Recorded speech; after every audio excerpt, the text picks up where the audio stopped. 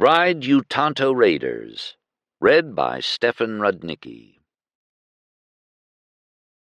1. The rain, which had been falling steadily for 3 days, had turned the trail into a sloppy river of mud. Peering through the slanting downpour, Mathurin Sabre cursed himself for the quixotic notion that impelled him to take this special trail to the home of the man that he had gunned down. Nothing good could come of it, he reflected. Yet the thought that the young widow and child might need the money he was carrying had started him upon the long ride from El Paso to the Mogollons. Certainly neither the bartender nor the hangers-on in the saloon could have been entrusted with that money, and nobody was taking that dangerous ride to the Tonto Basin for fun. Matt Sabre was no trouble hunter. At various times he had been many things, most of them associated with violence. By birth and inclination he was a Western man, although much of his adult life had been lived far from his native country. He had been a buffalo hunter, a prospector, and for a short time a two-gun marshal of a tough cattle town. It was his stubborn refusal either to back up or back down that kept him in constant hot water. Yet some of his trouble derived from something more than that. It stemmed from a dark and bitter drive toward violence, a drive that lay deeply within him. He was aware of this drive and held it in restraint, but at times it welled up, and he went smashing into trouble. A big, rugged, and dangerous man who fought like a Viking gone berserk, except that he fought coldly and shrewdly. He was a tall man, heavier than he appeared, and his lean, dark face had a slightly patrician look with high cheekbones and green eyes. His eyes were usually quiet and reserved. He had a natural affinity for horses and weapons. He understood them, and they understood him. It had been love of a good horse that brought him to his first act of violence. He had been buffalo hunting with his uncle and had interfered with another hunter who was beating his horse. At 16, a buffalo hunter was a man and expected to stand as one. Matt Sabre stood his ground and shot it out, killing his first man. Had it rested there, all would have been well, but 2 of the dead man's friends had come hunting Sabre. Failing to find him, they had beaten his ailing uncle and stolen the horses. Matt Sabre trailed them to Mogollon and killed them both in the street, taking his horses home. Then he left the country to prospect in Mexico, fight a revolution in Central America, and join the Foreign Legion in Morocco, from which he deserted after 2 years. Returning to Texas, he drove a trail herd up to Dodge, then took a job as marshal of a town.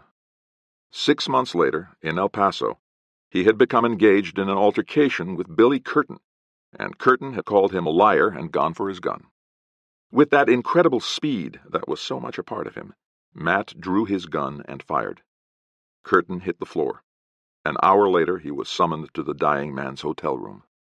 Billy Curtin, his dark, tumbled hair against a folded blanket, his face drawn and deathly white, was dying. They told him outside the door that Curtin might live an hour or even 2. He could not live longer. Tall, straight, and quiet, Sabre walked into the room and stood by the dying man's bed. Curtin held a packet wrapped in oilskin. $5,000, he whispered. Take it to my wife, to Jenny, on the Pivot Rock, and the Mogollons. She's in trouble. It was a curious thing that this dying man should place a trust in the hands of the man who had killed him. Sabre stared down at him, frowning a little. Why me? He asked. You trust me with this? And why should I do it? You're a gentleman. I trust you to help her. Will you? I was a hot-headed fool. Worried. Impatient. It wasn't your fault. The reckless light was gone from the blue eyes, and the light that remained was fading. I'll do it, Curtin. You've my word. You've got the word of Matt Sabre. For an instant, then, the blue eyes blazed widely and sharply with knowledge. You're Sabre? Matt nodded, but the light had faded, and Billy Curtin had bunched his herd. It had been a rough and bitter trip, But there was little farther to go. West of El Paso there had been a brush with marauding Apaches. In Silver City, two strangely familiar riders had followed him into a saloon and started a brawl. Yet Matt was too wise in the ways of thieves to be caught by so obvious a trick, and he had slipped away in the darkness after shooting out the light. The roan slipped now on the muddy trail, scrambled up, and moved on through the trees. Suddenly, in the rain-darkened dusk, there was one light, then another. "Yellow Jacket," Matt said with a sigh of relief. "That means a good bed for us, boy. A good bed and a good feed." Yellow Jacket was a jumping-off place. It was a stage station and a saloon, a livery stable, and a ramshackle hotel. It was a cluster of adobe residences and some false-fronted stores. It bunched its buildings in the corner of Copper Creek. It was Galusha Reed's town, and Reed owned the Yellow Jacket Saloon and the Rincon Mine. Sid Trumbull was town marshal, and he ran the place for Reed. Wherever Reed rode, Tony Sykes was close by, and there were some who said that Reed in turn was owned by Prince McCarran, who owned the big PM brand in the Tonto Basin country. Matt Sabre stabled his horse and turned to the slope-shouldered liveryman. "Give him a bait of corn. Another in the morning." "Corn?" Simpson shook his head. "We've no corn." "You have corn for the freighter's stock and corn for the stage horses. Give my horse corn." Sabre had a sharp ring of authority in his voice, and before he realized it, Simpson was giving the big roan his corn. He thought about it and stared after Sabre. The tall rider was walking away, a light, long step, easy and free on the balls of his feet, and he carried two guns, low-hung and tied down. Simpson stared, then shrugged. "A bad one," he muttered. "Wish he'd kill Sid Trumbull." Matt Sabre pushed into the door of the Yellow Jacket and dropped his saddlebags to the floor. Then he strode to the bar. "What have you got, man? Anything but rye?" "What's the matter? Ain't rye good enough for you?" The bartender, a man named Hobbs, was sore himself. No man should work so many hours on feet like his. "Have you brandy? Or some Irish whiskey?" Hobbs stared. "Mister, where do you think you are? New York?" "That's all right, Hobbs. I like a man who knows what he likes. Give him some of my cognac." Matt Sabre turned and glanced at the speaker. He was a tall man, immaculate in black broadcloth, with blond hair slightly wavy and a rosy complexion. He might have been 30 or older. He wore a pistol on his left side, high up. "Thanks," Sabre said briefly. "There's nothing better than cognac on a wet night." "My name is McCarran. I run the PM outfit east of here. Northeast, to be exact." Sabre nodded. "My name is Sabre. I run no outfit, but I'm looking for one. Where's the Pivot Rock?" He was a good poker player, men said. His eyes were fast from using guns, and so he saw the sudden glint and the quick caution in Prince McCarran's eyes. "The Pivot Rock? Why, that's a stream over in the Mogollons. There's an outfit over there, all right. A one-horse affair. Why do you ask?" Sabre cut him off short. "Business with him."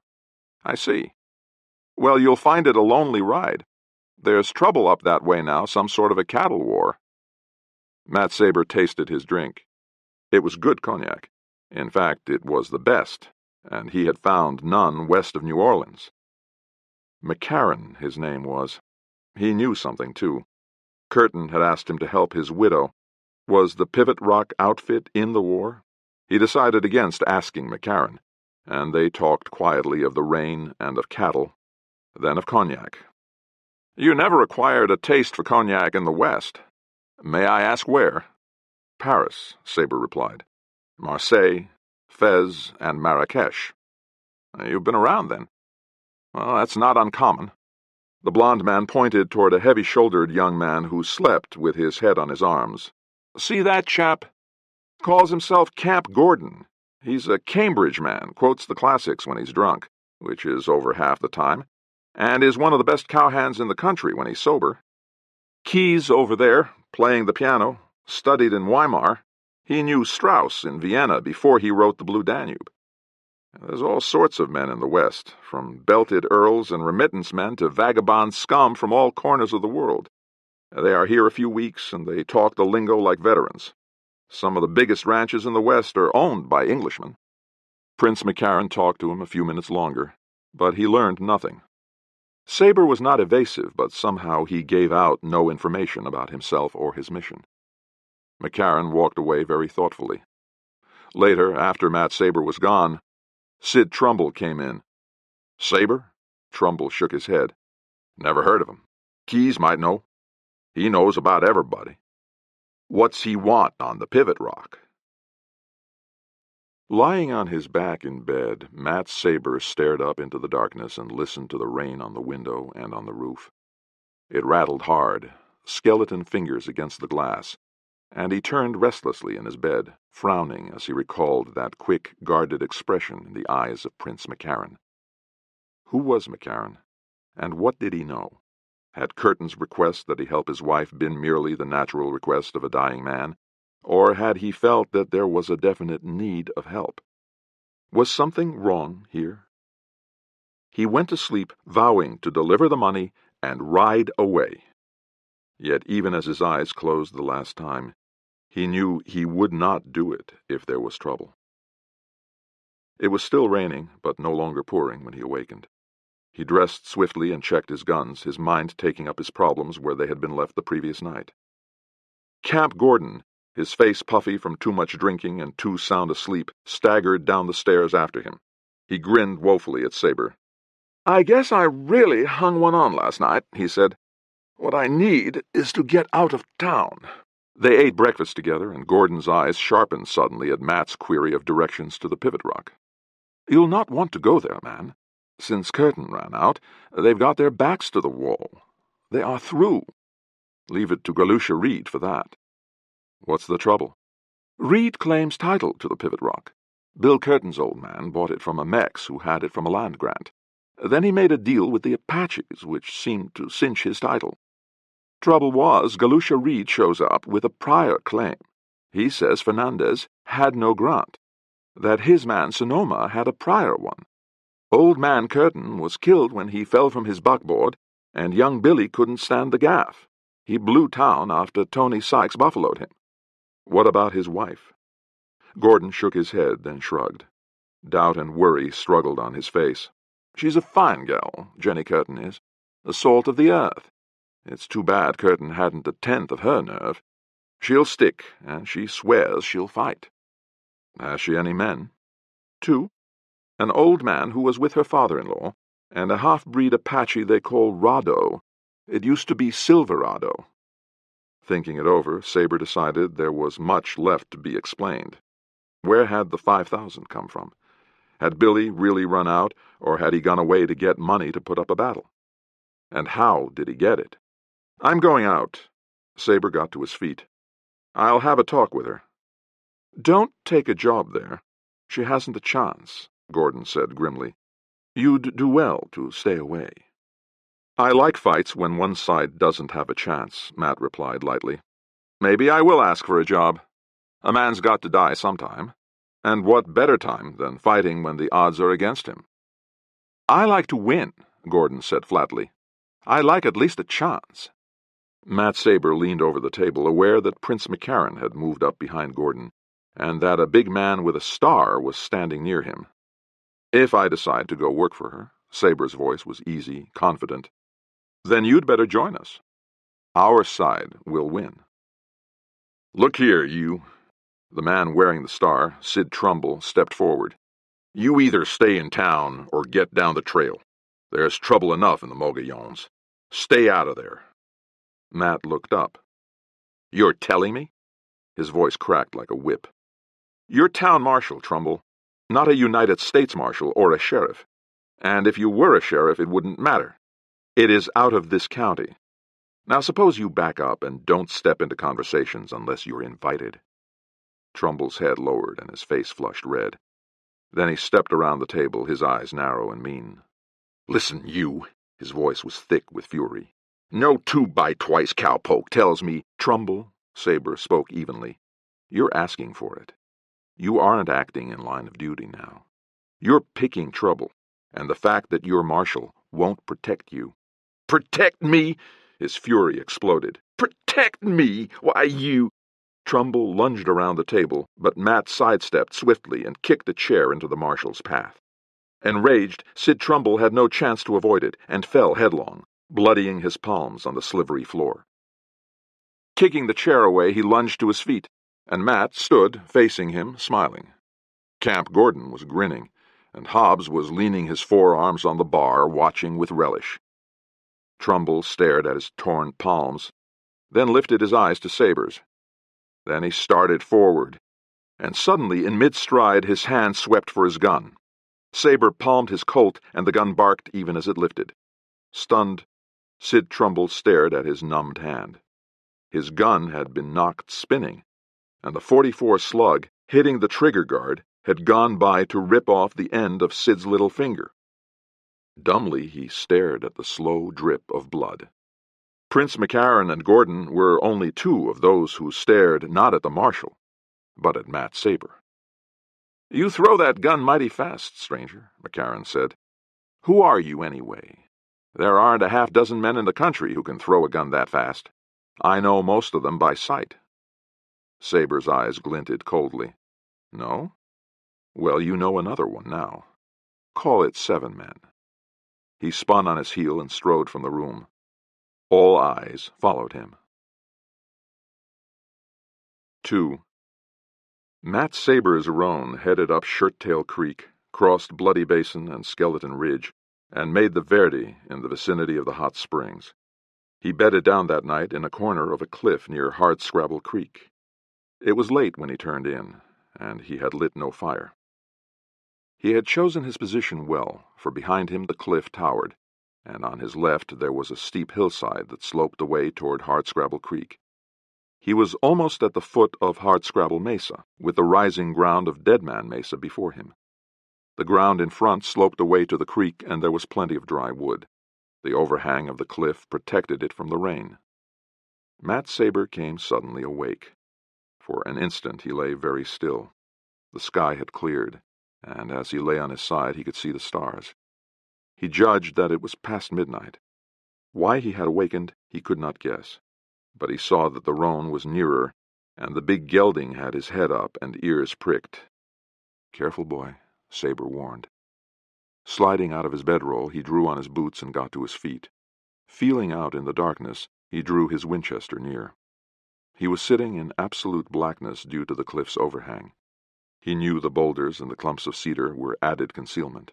The roan would be lost against the blackness of the cliff, but from where he sat he could see some 30 yards of the creek bank and some open ground. There was subdued movement below and whispering voices. Then silence. Leaving his rifle, Sabre belted on his guns and slid quietly out of the overhang and into the cedars. After a moment he heard the sound of movement, and then a low voice. "He can't be far. They said he came this way, and he left the main trail after Fossil Creek." There were 2 of them. He waited, standing there among the cedars, his eyes hard and his muscles poised and ready. They were fools. Did they think he was that easy? He had fought Apaches and Kiowas, and had fought the Tuaregs in the Sahara, and the Rif in the Atlas Mountains.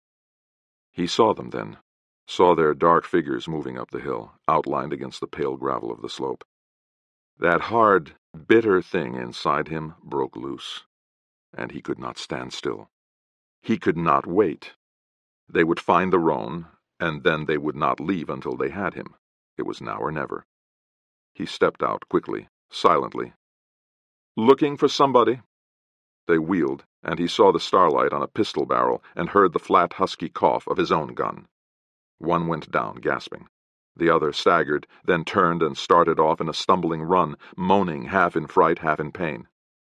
He stood there, trying to follow the man, but he lost him in the brush.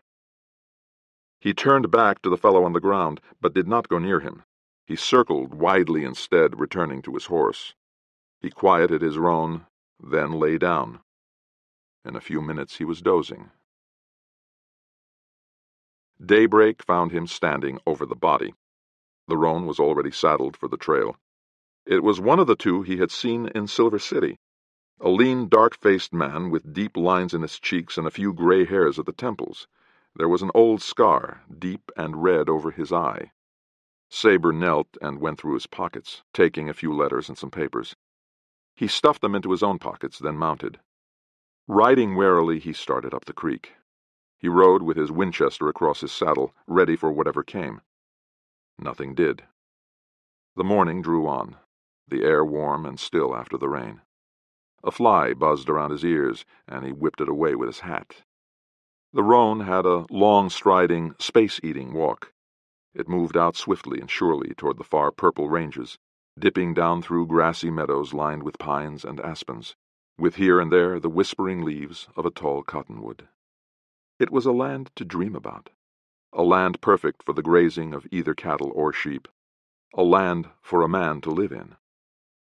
Ahead and on his left he could see the towering Mogollon rim, and it was beyond this rim, up on the plateau, that he would find the pivot rock. He skirted a grove of rustling aspen and looked down a long valley. For the first time he saw cattle, fat, contented cattle, fat from the rich grass of these bottomlands. Once, far off, he glimpsed a rider, but he made no effort to draw near, wanting only to find the trail to the pivot rock. A wide-mouthed canyon opened from the northeast, and he turned the roan and started up the creek that ran down it. Now he was climbing, and from the look of the country he would climb nearly 3,000 feet to reach the rim. Yet he had been told there was a trail ahead, and he pushed on. The final 800 feet to the rim was by a switchback trail that had him climbing steadily, yet the air on the plateau atop the rim was amazingly fresh and clear. He pushed on, seeing a few scattered cattle, and then he saw a crude wooden sign by the narrow trail. It read, "Pivot Rock, 1 mile." The house was low and sprawling, lying on a flat-topped knoll with the long barns and sheds built on 3 sides of a square. The open side faced the rim and the trail up which he was riding. There were cottonwood, pine, and fir backing up the buildings. He could see the late afternoon sunlight glistening on the coats of the saddle stock in the corral. An old man stepped from the stable with a carbine in his hands. "All right, stranger. You stop where you are. What you want here?" Matt Sabre grinned. Lifting his hand carefully, he pushed back his flat-brimmed hat. "Huntin' Mrs. Jenny Curtin," he said. "I've got news." He hesitated. "Of her husband." The carbine muzzle lowered. "Of him? What news would there be of him?" "Not good news," Sabre told him. "He's dead." Surprisingly, the old man seemed relieved. "Light," he said briefly. "I reckon we figured he was dead. How'd it happen?" Sabre hesitated. "He picked a fight in a saloon in El Paso, then drew too slow." "He was never fast." The old man studied him. "My name's Tom Judson. Now, you sure didn't come all the way here from El Paso to tell us Billy was dead. What did you come for?" "I'll tell Mrs. Curtin that. However, they tell me down the road you've been with her a long time, so you might as well know. I brought her some money. Bill Curtin gave it to me on his deathbed, asked me to bring it to her. It's $5,000. $5,000? Judson stared.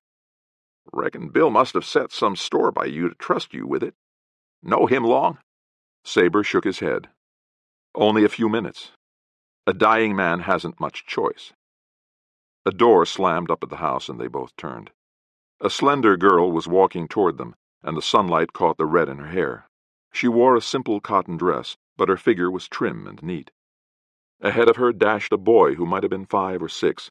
He lunged at Sabre, then slid to a stop and stared up at him, then at his guns. "Howdy, old-timer," Sabre said, smiling. "Where's your spurs?" The boy was startled and shy. He drew back, surprised at the question. I've got no spurs." "What? A cowhand without spurs? We'll have to fix that." He looked up. "How are you, Mrs. Curtin?" "I'm Mathurin Sabre. Matt for short. I'm afraid I've some bad news for you." Her face paled a little, but her chin lifted. "Will you come to the house, Mr. Sabre? Tom, put his horse in the corral, will you?" The living room of the ranch house was spacious and cool. There were Navajo rugs upon the floor, and the chairs and the divan were beautifully tanned cowhide. He glanced around appreciatively, enjoying the coolness after his hot ride in the Arizona sun, like the naturalness of this girl, standing in the home she had created. She faced him abruptly. "Perhaps you'd better tell me now. There's no use pretending or putting a bold face on it when I have to be told." As quickly and quietly as possible, he explained. When he was finished, her face was white and still. I was afraid of this. When he rode away, I knew he would never come back. You see, he believed he had failed me. Failed his father." Matt drew the oilskin packet from his pocket. "He sent you this. He said it was $5,000. He said to give it to you." She took it, staring at the package, and tears welled into her eyes. "Yes." Her voice was so low that Matt scarcely heard it. "He would do this. He probably felt it was all he could do for me, for us. You see," Jenny Curtin's eyes lifted, "we're in a fight, and a bad one. This is war money. I guess Billy thought, well, he was no fighter himself, and this might help, might compensate. You're probably wondering about all this." "No," he said, "I'm not. And maybe I'd better go out with the boys now. You'll want to be alone." "Wait." Her fingers caught his sleeve. "I want you to know, since you were with him when he died, and you have come all this way to help us. There was no trouble with Billy and me. It was... well, he thought he was a coward. He thought he had failed me. We've had trouble with Galusha Reed in Yellow Jacket. Tony Sykes picked a fight with Billy. He wanted to kill him, and Billy wouldn't fight. He backed down. Everybody said he was a coward, and he ran. He went away." Matt Sabre frowned thoughtfully, staring at the floor. The boy who picked a fight with him, who dared him, who went for his gun, was no coward. Trying to prove something to himself? Maybe. But no coward. "Ma'am," he said abruptly, "you're his widow, the mother of his child. There's something you should know. Whatever else he was, I don't know. I never knew him long enough. But that man was no coward, not even a little bit. You see..." Matt hesitated, feeling the falseness of his position, not wanting to tell this girl that he had killed her husband, yet not wanting her to think him a coward. "I saw his eyes when he went for his gun. I was there, ma'am, and saw it all. Bill Curtin was no coward." Hours later, lying in his bunk, he thought of it, and the $5,000 was still a mystery. Where had it come from? How had Curtin come by it? He turned over, and after a few minutes went to sleep. The next day, he would be writing. The sunlight was bright the next morning when he finally rolled out of bed.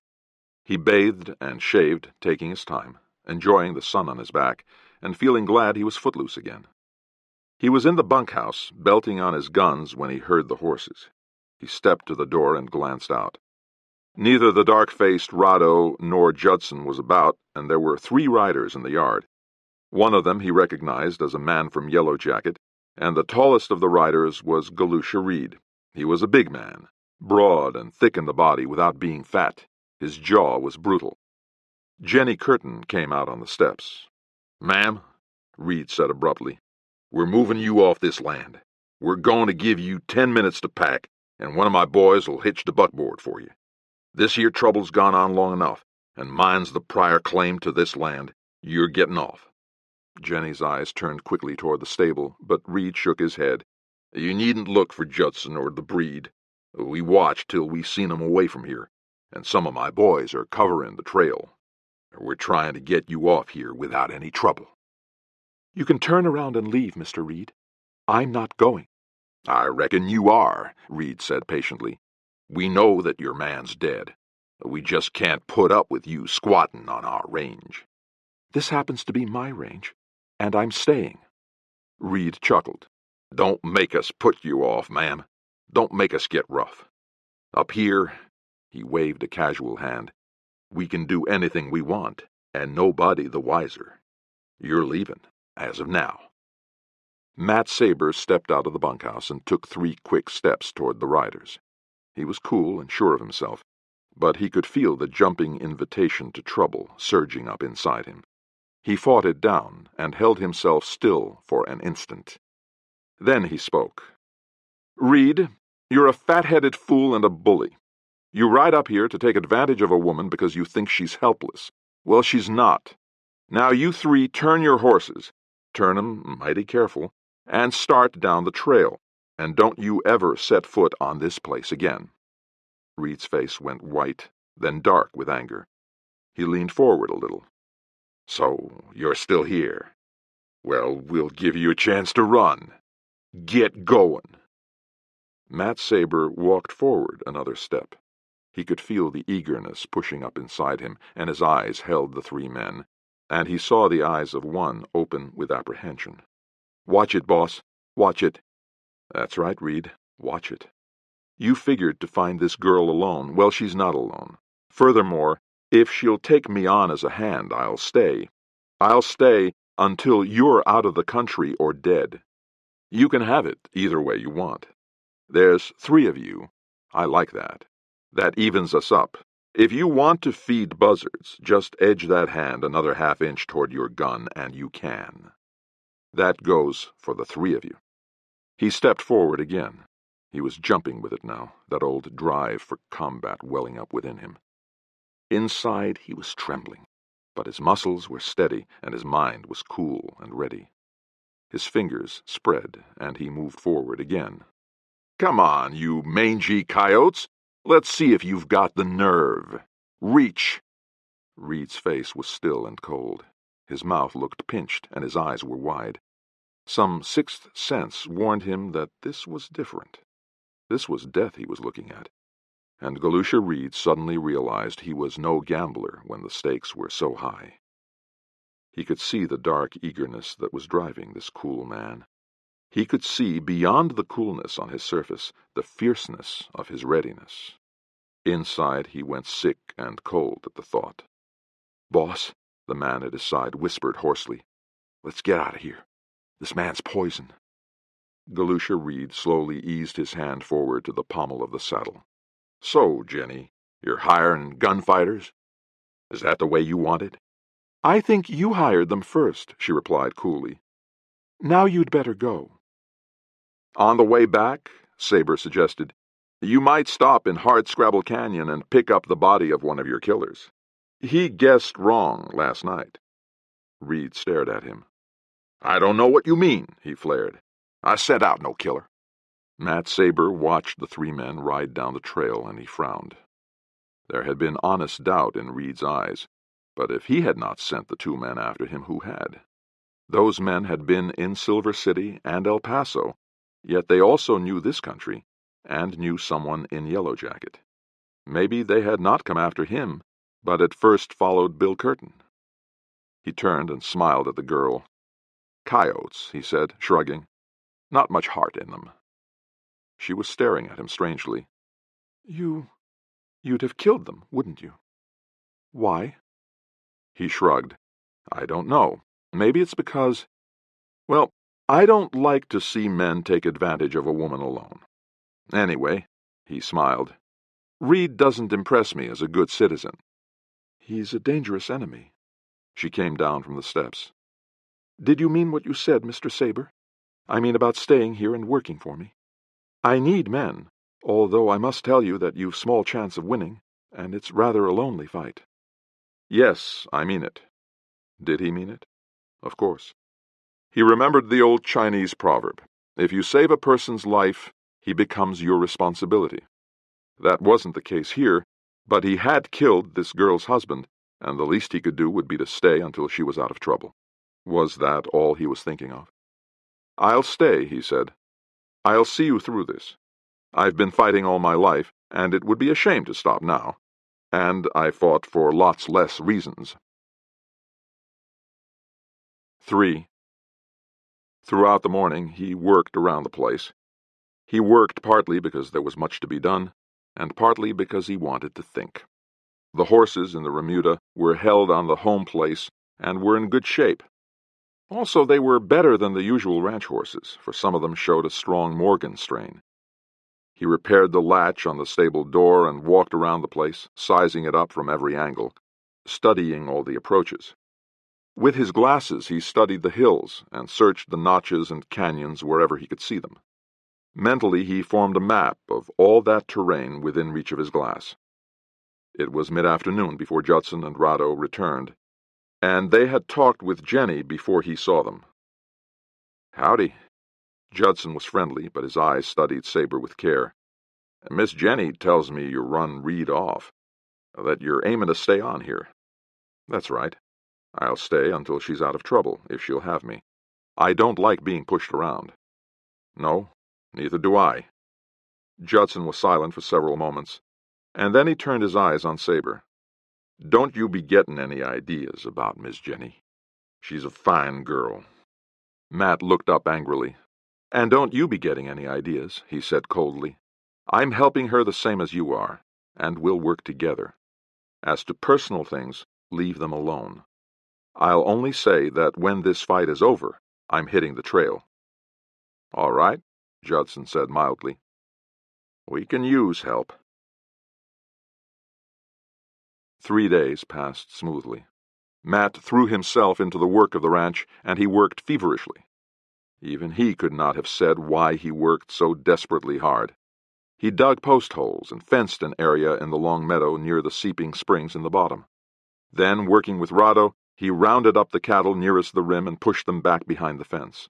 The grass was thick and deep there, and would stand a lot of grazing, for the meadow wound back up the canyon for some distance. He carried a running iron and branded stock wherever he found it required. As the ranch had been short-handed for a year, there was much to do.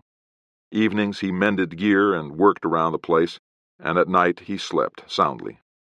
During all this time, he saw nothing of Jenny Curtin. He saw nothing of her, but she was constantly in his thoughts. He remembered her as he had seen her that first time, standing in the living room of the house, listening to him, her eyes wide and dark upon his face. He remembered her facing Galusha Reed and his riders from the steps. Was he staying on because he believed he owed her a debt, or because of her? Here and there around the ranch, Sabre found small, intangible hints of the sort of man Curtin must have been. Judson had liked him, and so had the half-breed. He had been gentle with horses. He had been thoughtful. Yet he had hated and avoided violence. Slowly, rightly or wrongly, Matt could not tell, a picture was forming in his mind of a fine young man who had been totally out of place. Western birth, but born for peaceful and quiet ways. He had been thrown into a cattle war and had been aware of his own inadequacy. Matt was thinking of that and working at a rawhide reata when Jenny came up. He had not seen her approach, or he might have avoided her, but she was there beside him before he realized it. "You're working hard, Mr. Sabre." "To earn my keep, ma'am. There's a lot to do, I find, and I like to keep busy." He turned the reata and studied it. "You know, there's something I've been wanting to talk to you about. Maybe it's none of my affair, but young Billy is going to grow up, and he's going to ask questions about his dad. You aren't going to be able to fool him. Maybe you know what this is all about, and maybe I'm mounting on the offside, but it seems to me that Bill Curtin went to El Paso to get that money for you. I think he realized he was no fighting man, and that the best thing he could do was to get that money so he could hire gunfighters. It took nerve to do what he did, and I think he deliberately took what Sykes handed him because he knew that if Sykes killed him, you'd never get that money. Maybe along the way to El Paso he began to wonder. And maybe he picked that fight down there with the idea of proving to himself that he did have the nerve to face a gun." She did not reply, but stood there, watching his fingers work swiftly and evenly, plating the leather. "Yes," she said finally. "I thought of that. Only I can't imagine where he got the money. I hesitate to use it without knowing." "Don't be foolish," he said irritably. "Use it. Nobody would put it to better use, and you need gun hands." "But who would work for me?" Her voice was low and bitter. "Galusha Reed has seen to it that no one will." "Maybe if I rode in, I could find some men." He was thinking of Camp Gordon, the Shakespeare-quoting English cowhand. "I believe I know one man." There's a lot to be done. Judd tells me you've been doing the work of 3 men. Matt Sabre got to his feet. She stepped back a little, suddenly aware of how tall he was. She was tall for a girl, yet she came no farther than his lips. She drew back a little at the thought. Her eyes dropped to his guns. He always wore them, always low and tied down. Judson said you were a fast man with a gun. He said you had the mark of the gunfighter. Probably. He found no bitterness at the thought. I've used guns. Guns and horses, they're about all I've known. Where were you in the army? I've watched you walk and ride, and you show military training. Oh, several places. Africa, mostly. Africa? She was amazed. You've been there? He nodded. Desert and mountain country. Morocco and the Sahara, all the way to Timbuktu and Lake Chad, fighting most of the time. It was growing dark in the shed where they were standing. He moved out into the dusk. A few stars had already appeared, and the red glow that was in the west beyond the rim was fading. Tomorrow I'll ride in and have a look around. You'd better keep the other men close by. Dawn found him well along on the trail to Yellow Jacket. It was a long ride, and he skirted the trail most of the time, having no trust in well-traveled ways at such a time. The air was warm and bright, and he noticed a few head of Pivot Rock steers that had been overlooked in the rounding up of cattle along the rim. He rode ready for trouble, his Winchester across his saddle bows, his senses alert. Keeping the roan well back under the trees, he had the benefit of the evergreen needles that formed a thick carpet and muffled the sound of his horse's hoofs. Yet, as he rode, he considered the problem of the land grant. If Jenny were to retain her land and be free of trouble, he must look into the background of the grant and see which had the prior and best claim, Fernandez or Sonoma. Next, he must find out, if possible, where Bill Curtin had obtained that $5,000. Some might think that the fact he had it was enough and that now his wife had it, but it was not enough if Bill had sold any rights to water or land on the ranch, or if he had obtained the money in some way that would reflect upon Jenny or her son. When those things were done, he could ride on about his business, for by that time he would have worked out the problem of Galusha Reed. In the few days he had been on the Pivot Rock, he had come to love the place, and while he had avoided Jenny, he had not avoided young Billy. The youngster had adopted him and had stayed with him hour after hour.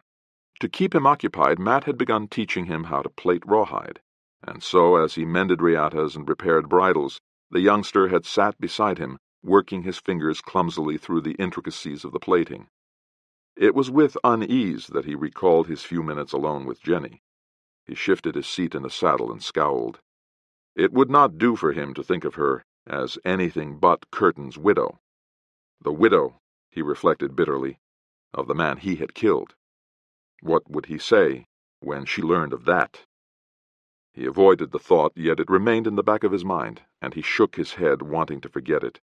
Sooner or later she would know, and if he did not finally tell her himself, then he was sure that Reed would let her know.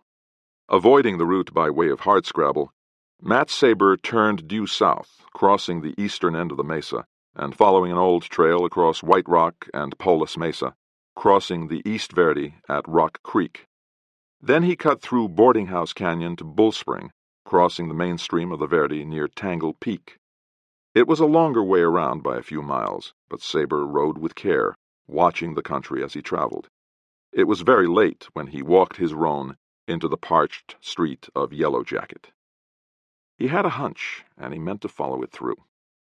During his nights in the bunkhouse, he had talked much with Judson, and from him heard of Pepito Fernandez, a grandson of the man who sold the land to Old Man Curtin. Swinging down from his horse at the livery stable, he led him inside. Simpson walked over to meet him, his eyes searching Sabre's face. "Man, you've a nerve with you. Reed's wild. He came back to town blazing mad, and Trumbull's telling everybody what you can expect." Matt smiled at the man. "I expected that. Where do you stand?" "Well," Simpson said grimly, "I've no liking for Trumbull. He carries himself mighty big around town, and he's not been friendly to me and mine. I reckon, mister, I've rare been so pleased as when you made a fool of him in yonder. It was better than the killing of him. although he's that coming, sure enough. Then take care of my horse, will you? And a slip knot to tie him with. Sure. And he'll get corn, too. I reckon any horse you ride would need corn. Matt Sabre walked out on the street. He was wearing dark jeans and a gray wool shirt. His black hat was pulled low and he merged well with the shadows. He'd see Pepito first, and then look around a bit. He wanted Camp Gordon. Thinking of that, he turned back into the stable. Saddle Gordon's horse, too. He'll be going back with me. Him? Simpson stared. Man, he's dead drunk and has been for days. Saddle his horse. He'll be with me when I'm back. And if you know another 1 or 2 good hands who would use a gun if need be, let them know I'm hiring and there's money to pay them. Fighting wages if they want. In the back office of the Yellow Jacket, 3 men sat around Galusha Reed's desk. There was Reed himself, Sid Trumbull, and Prince McCarran. "Do you think Tony can take him?" Reed asked. "You've seen the man draw, Prince." "He'll take him. But it will be close. Too close. I think what we'd better do is have Sid posted somewhere close by." "Leave me out of it." Sid looked up from under his thick eyebrows. "I want no more of the man. Let Tony have him." "You won't be in sight," McCarran said dryly, "or in danger.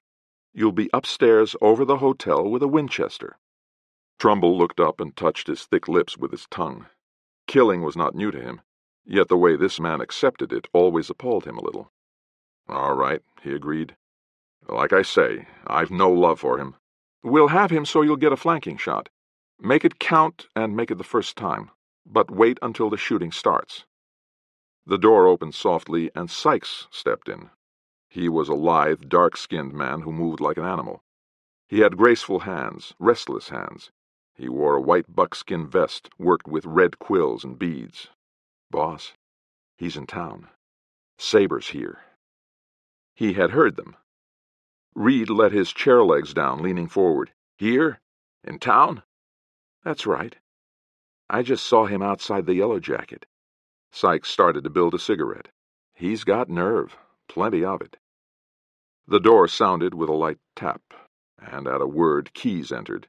He was a slight man with gray hair and a quiet scholar's face. "I remember him now, Prince," he said. "Matt Sabre. I've been trying to place the name. He was marshal of Mogollon for a while. He's killed 8 or 9 men." "That's right," Trumbull looked up sharply. "Mogollon. Why didn't I remember that?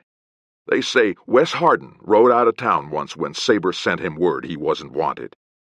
Sykes turned his eyes on McCarran. "You want him now?" McCarran hesitated, studying the polished toe of his boot. Sabre's handling of Trumbull had made friends in town, and also his championing of the cause of Jenny Curtin. Whatever happened must be seemingly above board and in the clear, and he wanted to be where he could be seen at the time, and Reed also.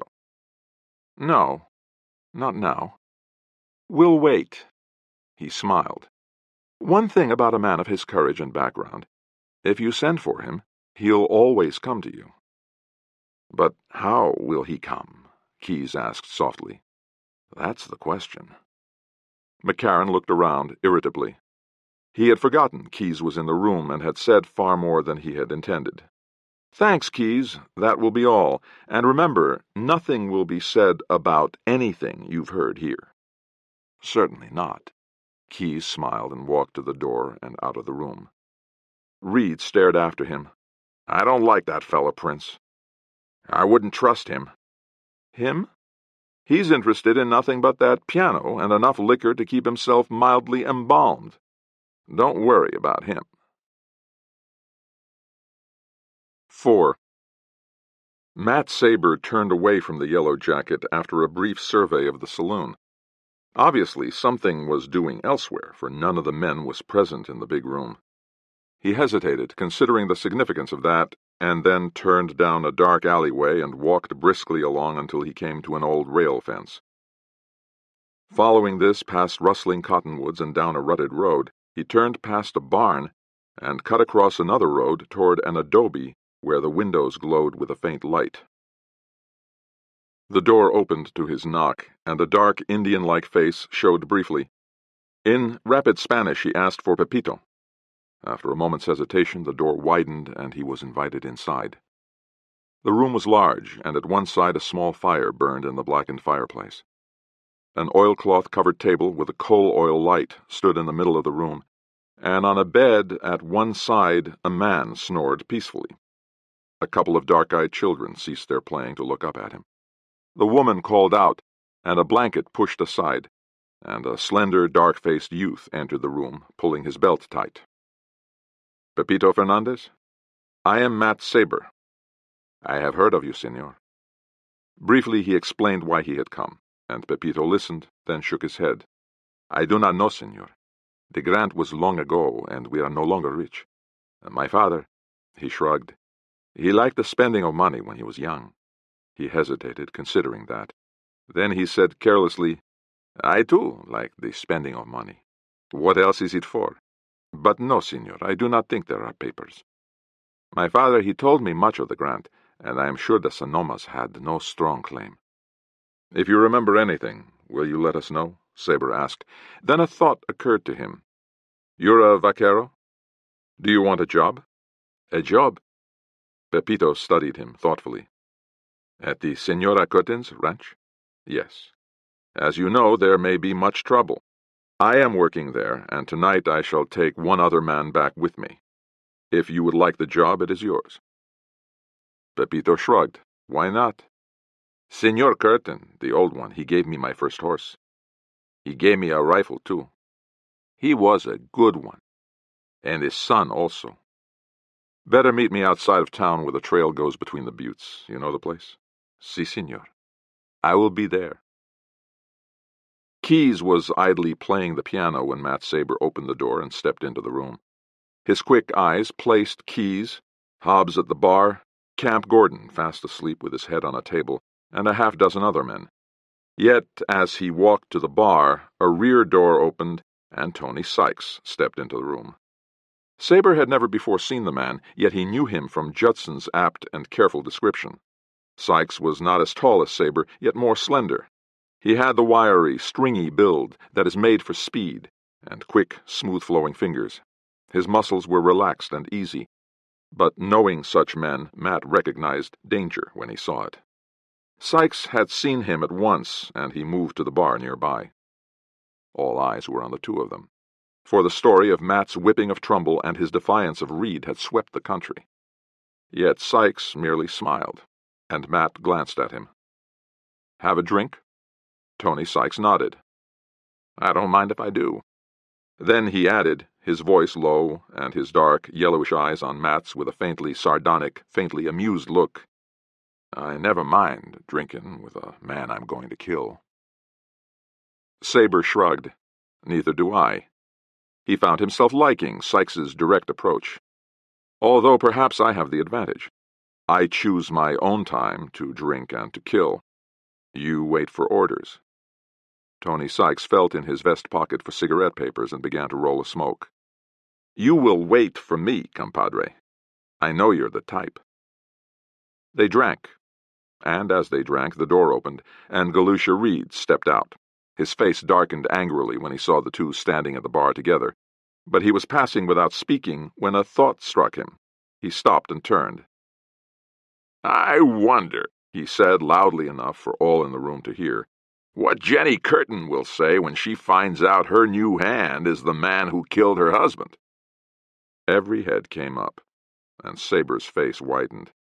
Whereas the faces had been friendly or noncommittal, now they were sharp-eyed and attentive. Moreover, he knew that Jenny was well-liked, as Curtin had been. Now they would be his enemies. "I wonder just why you came here, Sabre. After killing the girl's husband, why would you come to her ranch? Was it to profit from your murder? To steal what little she has left? Or is it for the girl herself?" Matt struggled to keep his temper. After a minute, he said casually, "Reed, it was you ordered her off her ranch. I'm here for one reason and one alone, to see that she keeps her ranch and that no yellow-bellied, thieving lot of coyotes ride over and take it away from her." Reed stood flat-footed, facing Sabre. He was furious, and Matt could feel the force of his rage. It was almost a physical thing pushing against him. Close beside him was Sykes. If Reed chose to go for a gun, Sykes could grab Matt's left arm and jerk him off balance. Yet Matt was ready even for that. And again, that black force was rising within him, that driving urge toward violence. He spoke again, and his voice was soft and almost purring. "Make up your mind, Reed. If you want to die, you can right here. You make another remark to me, and I'll drive every word of it back down that fat throat of yours. Reach, and I'll kill you. If Sykes wants in on this, he's welcome." Tony Sykes spoke softly, too. "I'm out of it, Sabre. I only fight my own battles. When I come after you, I'll be alone." Galusha Reed hesitated. For an instant, counting on Sykes, he had been tempted. Now he hesitated, then turned abruptly and left the room. Ignoring Sykes, Sabre downed his drink and crossed to Camp Gordon. He shook him. "Come on, Camp. I'm putting you to bed." Gordon did not move. Sabre stooped and slipped an arm around the big Englishman's shoulders, and hoisting him to his feet, started for the door. At the door he turned. "I'll be seeing you, Sykes." Tony lifted his glass, his hat pushed back. "Sure," he said. "And I'll be alone." It was not until after he had said it that he remembered Sid Trumbull and the plans made in the back room. His face darkened a little, and his liquor suddenly tasted badly. He put his glass down carefully on the bar and turned, walking through the back door. Prince McCarran was alone, idly riffling the cards and smoking. "I won't do it, Prince," Sykes said. "You've got to leave that killing to me, and me alone."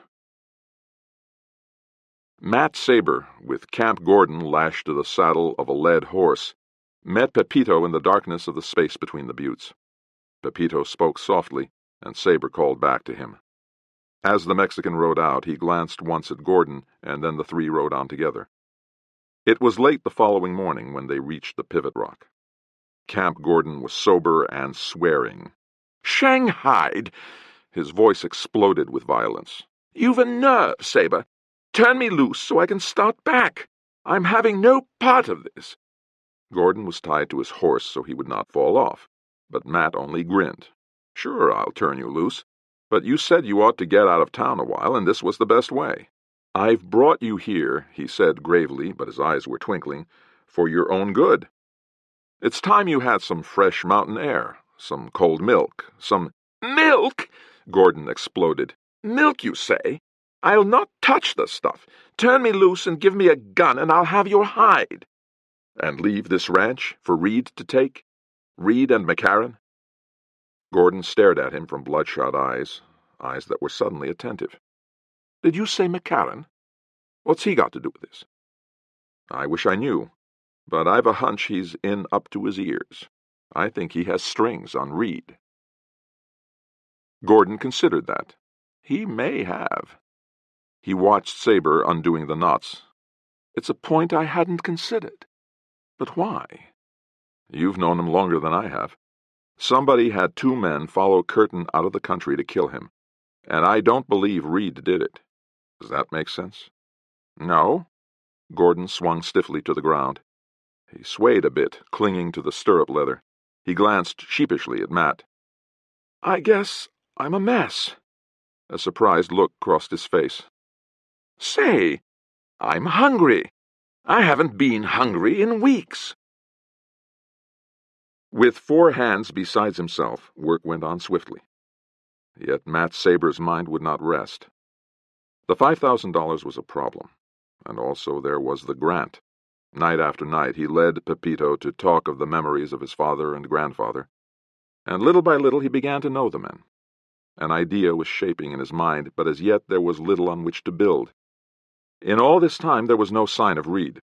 On 2 occasions riders had been seen, apparently scouting. Cattle had been swept from the rim edge and pushed back, accounting for all or nearly all the strays he had seen on his ride to Yellow Jacket.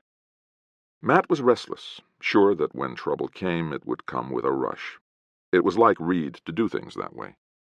By now he was certainly aware that Camp Gordon and Pepito Fernandez had been added to the roster of hands at Pivot Rock. "Spotted a few head over near Baker Butte," Camp said one morning.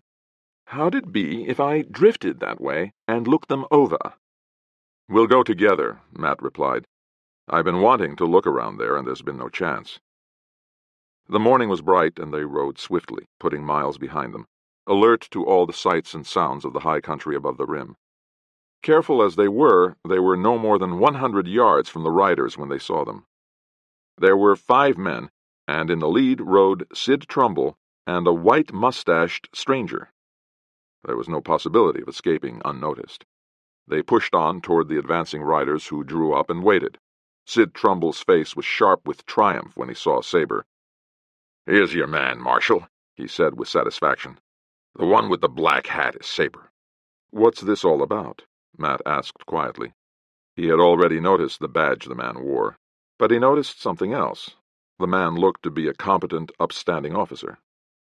"You're wanted in El Paso. I'm Rafe Collins, Deputy United States Marshal. We're making an inquiry into the killing of Bill Curtin." Camp's lips tightened, and he looked sharply at Sabre. When Reed had brought out this fact in the saloon, Gordon had been dead drunk. "That was a fair shooting, Marshal. Curtin picked the fight and drew on me." "You expect us to believe that?" Trumbull was contemptuous. "Why, he hadn't the courage of a mouse. He backed down from Sykes only a few days before.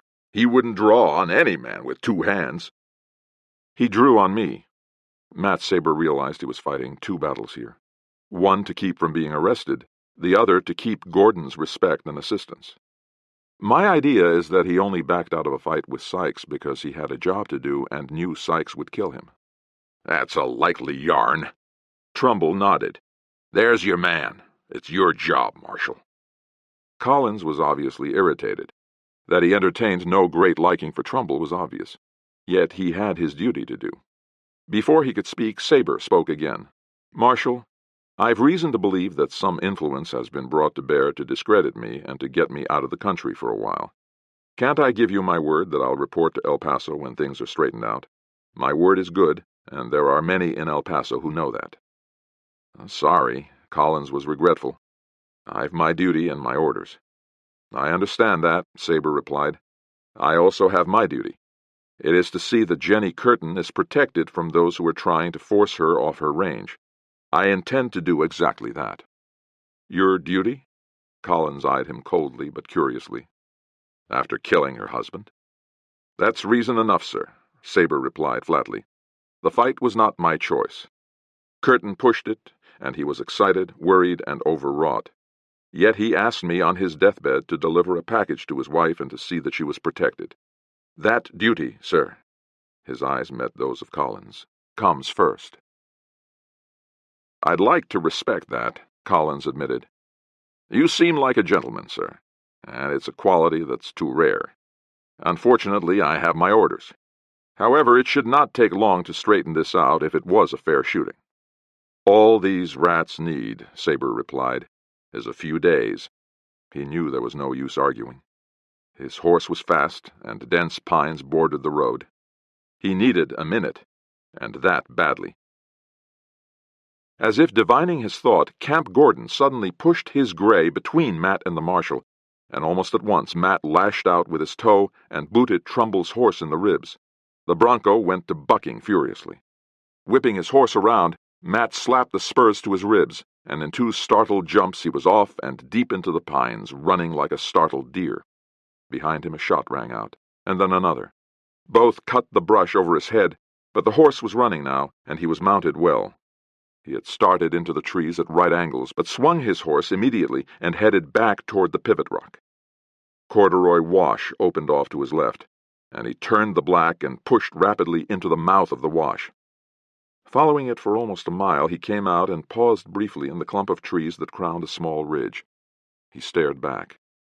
A string of riders stretched out on his back trail, but they were scattered out, hunting for tracks. A lone horseman sat not far from them, obviously watching. Matt grinned. That would be Gordon, and he was all right. Turning his horse, Matt followed a shelf of rock until it ran out, rode off it into thick sand, and then into the pines with their soft bed of needles that left almost no tracks. Cinch Hook Butte was off to his left, and nearer, on his right, 29-Mile Butte. Keeping his horse headed between them, but bearing steadily northwest, he headed for the broken country around Horse Tank Wash. Descending into the canyon, he rode northwest, then circled back south and entered the even deeper Calf Pen Canyon. Here, in a nest of boulders, he staked out his horse on a patch of grass. Rifle across his knees, he rested. After an hour, he worked his way to the ledge at the top of the canyon, but nowhere could he see any sign of pursuit, nor could he hear the sound of hoofs. There was water in the bottom of Calf Pen, not far from where he had left his horse. Food was something else again. He shucked a handful of chia seeds and ate a handful of them, along with the nuts of a piñon. Obviously, the attempted arrest had been brought about by either the influence of Galusha Reed or Prince McCarran. In either case, he was now a fugitive.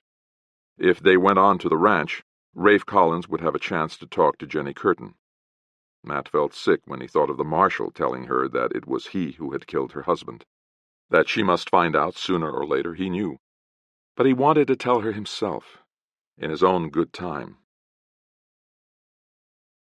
5. When dusk had fallen, he mounted the black and worked his way down Calf Pen toward Fossil Springs. As he rode, he was considering his best course. Whether taken by Collins or not, he was not now at the ranch, and they might choose this time to strike. With some reason, they might believe he had left the country. Indeed, there was every chance that Reed actually believed he had come there with some plan of his own to get the Curtin ranch. Finally, he bedded down for the night in a draw above Fossil Springs and slept soundly until daylight brought a sun that crept over the rocks and shone upon his eyes. He was up, made a light breakfast of coffee and jerked beef, and then saddled up. Wherever he went now, he could expect hostility. Doubt or downright suspicion would have developed as a result of Reed's accusation in Yellow Jacket, and the country would know the U.S. Marshal was looking for him. Debating his best course, Matt Sabre headed west through the mountains. By nightfall the following day, he was camped in the ominous shadow of Turret Butte, where only a few years before Major Randall had ascended the peak in darkness to surprise a camp of Apaches. Awakening at the break of dawn, Matt scouted the vicinity of Yellow Jacket with care. There was some movement in town, more than usual at that hour. He observed a long line of saddled horses at the hitch rails. He puzzled over this, studying it with narrowed eyes from the crest of a ridge through his glasses. Marshal Collins could not yet have returned, hence this must be some other movement. That it was organized was obvious.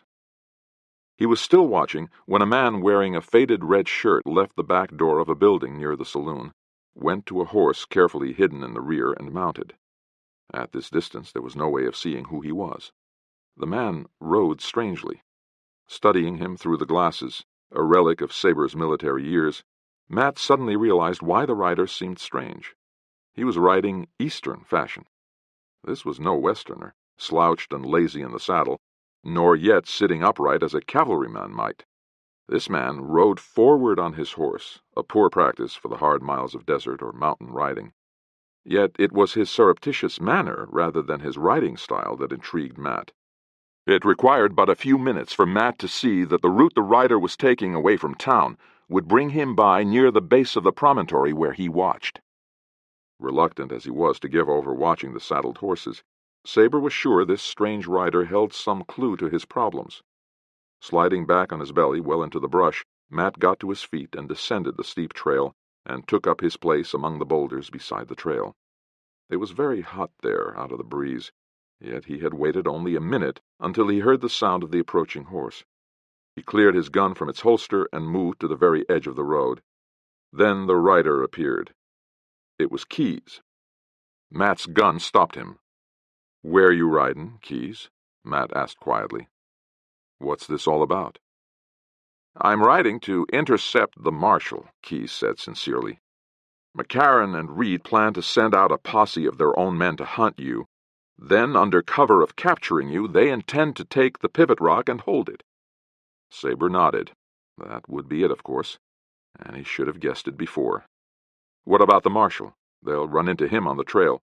"No, they're going to swing south of his trail, They know how he's riding because Reed is guiding him. What's your stake in this? Why ride all the way out there to tell the marshal?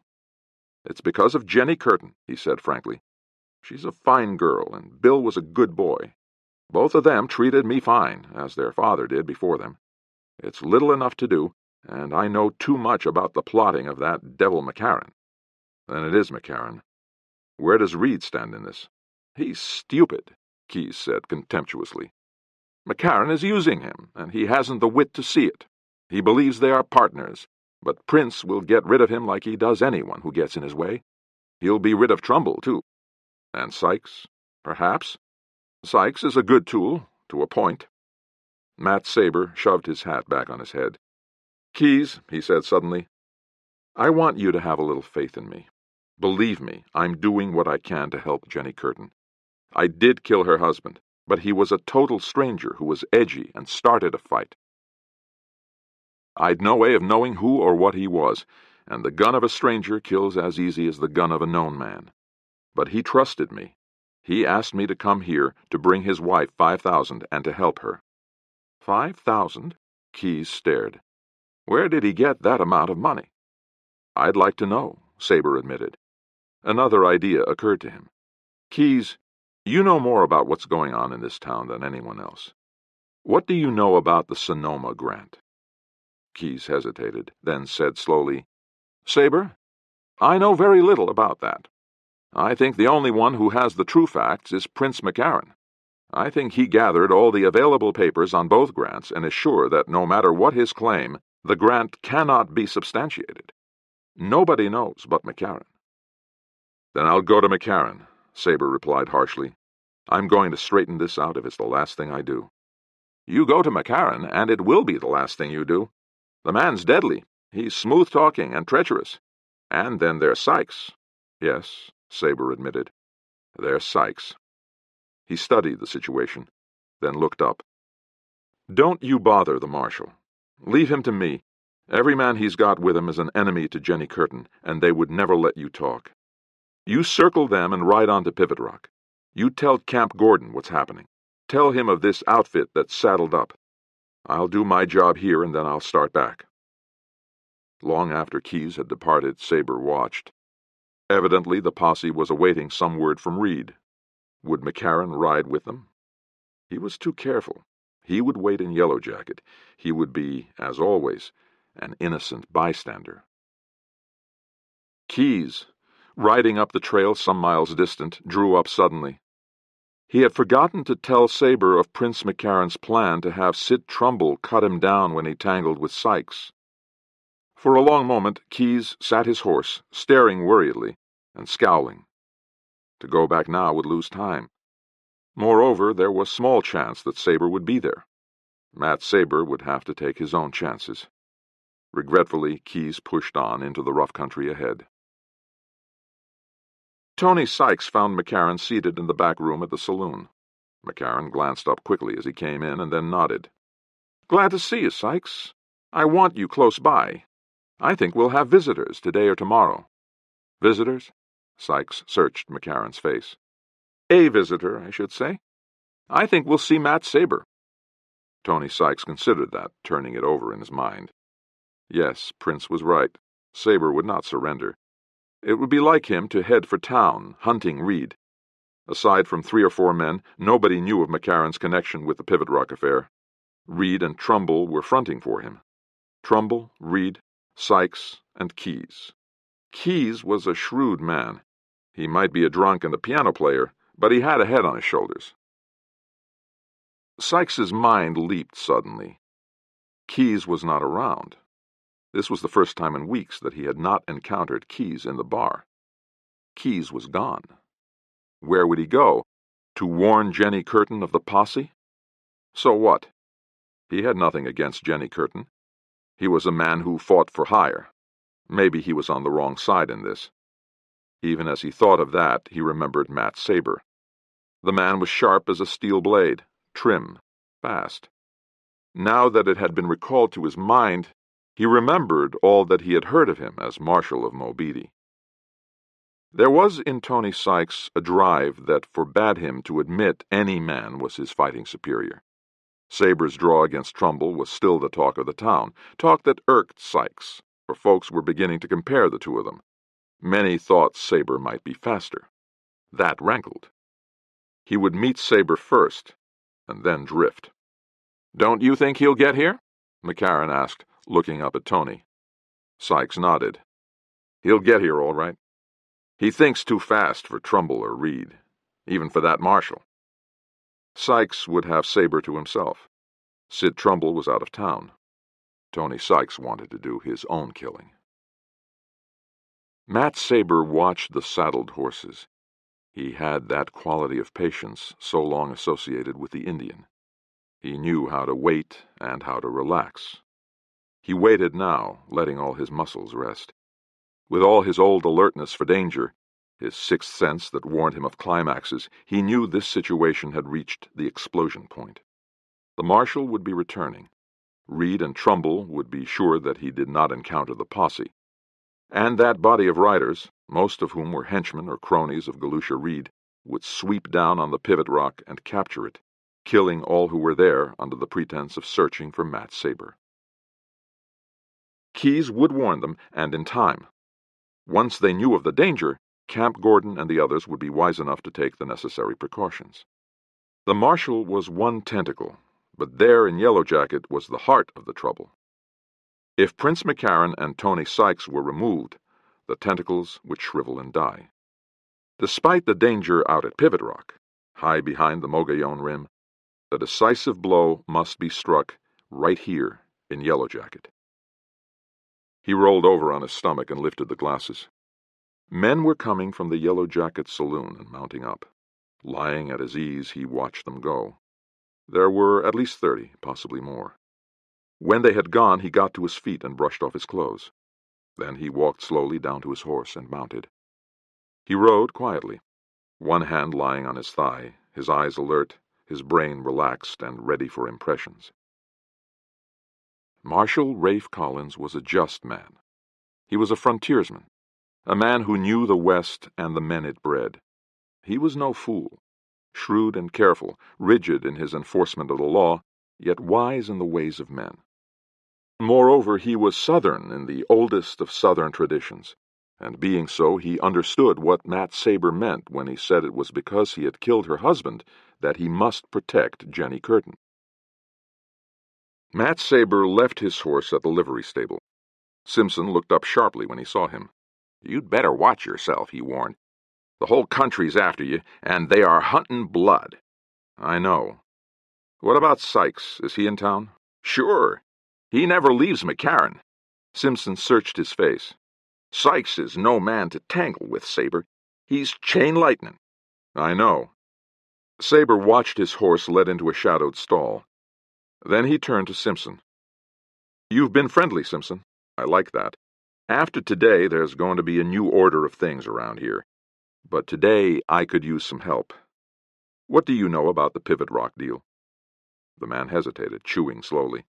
Finally, he spat and looked up. "There was nobody to tell until now," he said. "But 2 things I know. That Grant was Curtin's all right, and he wasn't killed by accident. He was murdered." "Murdered?" "Yeah." Simpson's expression was wry. "Like you, he liked fancy drinking liquor when he could get it. McCarran was right friendly. He asked Curtin to have a drink with him that day, and Curtin did. Only a few minutes after that, he came in here and got a team to drive back, leaving his horse in here because it had gone lame. I watched him climb into that rig, and he missed the step and almost fell on his face. Then he finally managed to climb in." "Drunk?" Sabre's eyes were alert and interested. "Him?" Simpson snorted.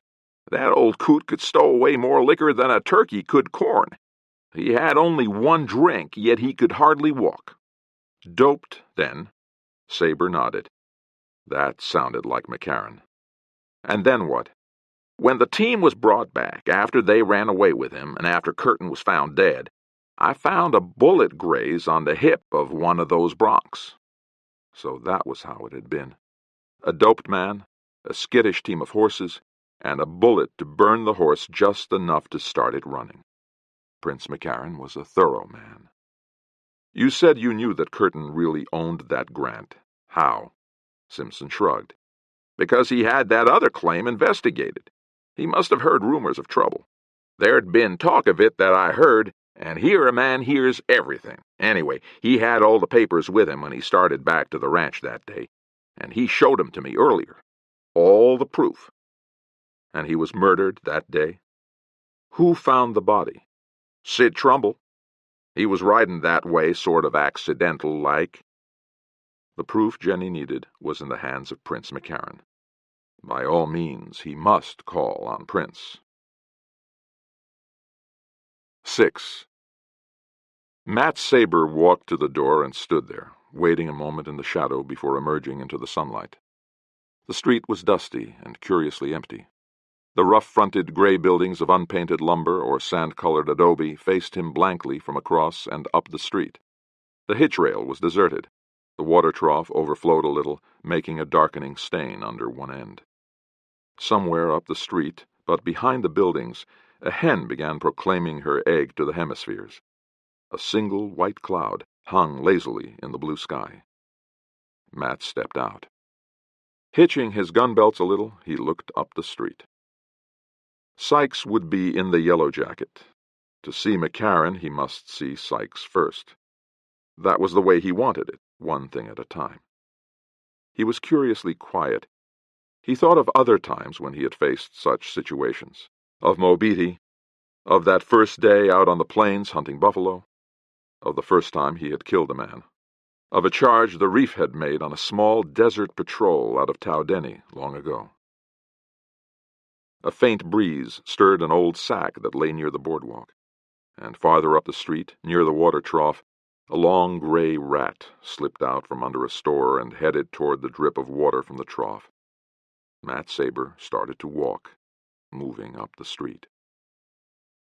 It was not far, as distance goes, but there is no walk as long as the gunman's walk, no pause as long as the pause before gunfire. On this day, Sykes would know, instantly, what his presence here presaged. McCarran would know, too. Prince McCarran was not a gambler. He would scarcely trust all to Tony Sykes, no matter how confident he might be. It always paid to have something to back up a facing card. Trust Prince to keep his whole card well covered. But on this occasion he would not be bluffing. He would have a whole card. But where? How? What? And when? The last was not hard. When? The moment of the gun battle. He had walked no more than 30 yards when a door creaked and a man stepped into the street. He did not look down toward Sabre, but walked briskly to the center of the street, then faced about sharply like a man on a parade ground. Tony Sykes. He wore this day a faded blue shirt that stretched tightly over his broad bony shoulders and fell slackly in front where his chest was hollow and his stomach flat. It was too far yet to see his eyes, but Matt Sabre knew what they looked like. The thin, angular face, the mustache, the high cheekbones, and the long, restless fingers. The man's hips were narrow, and there was little enough to his body.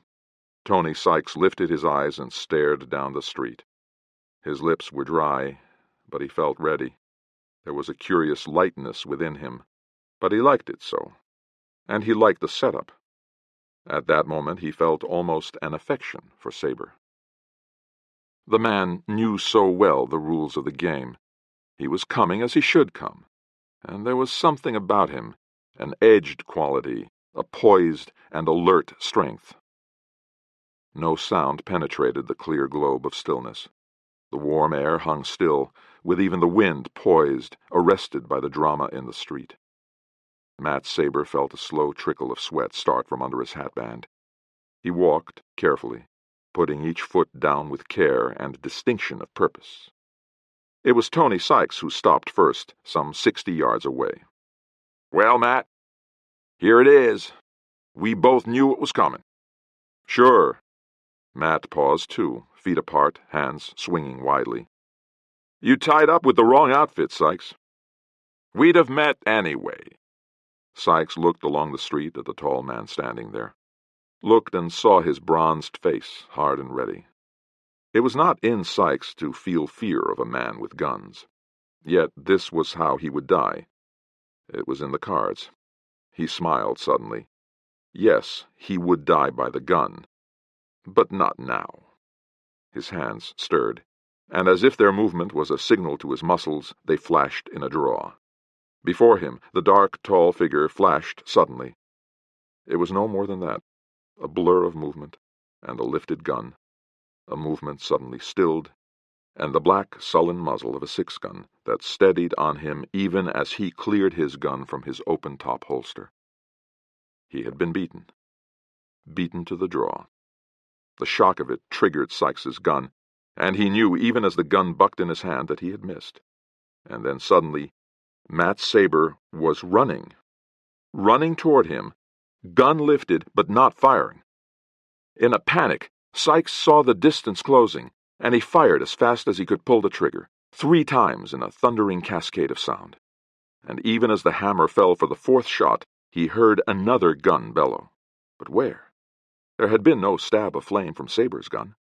Sabre was running, a rapidly moving target, and Sykes had fired too fast, upset by the sudden rush, by the panic of realizing he had been beaten to the draw. He lifted his right-hand gun, dropped the muzzle in a careful arc, and saw Sabre's skull over the barrel. Then Sabre skidded to a halt, and his gun hammered bullets. Flame leaped from the muzzle, stabbing at Sykes, burning him along the side, making his body twitch and the bullet go wild. He switched guns, and then something slugged him in the wind, and the next thing he knew he was on the ground.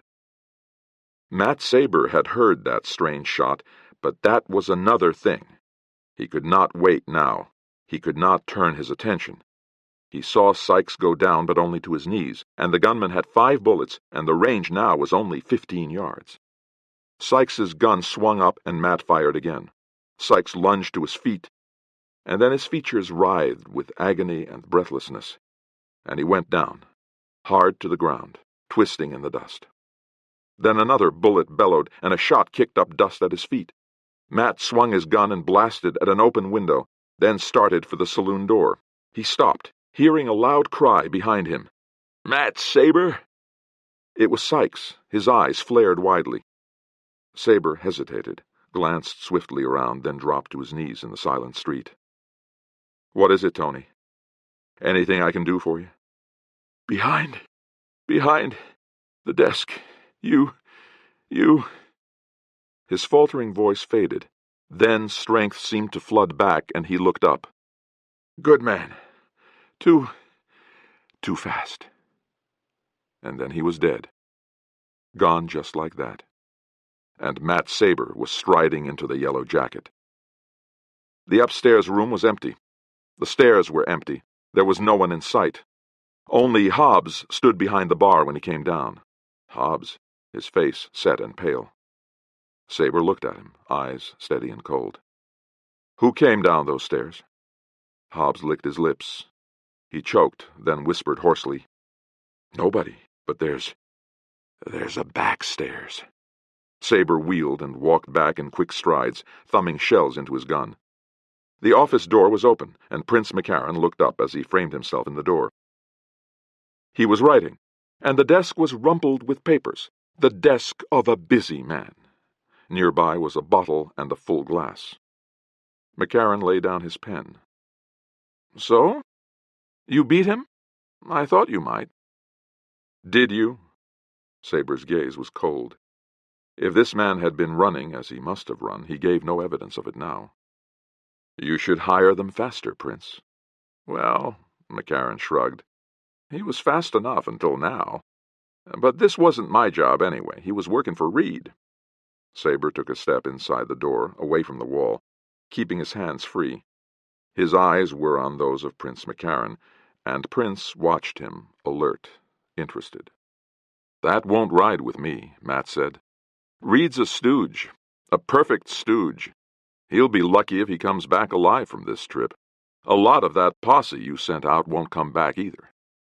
McCarran's eyelids tightened at the mention of the posse. "Forget it." He waved his hand. "Sit down and have a drink. After all, we're not fools, Sabre. We're grown men, and we can talk. I never liked killing anyway." Unless you do it or have it done. Sabre's hands remained where they were. What's the matter, Prince? Yellow? Afraid to do your own killing? McCarran's face was still and his eyes were wide now. You shouldn't have said that. You shouldn't have called me yellow.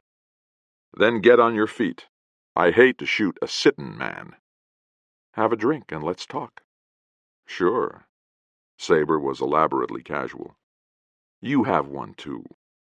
He reached his hand for the glass that had already been poured, but McCarran's eyes were steady. Sabre switched his hand and grasped the other glass, and then, like a striking snake, Prince McCarran grasped his right hand and jerked him forward, off balance.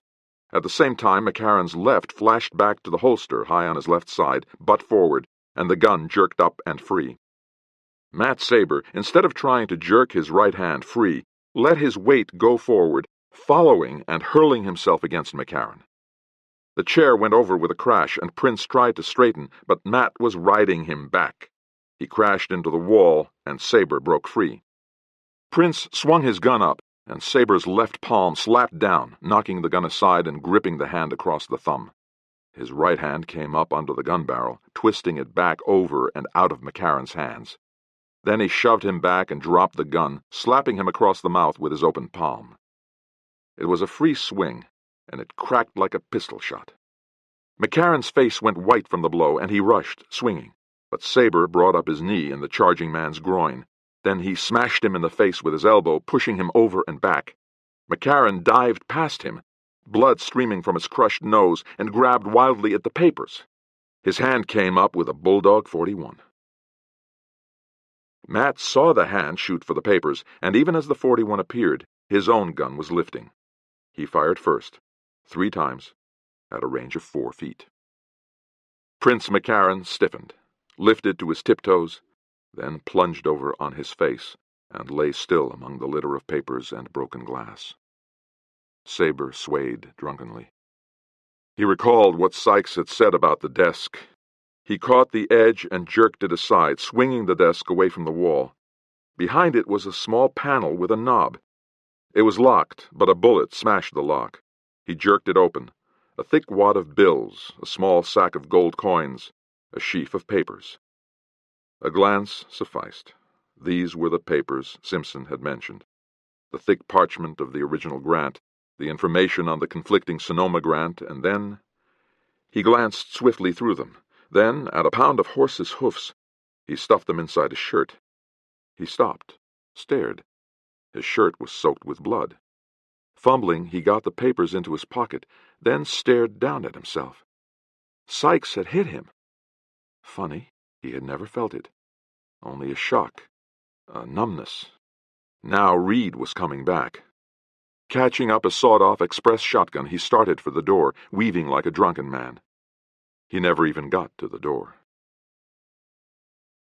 The sound of galloping horses was all he could hear.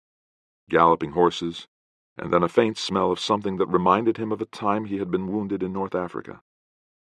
His eyes flickered open, and the first thing he saw was a room's wall with a picture of a man with mutton-chop whiskers and spectacles.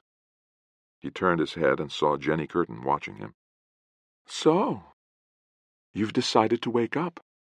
You're getting lazy, Matt, Mr. Sabre. On the ranch, you always were the first one up." He stared at her. She had never looked half so charming, and that was bad. It was bad because it was time to be out of here and on a horse. "How long have I been here?" "Only about a day and a half. You lost a lot of blood." "What happened at the ranch? Did Keyes get there in time?" "Yes, and I stayed. The others left right away." "You stayed?" "The others," she said quietly, "went down the road about 2 miles.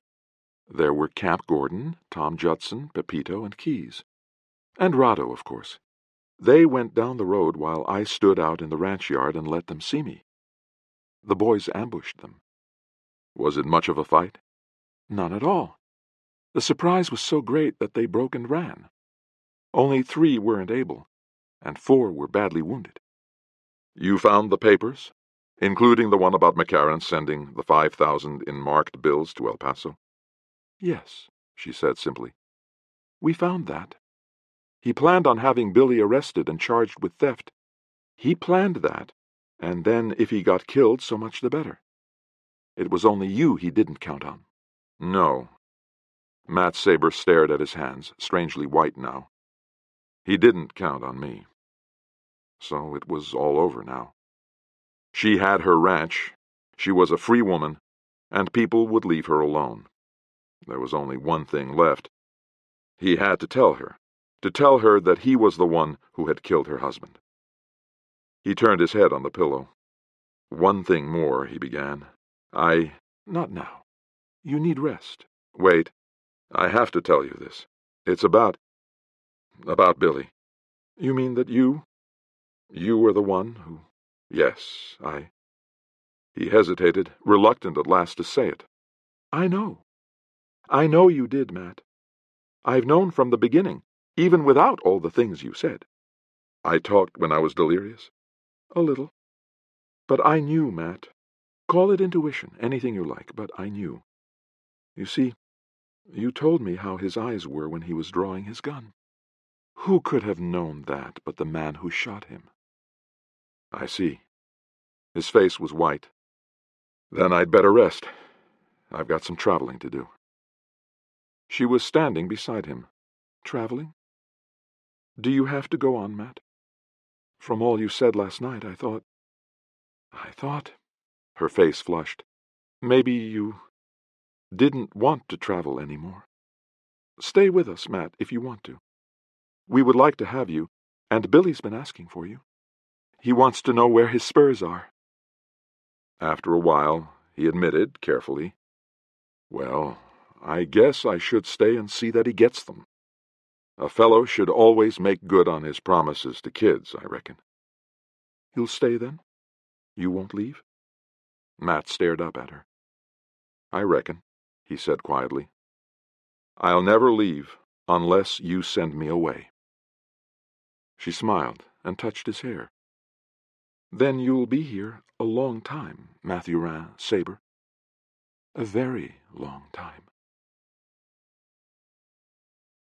Riders of the Dawn, read by Jim Goff.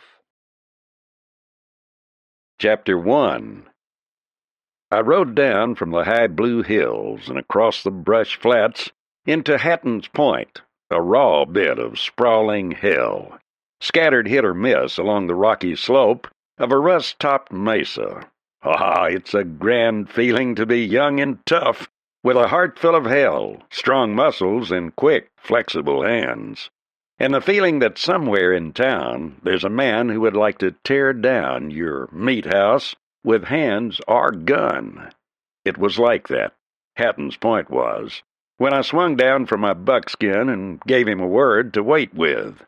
A new town, a new challenge.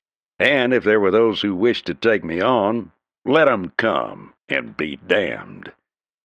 I knew the whiskey of this town would be the raw whiskey of the last town, and of the towns behind it, but I shoved through the bat-wing doors and downed a shot of rye and looked around, measuring the men along the bar and at the tables. None of these men did I know, yet I had seen them all before, in a dozen towns. The big, hard-eyed rancher with the iron-gray hair, who thought he was the bull of the woods, and the knife-like man beside him, with the careful eyes, who would be gun-slick and fast as a striking snake. The big man turned his head toward me, as a great brown bear turns to look at something he could squeeze to nothing if he wished. "Who sent for you?" There was harsh challenge in the words, the cold demand of a conqueror, and I laughed within me. Nobody sent for me. I ride where I want and stop when I want. He was a man grown used to smaller men, who spoke softly to him, and my answer was irritating. "Then ride on," he said, "for you're not wanted in Hattans Point." "Sorry, friend," I said. "I like it here. I'm staying. And maybe in whatever game you're playing, I'll buy chips. I don't like being ordered around by big frogs in such small puddles." His big face flamed crimson, but before he could answer, another man spoke up. a tall young man with white hair. "What he means is that there's trouble here, and men are taking sides. Those who stand upon neither side are everybody's enemy in Hattans Point." So, I smiled at them, but my eyes held to the big bull of the woods. "Then maybe I'll choose a side. I always did like a fight." "Then be sure you choose the right one." This was from the knife-like man beside the bull. "And talk to me before you decide." "I'll talk to you," I said, "or any man. I'm reasonable enough. But get this, the side I choose will be the right one." The sun was bright on the street, and I walked outside, feeling the warmth of it, feeling the cold from my muscles. Within me I chuckled, because I knew what they were saying back there. I had thrown my challenge at them for pure fun. I didn't care about anyone. And then suddenly I did. She stood on the boardwalk, straight before me, slim, tall, with a softly curved body and magnificent eyes and hair of deepest black. Her skin was lightly tanned, her eyes an amazing green, her lips full and rich. My black leather chaps were dusty, and my gray shirt was sweat-stained from the road. My jaws were lean and unshaven, and under my black flat-crowned hat my hair was black and rumpled. I was in no shape to meet a girl like that, but there she was, the woman I wanted, my woman. In 2 steps I was beside her. "I realize," I said as she turned to face me, "the time is inopportune. My presence scarcely inspires interest, let alone affection and love, but this seemed the best time for you to meet the man you are to marry. The name is Matthew Sabre. Furthermore, I might as well tell you now, I am of Irish and French extraction, have no money, no property, but a horse and the guns I wear, but I have been looking for you for years, and I could not wait to tell you that I was here, your future mate and husband." I bowed, hat in hand. She stared, startled, amazed, and then angry. "Well, of all the egotistical—" "Ah!" My expression was one of relief. "Those are kind words, darling. Wonderful words. More true romances have begun with those words than any other. And now, if you'll excuse me—" Taking 1 step back, I turned, vaulted over the hitching rail, and untied my buckskin. Swinging into the saddle, I looked back. She was standing there, staring at me, her eyes wide, and the anger was leaving them. "Good afternoon," I said, bowing again. "I'll call upon you later." It was time to get out and away, but I felt good about it. Had I attempted to advance the acquaintance, I should have gotten nowhere, but my quick leaving would arouse her curiosity.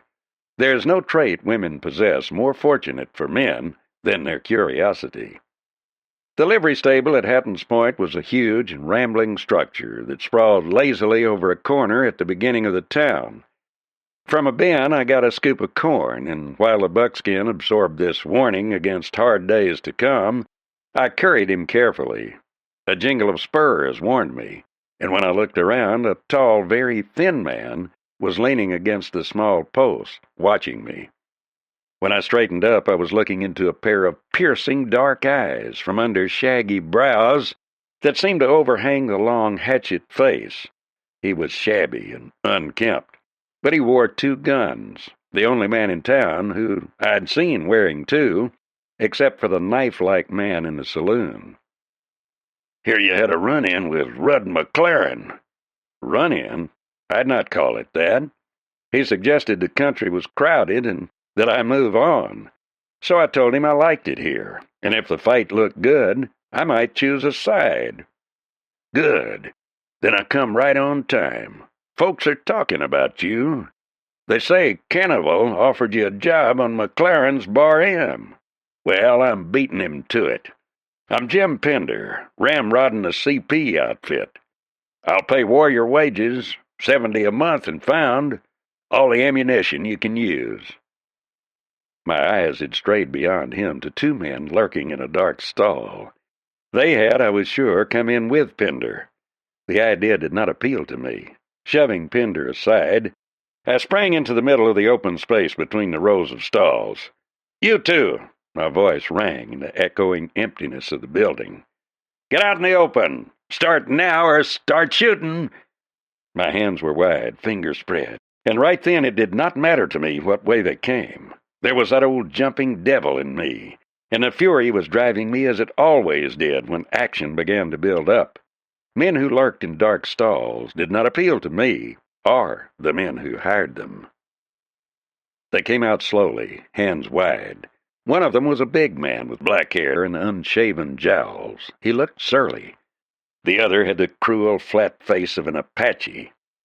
"Suppose I'd come shooting," the black-haired man sneered. "Then they'd be planting you at sundown." My eyes held him. "If you don't believe that, cut loose your wolf right now." That stopped him. He didn't like it, for they didn't know me, and I was too ready, wise enough to see that I was no half-baked gunfighter.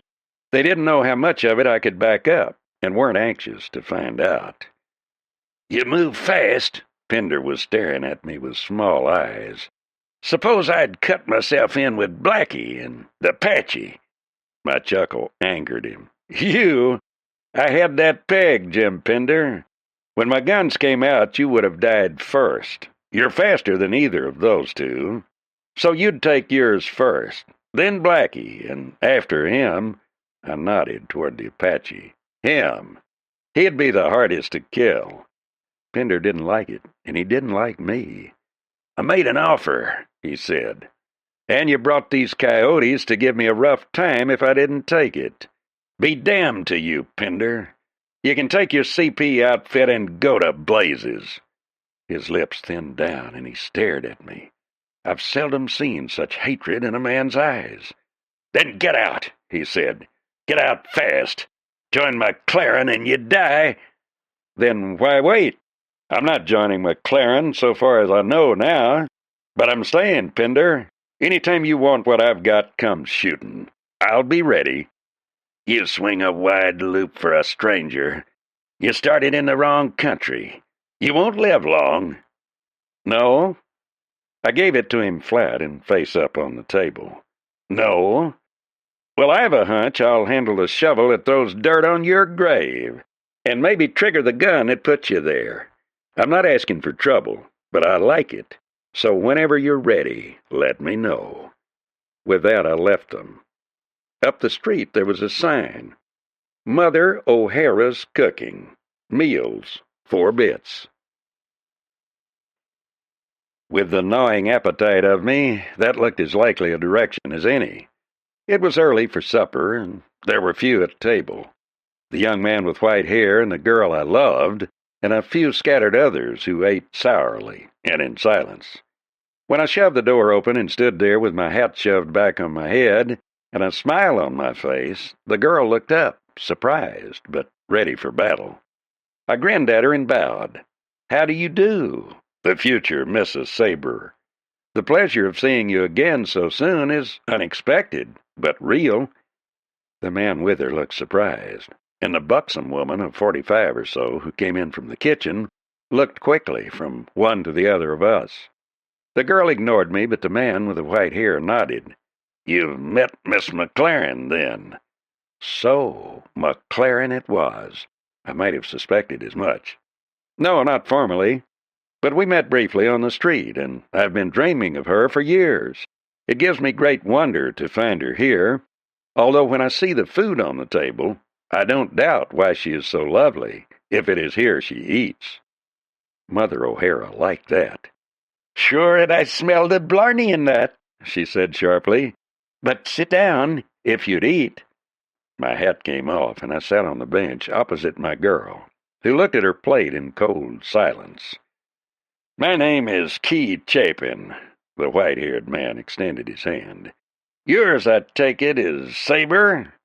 "Matt Sabre," I said. A grizzled man from the foot of the table looked up. "Matt Sabre from Dodge, once Marshal of Mobetti, the Mogollon gunfighter?" They all looked from him to me, and I accepted the cup of coffee Mother O'Hara poured. "The gentleman knows me," I said quietly. "I've been known in those places. You refused McLaren's offer? Chapin asked. Yes, and the Pender's too. Pender? Chapin's eyes were wary. Is he in town? Beg his life. I could feel the girl's eyes on me. Tell me what this fight is about. What are most range wars about? Water, sheep, or grass? This one is water. There's a long valley east of here called Cottonwood Wash. And running east out of it is a smaller valley or canyon called the Two-Bar. On the Two-Bar is a stream of year-round water, with volume enough to irrigate land or water thousands of cattle. McLaren wants that water. The CP wants it. Who's got it? A man named Ball. He's no fighter and has no money to hire fighters. But he hates McLaren and refuses to do business with Pender. So there they sit, with the pot boiling, and the lid about to blow off. And our friend Ball is right smack in the middle. Right. Gamblers around town are offering odds he won't last 30 days, even money that he'll be dead within 10. That was enough for now. My eyes turned to the daughter of Rudd McLaren. You can be buying your trousseau, then, I said, for the time will not be long. She looked at me coolly, but behind it there was a touch of impudence. I'll not worry about it, she said calmly. There's no weddings in Boot Hill. They laughed at that, yet behind it I knew there was the feeling that she was right. The something in me that was me told me no, it was not my time to go.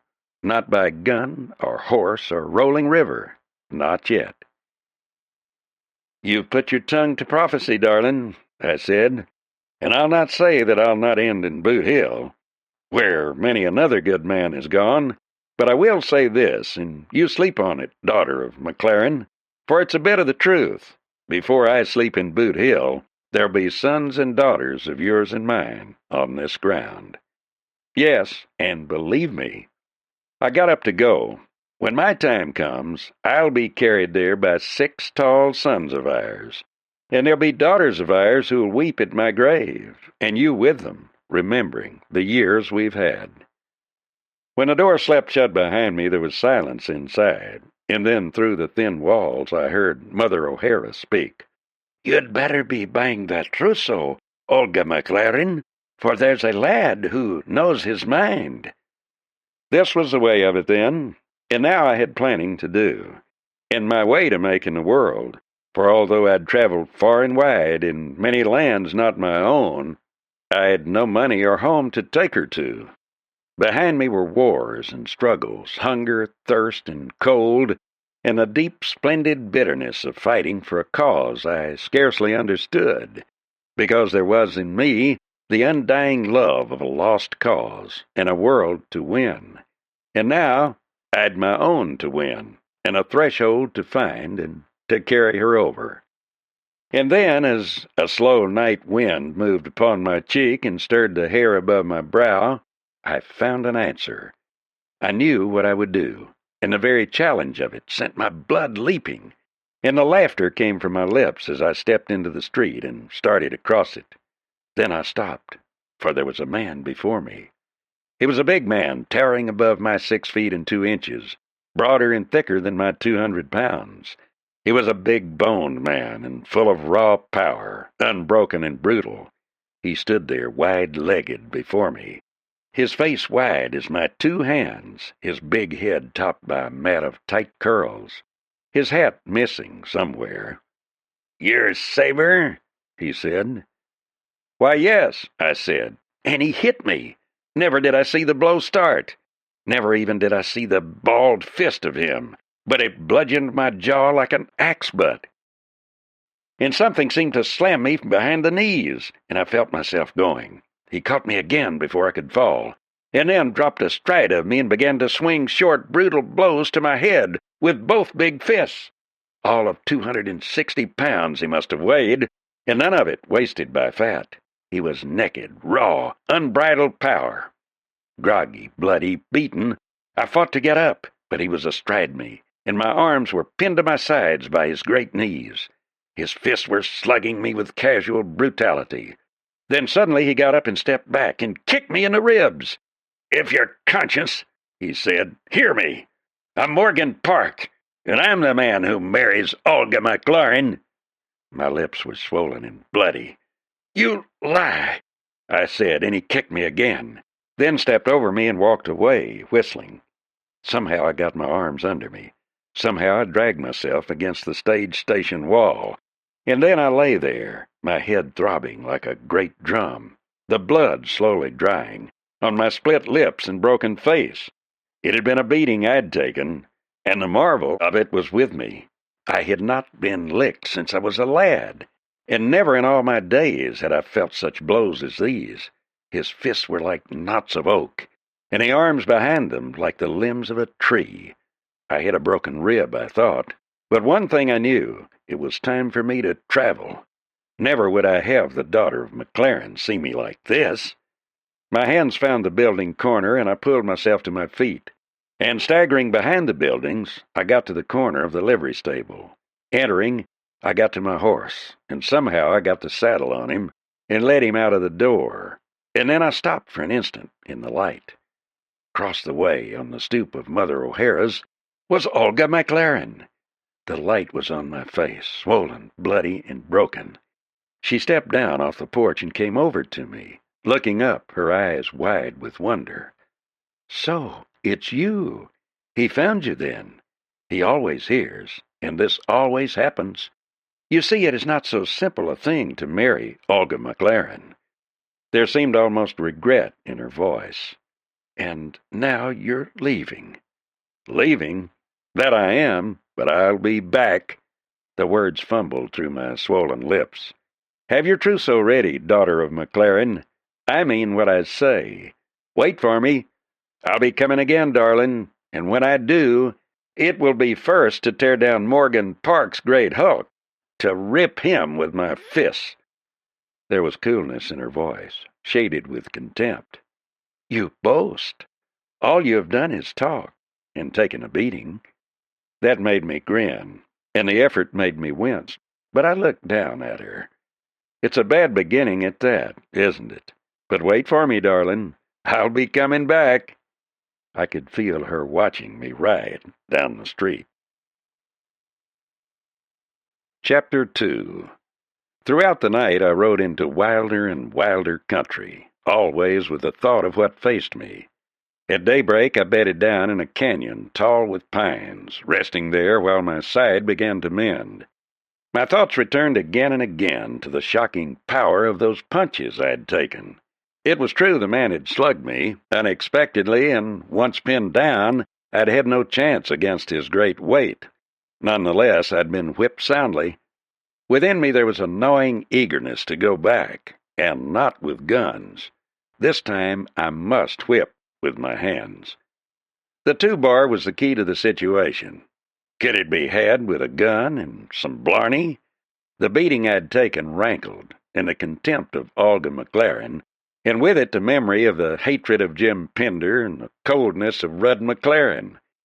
On the morning of the 3rd day, I mounted the buckskin and turned him toward the 2-bar. At noontime, sun was darkening my buckskin with sweat. When I turned up Cottonwood Wash, there was green grass here and trees, and the water that trickled down was clear and pure. The walls of the wash were high, and the trees towered to equal them, and the occasional cattle looked fat and lazy, far better than elsewhere on this range. The path ended abruptly in a gate bearing a large sign in white letters against a black background. 2-bar gate, ranged for a Spencer 56 caliber shooting going on here. Ball evidently had his own ideas. No trespasser who got a bullet could say he hadn't been warned. Beyond this gate a man took his own chances. Taking off my hat, I rose in my stirrups and waved it toward the house. A gun boomed, and I heard the sharp whap of a bullet whipping past. It was a warning shot, so I merely waved once more. That time the bullet was close, so I grabbed my chest with both hands and slid from the saddle to the ground. Speaking to the buckskin, I rolled over behind a boulder. Leaving my hat on the ground in plain sight, I removed a boot and placed it to be seen from the gate. Then I crawled into the brush, from where I could cover the gate. Several minutes later, Ball appeared. Without coming through the gate, he couldn't see the boot was empty. He was a tall old man with a white handlebar mustache and shrewd eyes. No fool, he studied the layout carefully, but to all appearances his aim had miscalculated and scored a hit. He glanced at the strange brand on the buckskin, and at the California bridle and bit. Finally he opened the gate and came out, and as he moved toward my horse, his back turned toward me. "Freeze, Ball! You're dead in my sights!" He stood still. "Who are you?" he demanded. "What do you want with me?" "No trouble. I came to talk business." "I got no business with anybody." "You've business with me. I'm Matt Sabre. I've had a run-in with Jim Pinder and told off McLaren when he told me to leave. I've taken a beating from Morgan Park." Ball chuckled. "You say you want no trouble with me, but from what you say, you've had it with everybody else." He turned at my word, and I holstered my gun. He stepped back far enough to see the boot, then he grinned. "Good trick. I'll not bite on that one again. What you want?" Pulling on my boot and retrieving my hat, I told him. "I've no money. I'm a fighting man and a sucker for the tough side of any scrap. When I rode into Hattans Point, I figured on trouble, but when I saw Olga McLaren, I decided to stay and marry her. I've told her so." "No wonder Park beat you. He's run off the local lads." He studied me curiously. "What did she say?" "Very little, and when I told her I was coming back to face Park again, she thought I was loud-mouthed." "Aim to try him again?" "I'm going to whip him, but that's not all. I plan to stay in this country, and there's only one ranch in this country I want, or would have." Ball's lips thinned. "This one?" "It's the best, and anybody who owns it stands in the middle of trouble. I'd be mighty uncomfortable anywhere else." "What you aim to do about me? This here's my ranch." "Let's walk up to your place and talk it over." "We'll talk here." Ball's hands were on his hips, and I had no doubt he'd go for a gun if I made a wrong move. "Speak your piece." "All right, here it is. You're bucking a stacked deck. Gamblers are offering 30 to 1. You won't last 30 days. Both McLaren and Pinder are out to get you. What I want is a fighting, working partnership. Or you sell out and I'll pay you when I can. I'll take over the fight." He nodded toward the house. "Come on up. We'll talk this over." 2 hours later, the deal was ironed out. He could not stay awake every night. He could not work and guard his stock. He could not go to town for supplies. Together, we could do all of it. "You'd be lucky if you'd last a week," he told me. "When they find out, they'll be fit to be tied." "They won't find out right away. First I'll buy supplies and ammunition and get back here." "Good idea, but leave Morgan Park alone. He's as handy with a gun as his fists." The 2-bar controlled most of Cottonwood Wash, and on its eastern side opened into the desert wilderness with only occasional patches of grass and much desert growth. McLaren's Bar M and Pinder's CP bordered the ranch on the west, with McLaren's range extending to the desert land in one portion, but largely west of the 2-bar. Both ranches had pushed the 2-bar cattle back, usurping the range for their own use. In the process of pushing them north, most of the 2-bar calves had vanished under Bar M or CP brands. "Mostly the CP," Ball advised. "Them Pinders are p'ison mean. Raleigh rode with the James boys a few times, and both of 'em were with Quantrill. Jim's a fast gun, but nothing to compare with Raleigh." At daylight, with 3 unbranded mules to carry the supplies, I started for Hattans Point, circling around to hit the trail on the side away from the 2-bar. The town was quiet enough, and the day warm and still. As I loaded the supplies, I was sweating. The sweat trickled into my eyes, and my side pained me. My face was still puffed, but both my eyes were now open. Leading my mules out of town, I concealed them in some brush and plenty of grass, and then returned to Mother O'Hara's. Key Chapin and Cannibal were there, and Cannibal looked up at me. "Had trouble?" he asked. "That job at the Bar M is still open." "Thanks, I'm going to run my own outfit." Foolish though it was, I said it.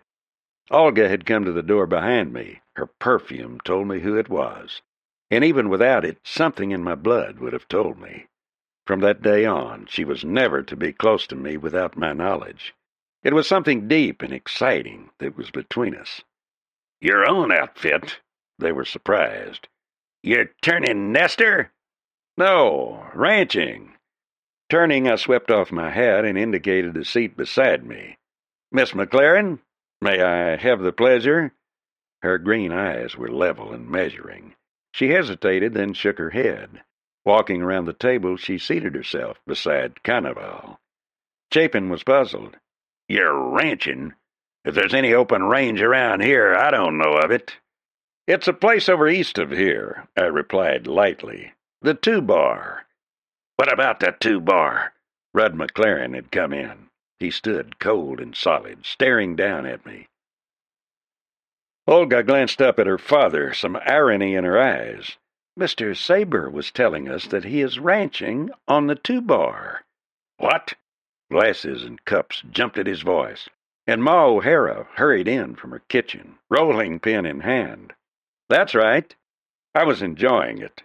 "I've a working partnership with Ball. He needed help, and I didn't want to leave despite all the invitations I was getting." Then I added, "A man dislikes being far from the girl he's to marry." "What's that?" McLaren demanded, his eyes puzzled. "Why, Father," Olga's eyes widened, "haven't you heard? The whole town is talking of it. Mr. Sabre has said he is going to marry me." "I'll see him in hell first," McLaren replied flatly. "Young man, you stop using my daughter's name or you'll face me." "No one," I said quietly, "has more respect for your daughter's name than I. It's true that I've said she was to be my wife. That is not disrespectful, and it's certainly true. As for facing you, I'd rather not. I'd like to keep peace with my future father-in-law." Cannibal chuckled, and even Olga seemed amused. Key Chapin looked up at Rudd. "One aspect of this may have escaped you. Sabre is now a partner of Ball. Why not make it easy for Sabre to stay on, then buy him out?" McLaren's head lifted as he absorbed the idea. He looked at Sabre with new interest. "We might do business, young man." "We might," I replied, "but not under threats. Nor do I intend to sell out my partner. Nor did I take the partnership with any idea of selling out. Tomorrow or the next day I shall choose a building site. Also, I expect to restock the 2-Bar range. All of which brings me to the point of this discussion. It has come to my attention that Bar M cattle are trespassing on 2-Bar range. You have just 1 week to remove them. The same goes for the CP. You've been told, and you understand. I hope we'll have no further trouble." McLaren's face purpled with fury. Before he could find words to reply, I was on my feet. "It's been nice seeing you," I told Olga. "If you care to help plan your future home, why don't you ride over?" With that, I stepped out the door before McLaren could speak. Circling the building, I headed for my horse. Pinder's black-haired man was standing there with a gun in his hand. Hatred glared from his eyes. "Figured you'd pulled a smart one, eh?" he sneered. "Now I'll kill you." His fingers started to whiten with pressure, and I hurled myself aside and palmed my gun. Even before I could think, my gun jarred in my hand. Once, twice. Blackie's bullet had torn my shirt collar and left a trace of blood on my neck. Blackie stared at me, then lifted his toes and fell, measuring his length upon the hard ground. Men rushed from the buildings, crowding around. "Seen it!" one man exclaimed quietly. "Blackie laid for him with a drawed gun." Cannibal was among the men. He looked at me with cool, attentive gaze. "A drawn gun? That was fast, man." Ball was at the gate when I arrived. "Trouble?" he asked quickly. My account was brief. "Well, one less for later," said Ball. If it had to be anybody, it's better it was Blackie, but now the Penders will be after you. Where does Morgan Park stand? I asked, and what about Key Chapin? Park, Ball said. He's fixing to marry the McLaurin girl. That's where his bread's buttered. He's got him a ranch on the Arizona line, but he don't stay there much. Chapin publishes The Rider's Voice, a better newspaper than you'd expect in this country. He's also a lawyer, plays a good hand of poker, and never carries a gun. If anybody isn't taking sides, it's him. Mostly I considered the cattle situation. Our calves had been rustled by the large outfit, and if we were to prosper, we must get rid of the stock we now had and get some young stuff. Our cattle would never be in better shape and would get older and tougher. Now was the time to sell. A drive was impossible, for two of us couldn't be away at once, and nobody wanted any part of a job with the 2-bar. Ball was frankly discouraged. No use, Matt. They got us bottled up. We're through whenever they want to take us. An idea occurred to me. By the way, when I was drifting down around Oregon Rock the other day, I spotted an outfit down there in the hills. Know 'em? Ball's head came up sharply. Should have warned you. Stay away. That's the Benares place. The B-Bar-B brand. There's 6 in the family that I know of, and they have no truck with anybody. Dead shots, all of 'em. A few years back, some rustlers run off some of their stock.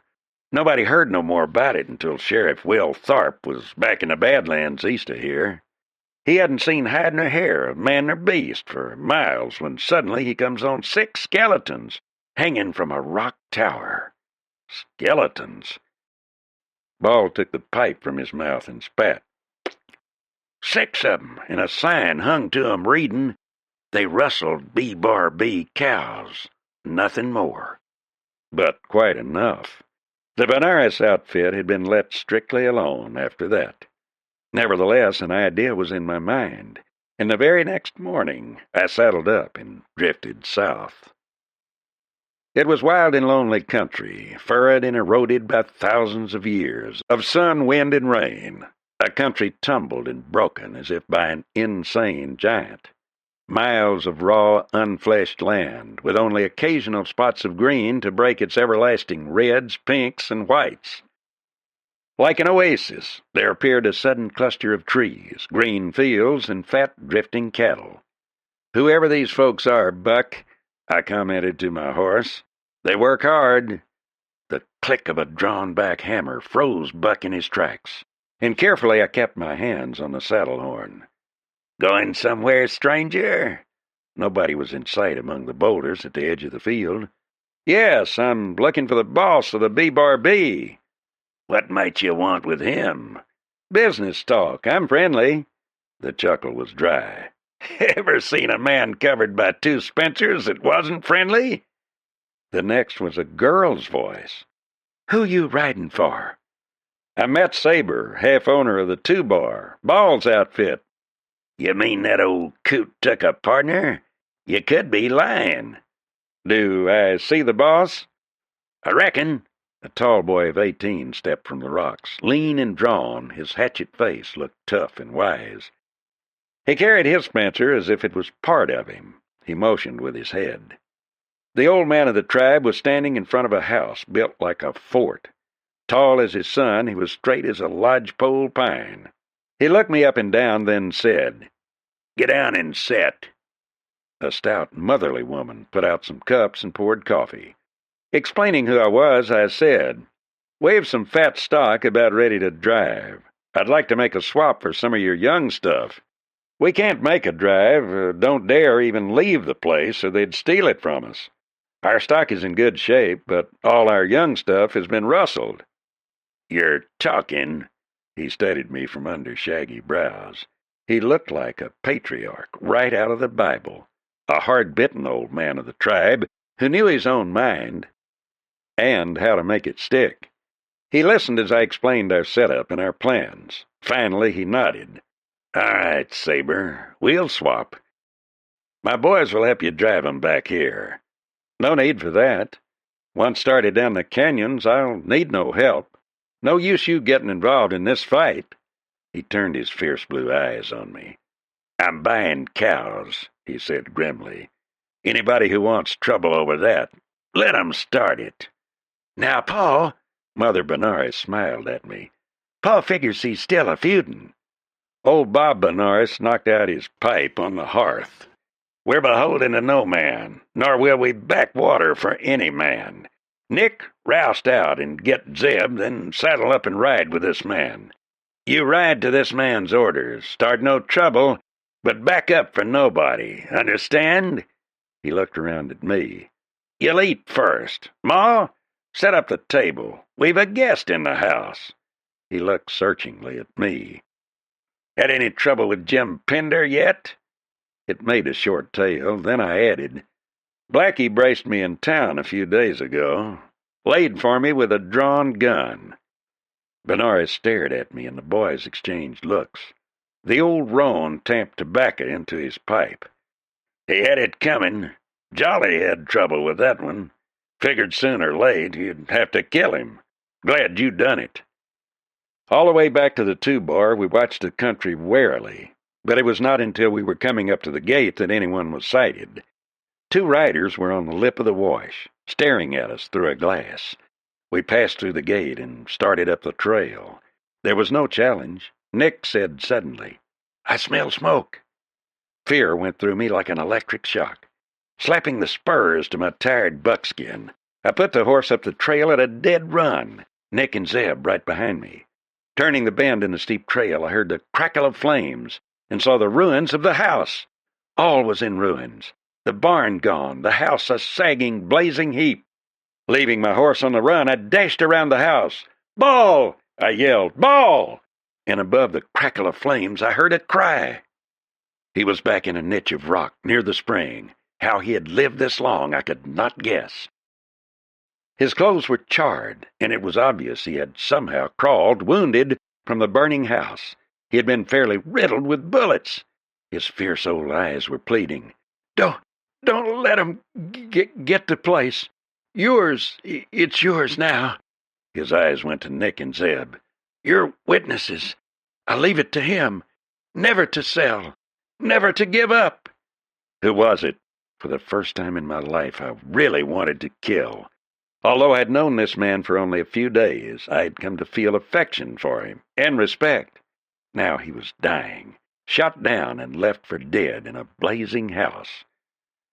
"Pinder," his voice was hoarse. "Jim and Raleigh. Raleigh, he was dressed like you. Never had no chance. Funny thing, I thought I saw Park." "Morgan Park?" I was incredulous. "With the Pinders?" His lips stirred, but he died forming the words. When I got up, there was in me such hatred as I had never believed was possible. "Every one of them," I said. "I'll kill every man of them for this." "Amen," Zeb and Nick spoke as one. "He was a good man. Pappy liked him." "Did you hear him say Morgan Park was with the Pinders?" "Sounded like it," Zeb admitted. "But 'tain't reasonable. He's thick with the McLarens. Couldn't have been him." Zeb was probably right. The light had been bad, and Ball had been wounded. He could have made a mistake. The stars went out, and night moved in over the hills, and gathered black and rich in the canyons. Standing there in the darkness, we could smell the smoke from the burned house, and see occasional sparks and flickers of tiny flames among the charred timbers. A ranch had been given to me, but I had lost a friend. The road before me stretched dark and long, a road I must walk alone, gun in hand. Chapter 3. For 2 days we combed the draws and gathered cattle, yet at the end of the second day we had but 300 head. The herds of the 2-bar had been sadly depleted by the rustling of the big brands. On the morning of the third day we started the herd. Neither of the men had questioned me, but now Zeb wanted to know. "You aim to leave the ranch unguarded? Ain't you afraid they'll move in?" "If they do, they can move out or be buried here. That ranch was never to be given up, and believe me, it won't be." The canyon channeled the drive, and the cattle were fat and easy to handle. It took us all day to make the drive, but my side pained me almost none at all, and only that gnawing fury at the killers of the old man remained to disturb me. They had left the wounded man to burn, and for that they would pay. Jonathan and Jolly Benares helped me take the herd of young stuff back up the trail. Benares had given me at least 50 head more than I had asked, but the cattle I had turned over to him were as good as money in the bank, so he lost nothing by his generosity. When we had told him what had happened, he had nodded. "Jolly was over at Hattans Point. It was the Penders, all right. That Apache tracker of theirs, along with Bunt Wilson and Corby Kitchen and 3 others. They were with the Penders." "Hear anything about Morgan Park?" "No. Some say Lyle, that rider of Park's, was in the crowd." That could have been it. Ball might have meant to tell me it was a rider of Park's. We pushed the young stuff hard to get back, but Jonathan rode across the drag before we arrived. "Folks at your place? 2, 3 of 'em." My face set cold as stone. "Bring the herd. I'll ride ahead." Jonathan's big Adam's apple bobbed. "Jolly and me, we ain't had much fun lately. Can't we ride with you?" An idea hit me. "Where's their camp?" "Foot of the hill where the house was. They got a tent." "Then we'll take the herd. Drive 'em right over the tent." Jolly had come back to the drag. He chuckled. "Why, sure." He grinned at Jonathan. "Won't Nick and Zeb be sore? Missing all the fun." We started the herd. They were young stuff and still full of ginger, ready enough to run. They came out of the canyon not more than 400 yards from the camp and above the gate. Then we really turned them loose. Shooting and shouting, we started that herd on a dead run for the camp. Up ahead we saw men springing to their feet, and one man raced for his rifle. They hadn't expected me to arrive with cattle, so they were caught completely off guard. Another man made a dive for his horse, and the startled animal sprang aside, and as he grabbed again, it kicked out with both hoofs and started to run. Running full tilt, the herd hit the camp. The man who lost his horse scrambled atop a large rock, and the others lit out for the cliffs, scattering away from the charging cattle. But the herd went through the camp, tearing up the tent, grinding the food into the earth, smearing the fire, and smashing the camp utensils into broken and useless things under their charging hoofs. One of the men who had gotten into the saddle swung his horse and came charging back, his face red with fury. "What goes on here?" he yelled. The horse was a Bar M. McLaren's men had beaten the CP to it. Kneeing my horse close to him, I said, "I'm Matt Sabre, owner of the 2-Bar, with witnesses to prove it. You're trespassing. Now light us shuck." "I will like hell." His face was dark with fury. "I got my orders, and My fist smashed into his teeth, and he left the saddle, hitting the ground with a thud.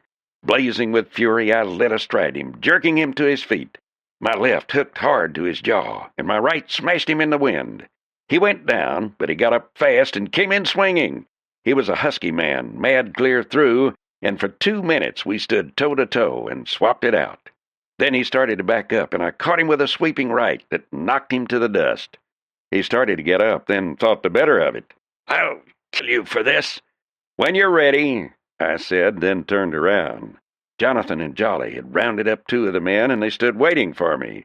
One was a slim, hard-faced youngster who looked like the devil was riding him.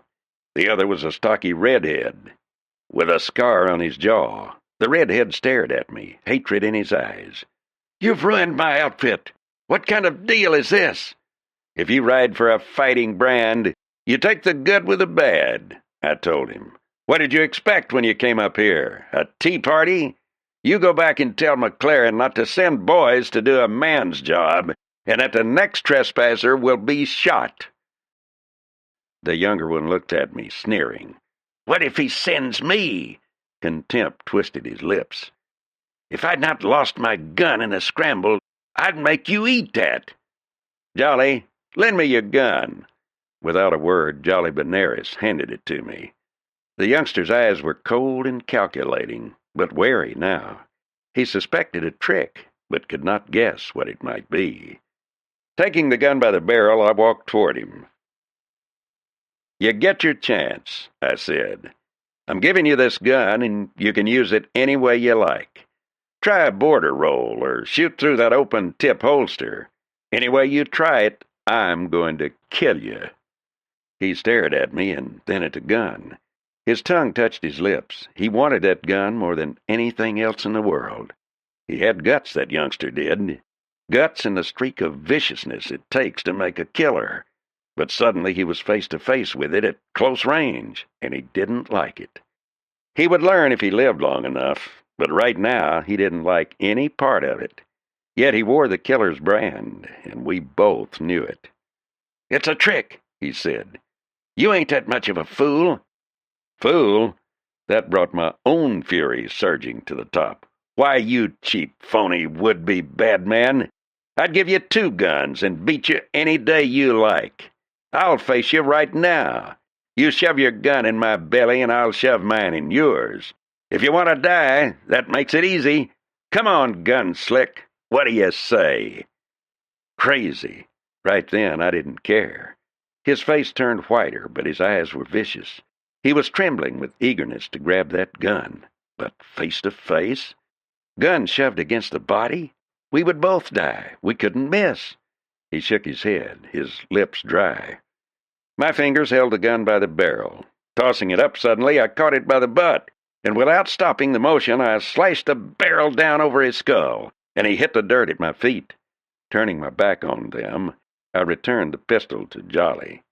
"You," I said then to the redhead, "take off your boots." "Huh?" He was startled. "Take 'em off. Then take his off. When he comes out of it, start walking." "Walking?" Red's face blanched.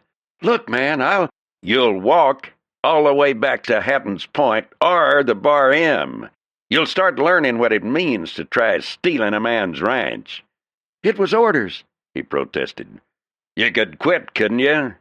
His face was sullen. "Wait until McLaren hears of this. You won't last long. Far as that goes," he motioned at the still figure on the ground, "he'll be hunting you now. That's Bodie Miller." The name was familiar. Bodie Miller had killed 5 or 6 men. He was utterly vicious, and although lacking seasoning, he had it in him to be one of the worst of the bad men. We watched them start. 3 men in their socked feet with 20 miles of desert and mountains before them. Now they knew what they had tackled. They would know what war meant. The cattle were no cause for worry. They would drift into canyons where there was plenty of grass and water, more than on the B-Bar-B. "Sure you won't need help?" Jolly asked hopefully. "We'd like to side you." "Not now. This is my scrap." They chuckled. "Well," Jolly grinned, "they can't never say you didn't walk in swinging. You've jumped nearly the whole darn country." Nobody knew better than I, so when they were gone, I took my buckskin and rode back up the narrow 2-bar canyon. It narrowed down and seemed to end, and unless one knew, a glance up the canyon made it appear to be boxed in. But actually there was a turn and a narrower canyon, leading into a maze of canyons and broken lava flows. There was an ancient cliff house back there, and in it, Ball and I had stored supplies for a last-ditch stand.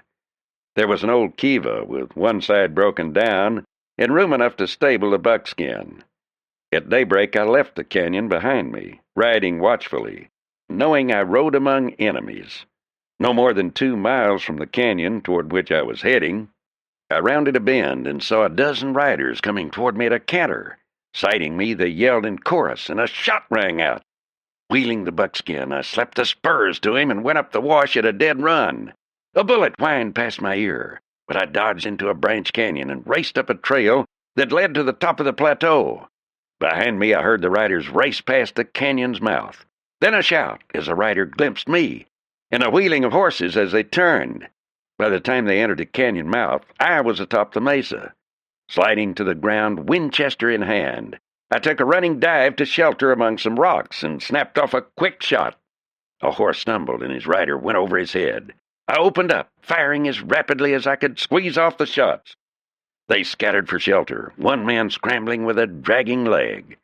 Several of the horses had raced away, and a couple of others stood ground-hitched. On one of these was a big canteen. A bullet emptied it, and when the other horse turned a few minutes later, I shot into that canteen also. Bullets ricocheted around me, but without exposing themselves, they could not get a good shot at me, while I could cover their hideout without trouble. A foot showed, and I triggered my rifle. A bit of leather flew up, and the foot was withdrawn. My position could not have been better. As long as I remained where I was, they could neither advance nor retreat, but were pinned down and helpless. They were without water, and it promised to be an intensely hot day. Having no desire to kill them, I still wished to make them thoroughly sick of the fight. These men enjoyed the fighting as a break in the monotony of range work, but, knowing cowhands, I knew they would become heartily sick of a battle that meant waiting, heat, no water, and no chance to fight back. For some time, all was still. Then a man tried to crawl back toward the canyon mouth, evidently believing himself unseen. Letting go a shot at the rock ahead of him, I splattered his face with splinters, and he ducked back, swearing loudly. "Looks like a long, hot day, boys," I yelled. "See what it means when you jump a small outfit? Ain't so easy as you figured, is it?" Somebody swore viciously, and there were shouted threats. My own canteen was full, so I sat back and rolled a smoke. Nobody moved below, but the sun began to level its burning rays into the oven of the canyon mouth. The hours marched slowly by, and from time to time, when some thirsty soul grew restive at waiting, I threw a shot at him. "How long you figure you can keep us here?" one of them yelled. "When we get out, we'll get you." "Maybe you won't get out," I yelled back cheerfully. "I like it here. I've got water, shade, grub, and plenty of smoking tobacco. Also," I added, "I've got better than 200 rounds of ammunition. You hombres are riding for the wrong spread." Silence descended over the canyon, and 2 o'clock passed. Knowing they could get no water aggravated thirst. The sun swam in a coppery sea of heat. The horizon lost itself in heat waves. Sweat trickled down my face and down my body under the arms. Where I lay, there was not only shade, but a slight breeze, while down there heat would reflect from the canyon walls, and all wind would be shut off. Finally, letting go with a shot, I slid back out of sight and got to my feet. My buckskin cropped grass near some rocks, well under the shade. Shifting my rifle to my left hand, I slid down the bank, mopping my face with my right. Then I stopped stock still, my right hand belt high. Backed up against a rock near my horse was a man I knew at once, although I'd never seen him. Raleigh Pender. "You gave them boys hell," he said conversationally, "and good for 'em. They're Bar M riders. It's a shame it has to end." "Yeah," I drawled, watching him closely. He could be waiting for only one reason. "Hear you're mighty fast, but it won't do you any good. I'm Raleigh Pender." As he spoke, he grabbed for his gun. My left hand was on the rifle barrel a few inches ahead of the trigger guard, the butt in front of me, the barrel pointed slightly up. I tilted the gun hard, and the stock struck my hip as my hand slapped the trigger guard and trigger. Raleigh's gun had come up smoking, but my finger closed on the trigger a split second before his slug hit me. It felt as if I had been kicked in the side, and I took a staggering step back, a rock rolling under my foot, just enough to throw me out of the line of his second shot. Then I fired again, having worked the lever unconsciously. Raleigh went back against the rocks and tried to bring his gun up. He fired as I did. The world weaved and waved before me, but Raleigh was down on his face, great holes torn in his back, where the .44 slugs had emerged. Turning, scarcely able to walk, I scrambled up the incline to my former position. My head was spinning and my eyes refused to focus, but the shots had startled the men and they were getting up. If they started after me now, I was through. The ground seemed to dip and reel, but I got off a shot, then another. One man went down, and the others vanished as if swallowed by the earth, rolling over, my breath coming in ragged gasps. I ripped my shirt tail off and plugged cloth into my wounds. I had to get away at all costs. But I could never climb back up to the cliff house, even if the way were open. My rifle dragging, I crawled and slid to the buckskin. Twice I almost fainted from weakness. Pain was gripping my vitals, squeezing and knotting them. Somehow I got to my horse, grabbed the stirrup, managed to get a grip on the pommel, and pulled myself into the saddle. Getting my rifle back into its scabbard, I got some piggin strings and tied myself into the saddle. Then I started the buckskin toward the wilderness and away from my enemies. Day was shooting crimson arrows into the vast bowl of the sky when my eyes opened again. My head swam with effort, and I stared about, seeing nothing familiar. Buck had stopped beside a small spring in a canyon. There was grass and a few trees, with not far away the ruin of a rock house. On the sand beside the spring was the track of a mountain lion, several deep tracks, and what might be a mountain sheep, but no cow, horse, or human tracks. Fumbling with swollen fingers, I untied the piggin strings and slid to the ground. Buck snorted and sidestepped, then put his nose down to me inquiringly. He drew back from the smell of stale clothes and dried blood, and I lay there, staring up at him. A crumpled human thing, my body raw with pain and weakness. "It's all right, Buck," I whispered. "We'll pull through. We've got to pull through." Chapter 4. Over me, the sky's high gray faded to pink shot with blood-red swords that swept the red into gold. As the sun crept up, I lay there, still beneath the wide sky, my body washed by a sea of dull pain that throbbed and pulsed in my muscles and veins. Yet deep within beat a deeper, stronger pulse, the pulse of the fighting man, that would not let me die without fighting, that would not let me lie long without movement. Turning over, using hand grasps of grass, I pulled myself to the spring and drank deep of the cool, clear, life-giving water. The wetness of it seemed to creep through all my tissues, bringing peace to my aching muscles and life to my starved body. To live, I must drink, and I must eat, and my body must have rest and time to mend. Over and over these thoughts went through my mind, and over I said them, staring at my helpless hands. With contempt I looked at them, hating them for their weakness, and then I began to fight for life in those fingers, willing them to movement, to strength. Slowly my left hand began to stir, to lift at my command, to grasp a stick. Triumph went through me. I was not defeated. Triumph lent me strength, and from this small victory I went on to another. A bit of broken manzanita placed across the first, a handful of scraped-up leaves, more sticks. Soon I would have a fire. I was a creature fighting for survival, wanting only to live and to fight. Through waves of delirium and weakness, I dragged myself to an aspen where I peeled bark for a vessel. Fainting there, coming to, struggling back to the place for my fire, putting the bark vessel together with clumsy fingers. With the bark vessel, a sort of box, I dipped into the water, but had to drag it to the sand, lacking the strength to lift it up, almost crying with weakness and pain. Lighting my fire, I watched the flames take hold. Then I got the bark vessel atop 2 rocks in the fire, and the flames rose around it.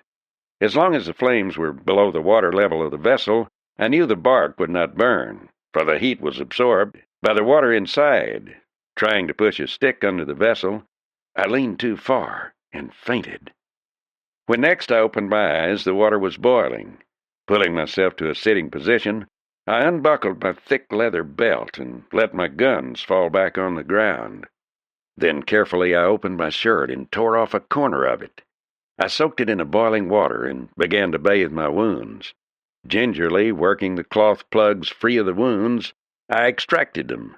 The hot water felt good, but the sight of the wound in my side was frightening.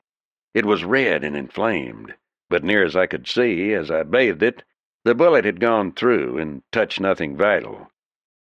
The second slug had gone through the fleshy part of my thigh, and after bathing that wound, also, I lay still for a while, regaining strength and soaking up the heat. Nearby there was a patch of prickly pear, so I crawled to it and cut off a few big leaves. Then I roasted them to get off the spines and bound the pulp against the wounds. Indians had used it to fight inflammations, and it might help. I found a clump of amolilla and dug some of the roots, scraping them into hot water.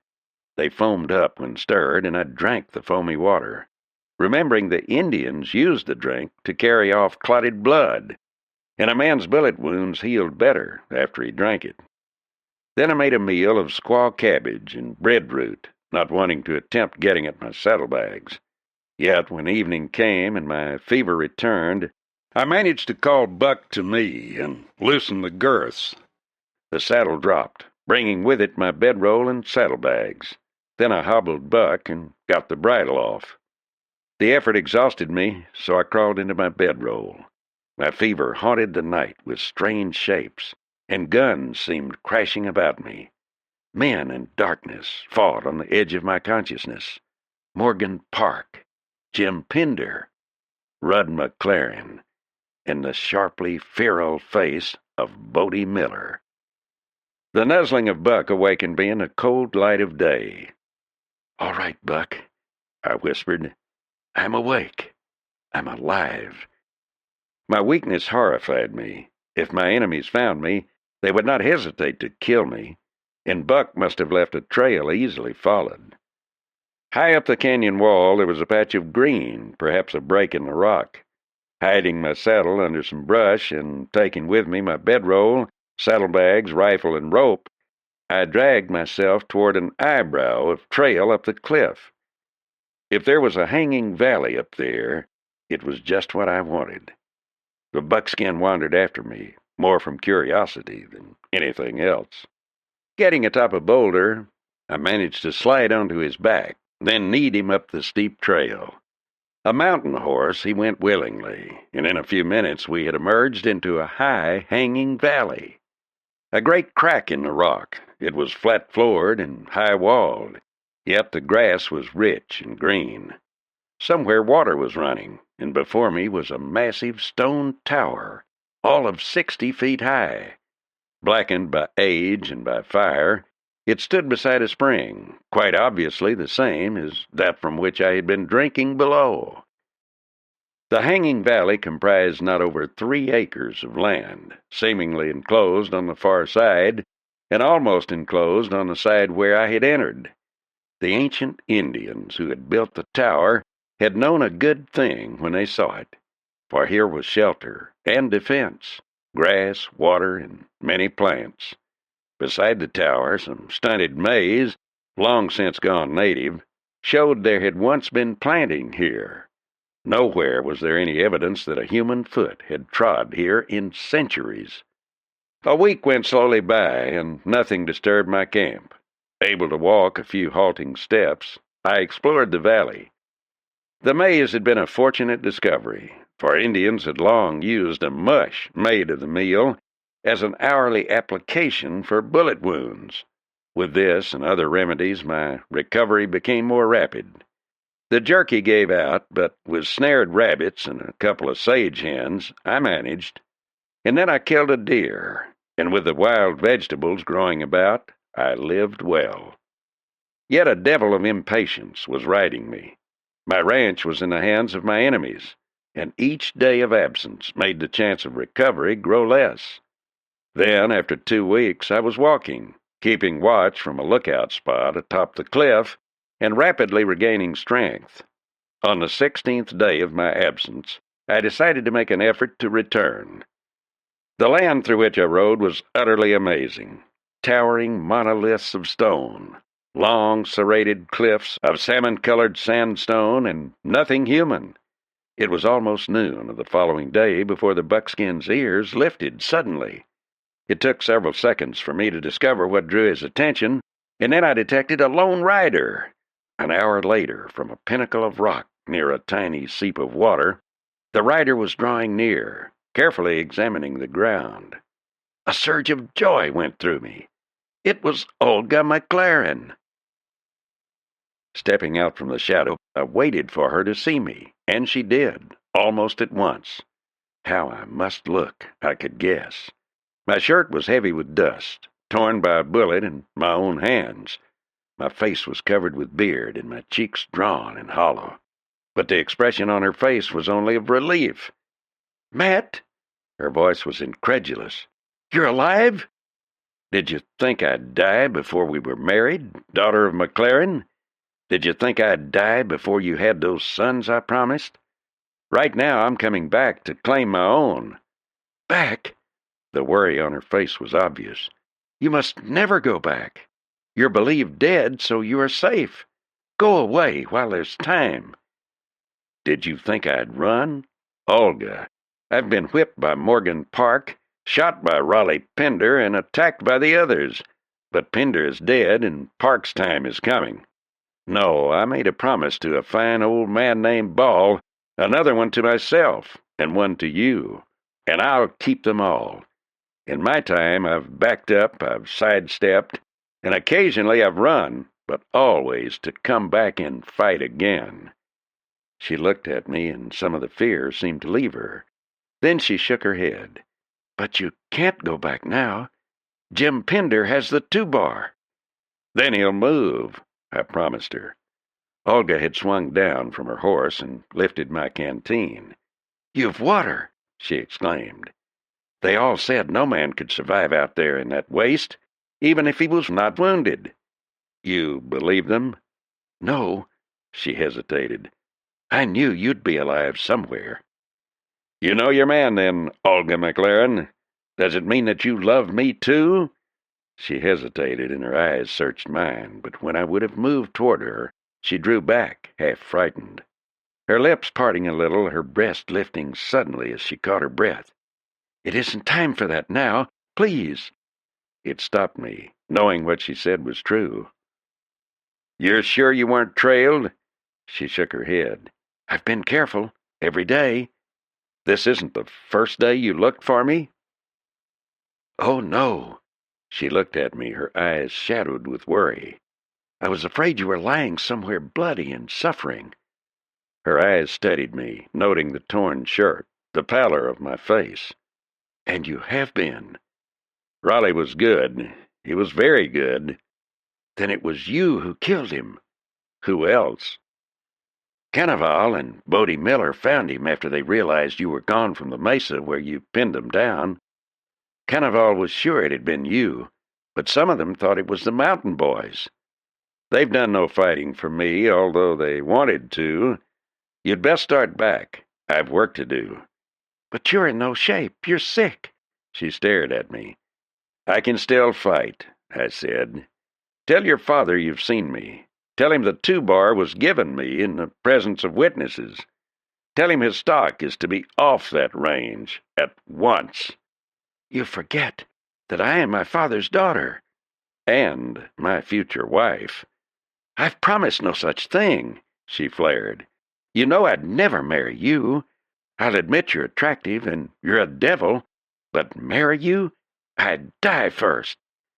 Her breast heaved and her eyes flashed, and I laughed at her. "Tell your father, though, and ask him to withdraw from this fight before it's too late." Swinging into the saddle, I added, "It's already too late for you. You love me, and you know it. Tell Morgan Park that, and tell him I'm coming back to break him with my hands." Chapter 5. Riding into Hattans Point, I was a man well known. Raleigh Pender was dead, and they knew whose gun had downed him. McLaren's riders had been held off and made a laughing stock, and I had taken up Ball's fight to hold his ranch. Some men hated me for this, some admired me, and many thought me a fool. All I knew was the horse between my knees, the guns on my thighs, and the blood of me pounding. My buckskin lifted his head high and moved down the dusty street like a dancer, for riding into this town was a challenge to them all. They knew it, and I knew it. Leaving my horse behind Mother O'Hara's, I walked to the saloon and went in. By then I'd taken time to shave, and although the pallor of sickness was on my face, There was none in my eyes or heart. It did me good to see their eyes widen, and to hear my spurs jingle as I walked to the bar. "Rye," I said, "the best you've got." Key Chapin was there, and sitting with him, Morgan Park. The big man's eyes were cold as they stared at me. "I'm buying, gentlemen," I said, "and that includes you, Morgan Park, although you slug a man when his hands are down." Park blinked. It had been a long time since anyone had told him off to his face. "And you, Key Chapin, it has always been my inclination to encourage freedom of the press and to keep my public relations on a good basis. And today I might even offer you a news item, something to read like this. Matt Sabre of the 2-Bar was in town Friday afternoon.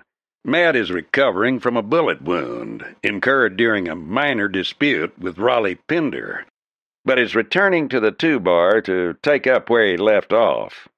Chapin smiled. "That will be news to Jim Pinder.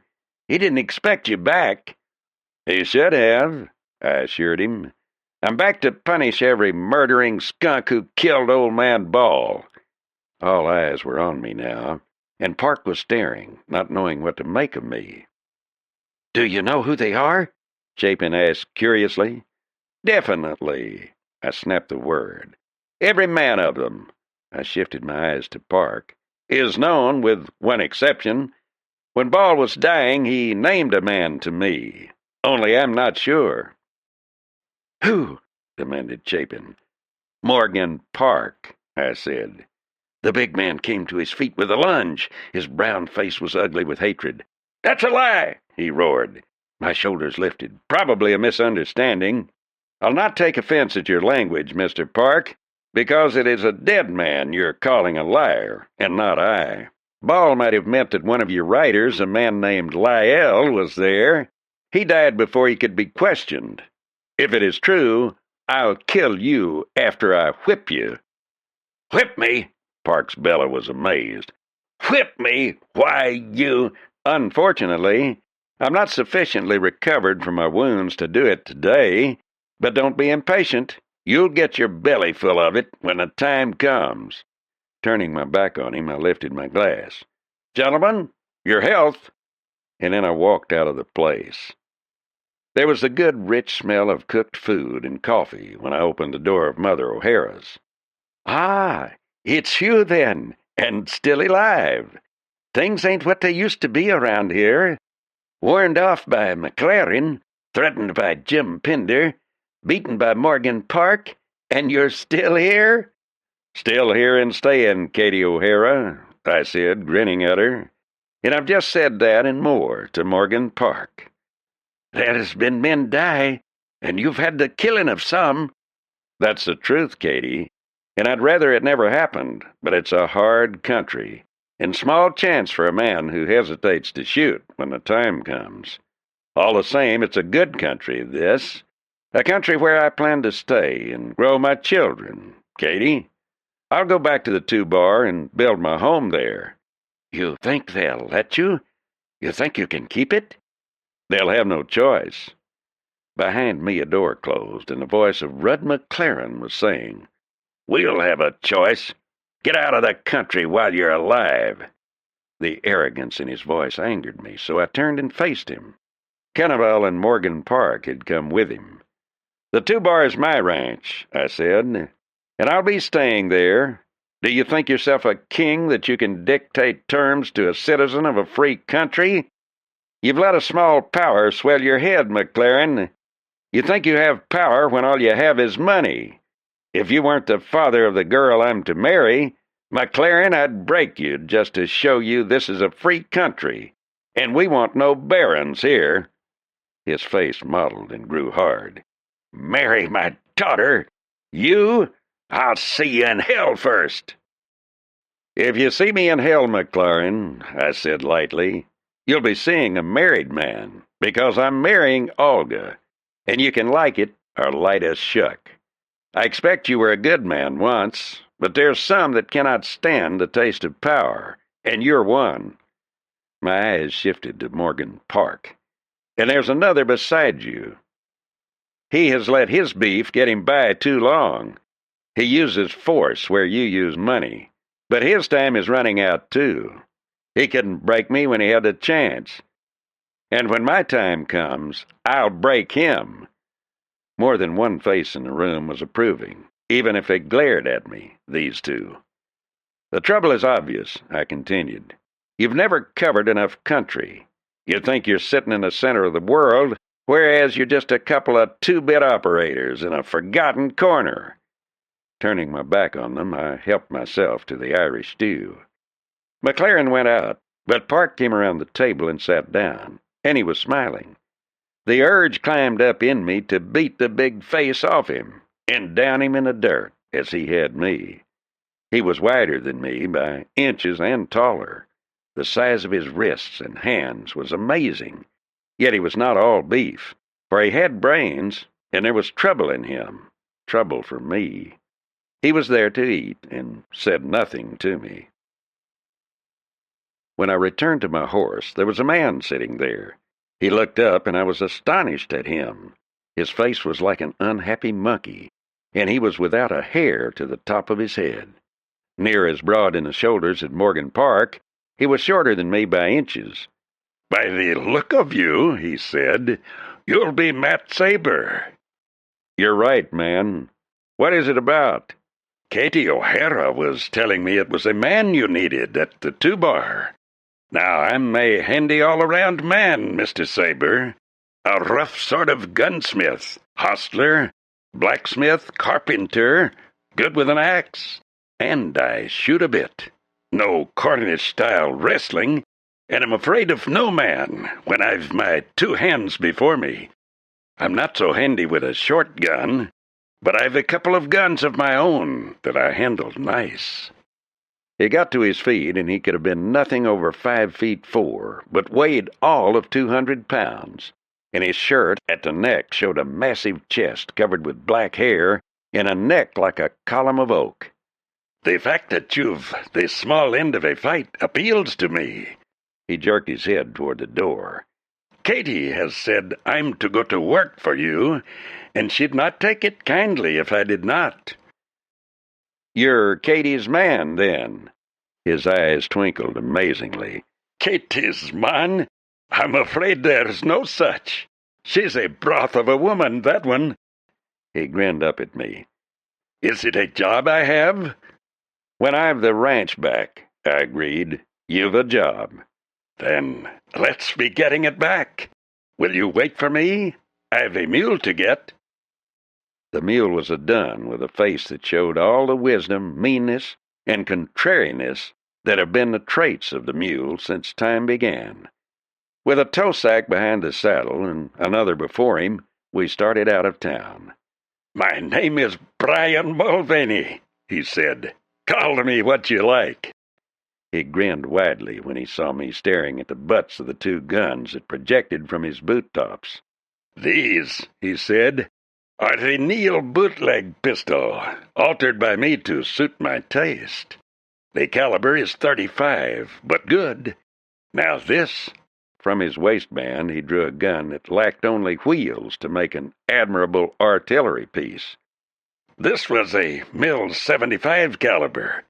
Took me 2 months of work, off and on, but I've converted her to a 4-shot revolver. A fine gun," he added. All of 17 inches long, it looked fit to break a man's wrists.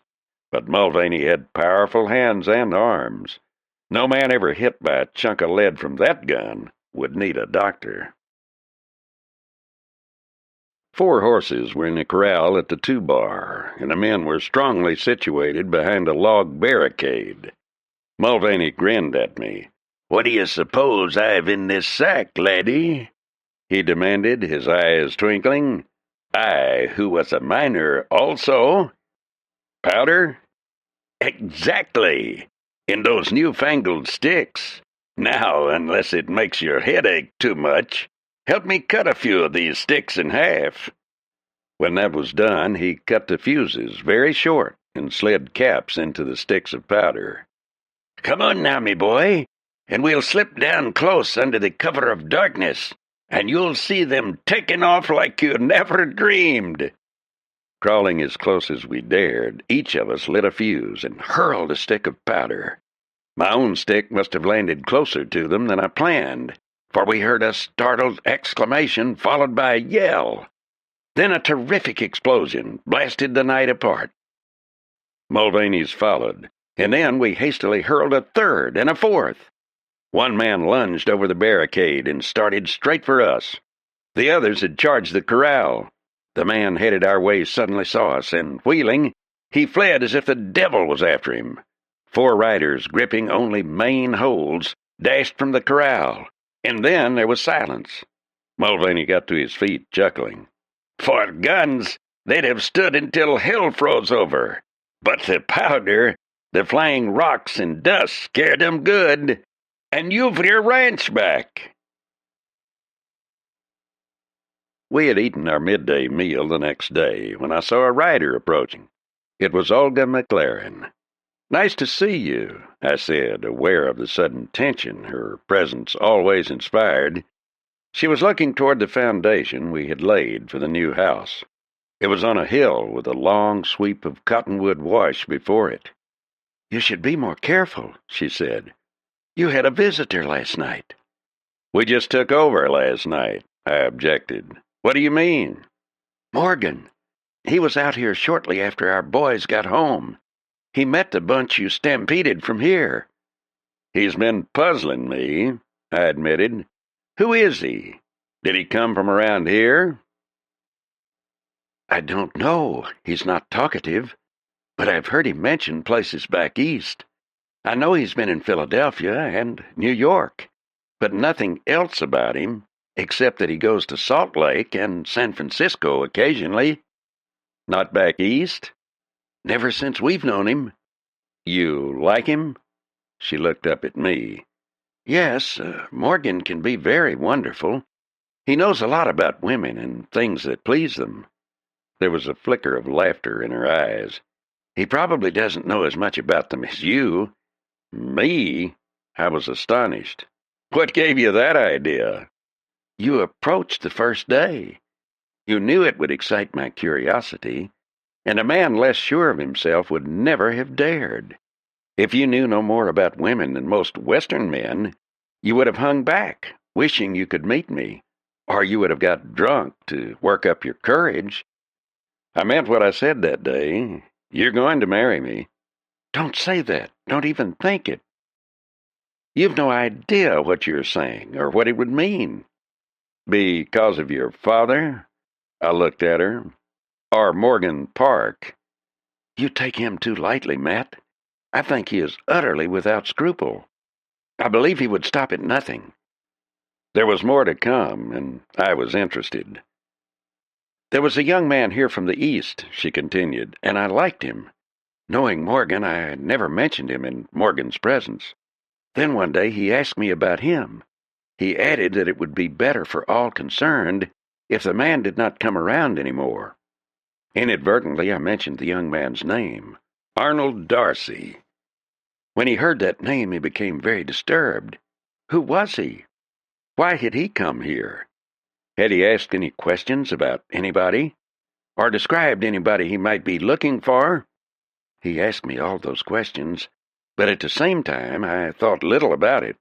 Afterward, I began to believe that he was not merely jealous. Right then I decided to tell Arnold about it when he returned." "And did you?" There was a shadow of worry on her face. "No, he never came again." She looked quickly at me. "I've often thought of it. Morgan never mentioned him again, but somehow Arnold hadn't seemed like a man who would frighten easily." Later, when she was mounting to leave, I asked her, "Where was Darcy from? Do you remember?" "Virginia, I believe. He had served in the army, and before coming west, had been working in Washington." Watching her go, I thought again of Morgan Park. He might have frightened Darcy away, but I could not shake off the idea that something vastly more sinister lay behind it. And Park had been close to us during the night. If he had wanted to kill me, It could have been done, but apparently he wanted me alive. Why? "Mulvaney," I suggested, "if you can hold this place, I'll ride to Silver Reef and get off a couple of messages." He stretched his huge arms and grinned at me. "Do you doubt it? I'll handle it or them. Go and have yourself a time." In the morning, I was in the saddle again. Chapter 6.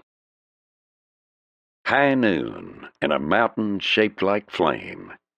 Beyond the mountain and around it was a wide land with no horizons, but only the shimmering heat waves that softened all lines to vagueness and left the desert an enchanted land, without beginning and without end.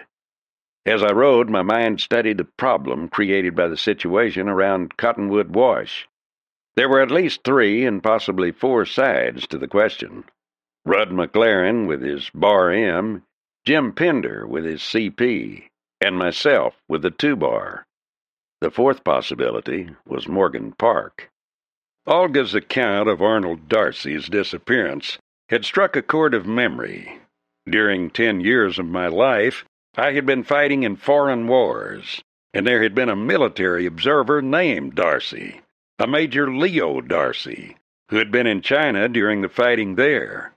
It stuck in my mind that he had a brother named Arnold. It was a remote chance, yet a possibility. Why did the name upset Park? What had become of Arnold? Where did Park come from? Pender could be faced with violence and handled with violence. McLaren might be circumvented. Morgan Park worried me. Silver Reef lay sprawled in haphazard comfort along a main street and a few cross streets. There were the usual frontier saloons, stores, churches, and homes. The sign on the Elkhorn Saloon caught my attention. Crossing to it, I pushed through the door into the dim interior. While the bartender served me, I glanced around, liking the feel of the place. "Rye?" The smooth-pated bartender squinted at me. "Uh-huh. How's things in the mines?" "So-so, but you ain't no miner." He glanced at my cowhand's garb and then at the guns in their tied-down holsters. "This here's a quiet town. We don't see many gun handlers around here. The place for them is over east of here." "Hattans Point?" "Yeah. I hear the Bar M and CP both are hiring hands. A couple of hombres from there rode into town a few days ago. One of 'em was the biggest man I ever did see." Morgan Park and Silver Reef. That sounded interesting, but I kept a tight rein on my thoughts and voice. "Did he say anything about what was going on over there?" "Not to me. The feller with him, though, he was inquiring around for the Slade boys. Gun slicks, both of 'em. The big feller, he never come in here at all. I seen him on the street a couple of times, but he went to the Wells Fargo Bank and down the street to see that shyster Jake Booker." "You don't seem to like Booker?" "Him? He's plumb no good. The man's a crook." Once started on Booker, the bartender told me a lot. Morgan Park had been in town before, but never came to the Elkhorn. He confined his visits to the back room of a dive called the Sump, or occasional visits to the office of Jake Booker. The only man who ever came with him was Lyle. Leaving the saloon, I sent off my telegram to Leo Darcy. Then I located the office of Booker, spotted the Sump, and considered the situation. Night came swiftly, and miners crowded the street, a good-natured shoving, pushing, laughing throng, jamming the saloons and drinking. The crowd relaxed me with its rough good humor, and for the night I fell into it, drifting, joking, listening. Turning off the street near Lauder's store, I passed the street lamp on the corner, and for an instant was outlined in its radiance. From the shadows, flame stabbed. There was a tug at my sleeve, and then my own gun roared, and as the shot sped, I went after it. A man lunged from the side of the store and ran staggeringly toward the alley behind it. Pistol ready, I ran after him. He wheeled, slipped, and was running again. He brought up with a crash against the corral bars and fell. He was crawling to his feet, and I caught a glimpse of his face in the glow from the window. It was Lyle. One hand at his throat, I jerked him erect. His face was gaunt, and there was blood on his shirt front. He'd been hit hard by my sudden, hardly aimed shot. Got you, didn't I? Yes, damn you. And I missed. Put me down. Lowering him to the ground, I dropped to one knee. I'll get a doctor. I saw a sign up the street. He grabbed my sleeve. Ain't no use. I feel it. You got me good. Anyway, he stared at me. Why should you get a doc for me? I shouldn't. You were in a gang-killed ball. His eyes bulged. No, I wasn't there. He was a good old man. I wasn't in that crowd. Was Morgan Park there? His eyes changed, veiled. Why would he be there? That wasn't his play. What's he seeing Booker for? What about Sam Slade? Footsteps crunched on the gravel, and a man carrying a lantern came up the alley. Get a doctor, will you? This man's been shot. The man started off at a run, and Lyle lay quietly. A tough, unshaven man with brown eyes. He breathed hoarsely for several minutes while I uncovered the wound. The Slades are to get Carnival. Park wants you for himself. What does he want? Range? No, he wants money. The doctor hurried up with a lantern carrier. Watching him start work, I backed away and disappeared in the darkness. If anybody knew anything about Park's plans, it would be Booker, and I had an idea I could get into Booker's office. Booker's office was on the second floor of a frame building, reached by an outside stairway. Once up there, a man would be fairly trapped if anyone came up those stairs. Down the street, a music box was jangling, and the town showed no signs of going to sleep. Studying that stairway, I liked no part of it. Booker had many friends here, but I had none, and going up there would be a risk. Then I remembered all the other times I'd had no friends, so I hitched my guns easier on my thighs and went across the street. Going up the steps two at a time, I paused at the door. Locks were no problem to a man of my experience, and a minute later I was inside a dark office, musty with stale tobacco. Swiftly I checked the tray on the desk, the top drawer, and then the side drawers, lighting my exploration with a stump of candle.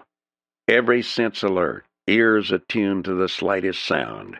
I worked rapidly, suddenly coming to an assayer's report. No location was mentioned, no notation on the sheet, but the ore had been rich, amazingly rich. Then among some older papers at the bottom of a drawer, I found a fragment of a letter from Morgan Park, signed with his name.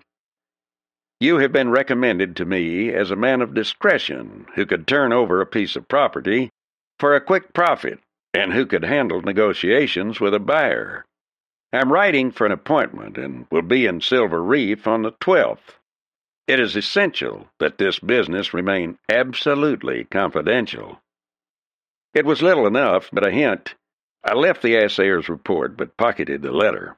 The long ride had tired me, for my wounds, while much improved, had robbed me of strength. Dousing the candle, I returned it to its shelf. And then I heard a low mutter of voices and steps on the stair. Backing swiftly, I glanced around and saw a closed door that must lead to an inner room. Stepping through it, I closed it just in time. It was a room used for storage. Voices sounded and a door closed. A match scratched and light showed under the door. Nonsense! Probably got in some drunken brawl. You're too suspicious, Morgan. Maybe, but the man worries me. He rides too much. And he may get to nosing around and find something. Did you see Lyle before he died? No. He shot first, though. Some fool saw him take a bead on somebody. This other fella followed it up and killed him. The crabbed voice of Booker interrupted. Forget him. Forget Sabre. My men are lined up, and they have the cold cash ready to put on the line. We haven't any time for child's play. I've done my part, and now it's up to you. Get Sabre out of the way, and get rid of McLaren." "That's not so easy," Park objected stubbornly. "McLaren is never alone, and if anybody ever shot at him, he'd turn the country upside down to find the man. And after he's killed, the minute we step in, suspicion will be diverted to us." "Nonsense," Booker replied irritably. "Nobody knows we've had dealings. They'll have to settle the estate, and I'll step in as representative of the buyers. Of course, if you were married to the girl, it would simplify things. What's the matter? Sabre cutting in there, too?" "Shut up." Park's voice was ugly. "If you ever say a thing like that again, I'll wring you out like a dirty towel, Booker. I mean it." "You do your part," Booker said, "and I'll do mine. The buyers have the money, and they're ready. They won't wait forever." A chair scraped, and Park's heavy steps went to the door and out. There was a faint squeak of a cork twisting in a bottleneck, the gargle of a poured drink. Then the bottle and glass returned to the shelf. The light vanished and a door closed. Then footsteps grated on the gravel below. Only a minute behind him, I hurried from the vicinity, then paused, sweating despite the cool air. Thinking of what I'd heard, I retrieved my horse and slipped quietly out of town. Bedded down among the clustering cedars, I thought of that, and then of Olga, the daughter of McLaren, of her soft lips, the warmth of her arms, the quick, proud lift of her chin. Coming home to Cottonwood Wash in the 2-bar, with the wind whispering through the greasewood and rustling the cottonwood leaves, I kept a careful watch, but saw nobody until Mulvaney himself stepped into sight. "Had any trouble?" I asked him. "Trouble? None here," he replied. "Some men came by, but the sound of my Spencer drove them away again." He walked to the door. "There's grub on the table. How was it in Silver Reef?" "A man killed." "Be careful, lad. There's too many dying." When I had explained, he nodded. "Did they know it was you?" "I doubt it." It felt good to be back on my own place again, seeing the white-faced cattle browsing in the pasture below, seeing the water flowing to irrigate the small garden we'd started. "You're tired," Mulvaney studied me, "but you look fit. You've thrown a challenge in the teeth of Park. You'll be backing it up?" Backing it up? My eyes must have told what was in me. "That's one man I want, Mulvaney. He had me down and beat me, and I'll not live free until I whip him or he whips me fair. He's a powder of a man, lad. I've seen him lift a barrel of whiskey at arm's length overhead. It will be a job to whip him." "Ever box any, Mulvaney? You told me you'd wrestled Cornish style." "What Irishman hasn't boxed a bit? It is a sparring mate you're wanting. Sure, and it would be good to get the leather on my mollies again." For a week we were at it. Every night we boxed, lightly at first, then faster. He was a brawny man, a fierce slugger, and a powerful man in the clinches.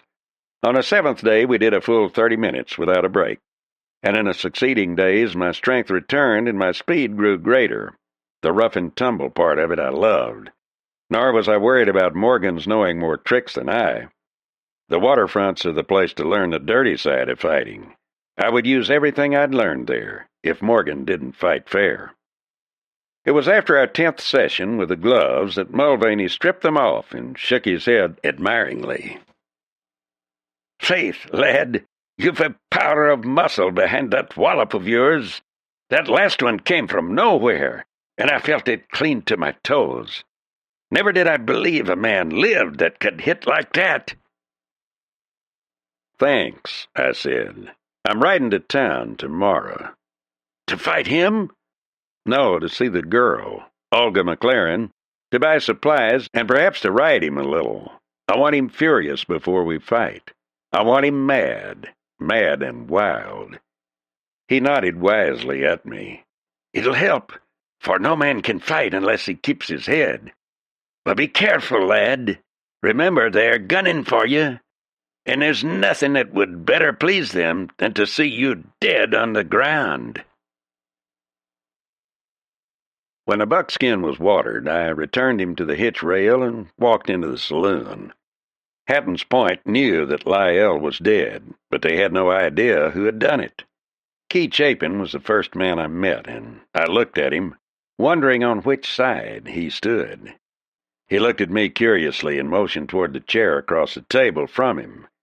Dropping into it, I began to build a smoke. "Well, Sabre, you're making quite a name for yourself." I shrugged. "That's not important. All I want is a ranch." "All?" "And a girl." "One may be as hard to get as the other." "Maybe. Anyway, I've made a start on the ranch. In fact, I have the ranch and intend to keep it." "Heard about Lyle?" "Killed, wasn't he? Somewhere west of here?" "At Silver Reef. It's a peaceful, quiet place in spite of being a boom town. And they have a sheriff over there who believes in keeping it peaceful. They tell me he's working hard to find out who killed Lyle." "It might be anybody. There was a rumor that he was one of the men in the raid on the Ball Ranch." "And which you promised to bury on the spot." What this was building up to, I did not know, but I was anxious to find out just where Chapin stood. He would be a good friend to have and a bad enemy, for his paper had a good deal of influence around town. "You told me when I first came here that the town was taking sides. Which is your side?" He hesitated, toying with his glass. "That's a harder question to answer since you came," he replied frankly. "I will say this. I am opposed to violence. I believe now is the time to establish a peaceful community, and I believe it can be done. For that reason, I'm opposed to the CP outfit, whose code is violence." "And McLaren?" He hesitated again. "McLaren can be reasoned with at times. Stubborn, yes, but only because he has an exaggerated view of his own rightness. It is not easy to prove him wrong, but it can be done." "And Park?"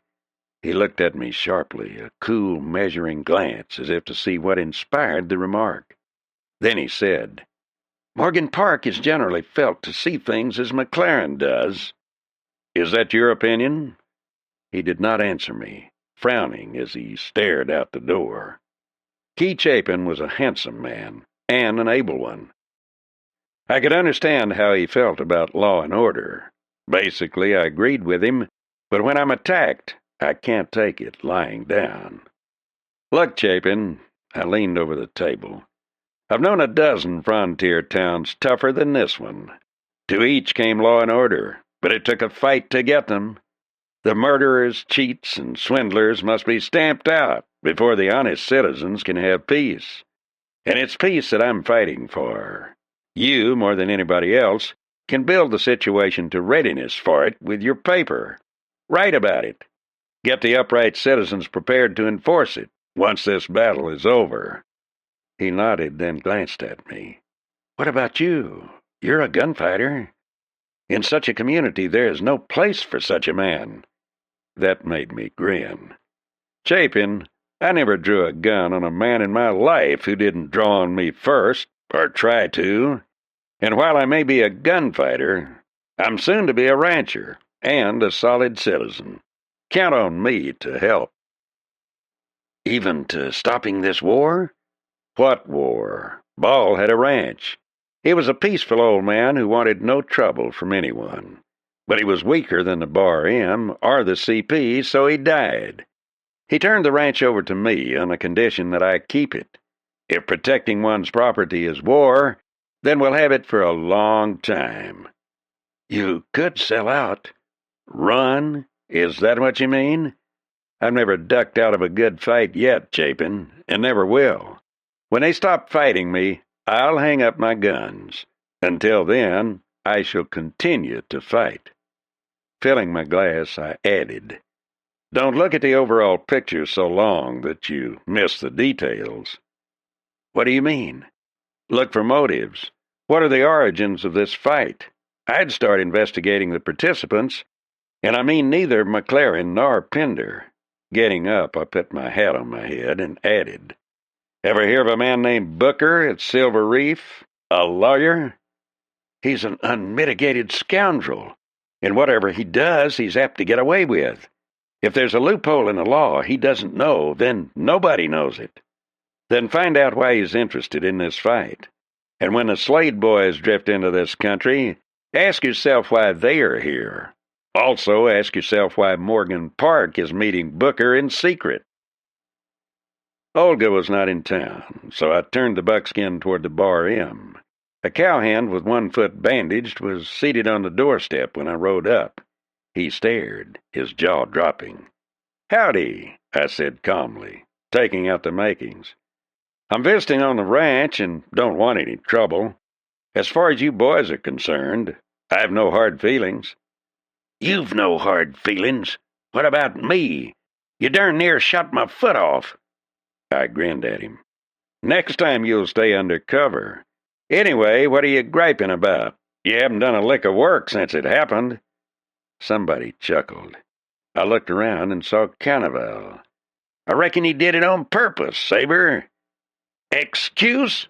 the injured man roared, disgusted. He rose and limped off. "What you want here, Sabre?" Carnival asked, still smiling. "Just visiting." "Sure you're welcome?" "No, I'm not sure. But if you're wondering if I came looking for trouble, I didn't. If trouble comes to me on this ranch now, it'll be because I'm pushed, and pushed hard. If you're the guardian angel of peace, just relax. I'm courting." "Rudd won't take kindly to that. He may have me order you off." "All right, Carnival. If he does and you tell me to go, I'll go. Only one thing, you keep Park off me. I'm not ready for him, and when it comes, I'd rather she didn't see it." "Fair enough." He tossed his cigarette into the yard. "You'll not be bothered under those circumstances. Only," he grinned and his eyes twinkled, "you might be wrong about Olga. She might like to see you tangle with Park." Starting up the steps, I remembered something. "Carnival!" He turned sharply, ready on the instant. "A friendly warning," I said. "Some of the people who don't like me also want your boss out of here. To get him out, you have to go first. If you hear of the Slades in this country, you'll know they've come for you and your boss." His eyes searched mine. "The Slades?" "Yeah, for you and McLaren. Somebody's saving me for dessert." He was standing there, looking after me when I knocked. Inside a voice answered that set my blood pounding. "Come in." Chapter 7. As I entered, there was an instant when my reflection was thrown upon the mirror beside hers.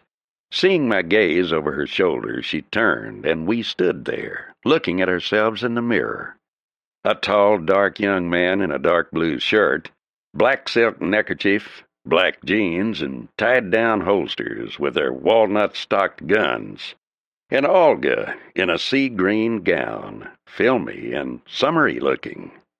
She turned quickly to face me. "What are you doing here? My father will be furious." "He'll have to get over it sometime, and it might as well be right now." She searched my face. "You're still keeping up that foolish talk? About marrying me?" "It isn't foolish. Have you started buying your trousseau?" "Of course not." "You'd better. You'll need something to wear, and I won't have much money for a year or two." "Matt," her face became serious, "you'd better go. I'm expecting Morgan." I took her hands. "Don't worry. I promised Carnival there would be no trouble, and there will be none, no matter what Morgan Park wants to do or tries to do." She was unconvinced and tried to argue, but I was thinking how lovely she was, poised, her lovely throat bare. She was something to set a man's pulses pounding. "Matt," she was angry now, "you're not even listening, and don't look at me like that." "How else should a man look at a woman? And why don't we sit down? Is this the way you receive guests at the Bar M? At the 2 Bar, we are more thoughtful." "So I've heard," she said dryly. Her anger faded. "Matt, how do you feel? I mean, those wounds, are they all right?" "Not all right, but much better. I'm not ready for Morgan Park yet, but I will be soon. He won't be missed much when he's gone." "Gone?" She was surprised. "Remember that I like Morgan." "Not very much," I shrugged. "Yes, gone. This country isn't big enough to hold both of us, even if you weren't in it." She sat down opposite me, and her face was flushed a little. She looked at me, then looked away, and neither of us said anything for a long minute. "It's nice here," I said at last. "Your father loves this place, doesn't he?" "Yes, only I wish he would be content and stop trying to make it bigger." "Men like your father never seem to learn when they have enough." "You don't talk like a cowhand, Matt." "That's because I read a book once." "Key told me you had been all over the world. He checked up on you. He said you had fought in China and South Africa." "That was a long time ago." "How did you happen to come west?" "I was born in the West, and then I always wanted to return to it and have a ranch of my own. But there wasn't anything to hold me down, so I just kept on drifting from place to place. Staying in one place did not suit me unless there was a reason to stay, and there never was, before." Tendrils of her dark hair curled against her neck. The day was warm, and I could see tiny beads of perspiration on her upper lip. She stood up suddenly, uneasily. "Matt, you'd better go. Father will be coming, and he'll be furious." "And Morgan Park will be coming, and it doesn't matter in the least whether they come or not. I came here to see you, and as long as they stay out of the way, there'll be no trouble." "But, Matt—" She stepped closer to me, and I took her by the elbows. She started to step back, but I drew her to me swiftly. I took her chin and turned her head slightly. She resisted, but the continued pressure forced her chin to come around. She looked at me then, her eyes wide and more beautiful than I would ever have believed eyes could be. And then I kissed her. We stood there clinging together tightly, and then she pulled violently away from me. For an instant she looked at me, and then she moved swiftly to kiss me again. And we were like that when hoofs sounded in the yard. 2 horses. We stepped apart, but her eyes were wide and her face was pale when they came through the door, her breast heaving and her white teeth clinging to her lower lip. They came through the door, Rudd McLaren first, and then Morgan Park, dwarfing McLaren in spite of the fact that he was a big man. When they saw me, they stopped. Park's face darkened with angry blood. He started toward me, his voice hoarse with fury. "Get out! Get out, I say!" My eyes went past him to McLaren. "Is Park running this place, or are you? It seems to me he's got a lot of nerve, ordering people off the place of Rudd McLaren." McLaren flushed. He didn't like my being there, but he disliked Park's usurping of authority even more. "That'll do, Morgan. I'll order people out of my own home." Morgan Park's face was ugly at that minute, but before he could speak, Cannavale appeared in the door. "Boss, Sabre said he was visiting, not hunting trouble. He said he would make no trouble and would go when I asked him. He also said he would make no trouble with Park." Before McLaren could reply, Olga said quickly, "Father, Mr. Sabre is my guest. When the time comes, he will leave. Until then, I wish him to stay." "I won't have him in this house," McLaren said angrily. He strode to me, the veins in his throat swelling. "Damn you, Sabre. You've got a gall to come here after shooting my men, stealing range that rightly belongs to me, and running my cattle out of Cottonwood Wash." "Perhaps," I admitted. "There's something in what you say, but I think we have no differences we can't settle without fighting. Your men came after me first. I never wanted trouble with you, Rudd, and I think we can reach a peaceful solution." It took the fire out of him. He was still truculent, still wanting to throw his weight around, but mollified. Right then I sensed the truth about Rudd McLaren. It was not land and property he wanted so much as to be known as the biggest man in the country. He merely knew of no way to get respect and admiration, other than through wealth and power. Realizing that gave me an opening. I was talking to Chapin today. If we're going to be safe, we must stop all this fighting. And the only way it can be done is through the leadership of the right man. I think you're that man, McLaren. He was listening, and he liked what he heard. You're the big man of the community, I added. If you make a move for peace, others will follow. The Penders won't listen, he protested. You know that. You killed Raleigh, but if you hadn't, Cannibal might have. Jim will never rest until you're dead, and he hates me and all I stand for. Morgan Park was listening, his eyes hard and watchful. He had never imagined that McLaren and I would talk peace, and if we reached a settlement, his plans were finished. If Pender and the CP were alone, they would have to become outlaws to persist in this fight. If the fight continues, all the rustlers in the country will come in here to run off our herds while we fight. Did it ever fail? When honest men fall out, thieves always profit. Moreover, you'll break yourself paying gunmen's wages. From now on, they'll come higher. Olga was listening with some surprise, and, I believed, with respect. Certainly I had gone farther than I'd ever believed possible. My own instinct is toward fighting, yet I have always been aware of the futility of it. Now I could see that, if the fighting ended, all our problems would be simple and easily settled. The joker in the deck was Morgan Park. He had everything to lose by a settlement and nothing to gain. Park interrupted suddenly. I wouldn't trust all this talk, Rudd. Sabre sounds good, but he's got some trick in mind. What's he planning? What's he trying to cover? Morgan, Olga protested, I'm surprised at you. Matt is sincere, and you know it. I know nothing of the kind, he replied shortly. I'm surprised that you would defend this killer. He was looking at me as he spoke, and it was then I said the one thing I had wanted to say. The hunch I could not prove. At least, I replied, my killings have been in fair fights by men trying to kill me. I've never killed a man who had no gun, and who would have been helpless against me in any case. Morgan Park stiffened, and his face grew livid. Yet I knew from the way his eyes searched my face that he detected the undercurrent of meaning, and he was trying to gauge the depth of my knowledge. It was Darcy I had in mind, for Darcy had known something about Park, and had been slain for what he knew, or because he might tell others what he knew. I was sure of that.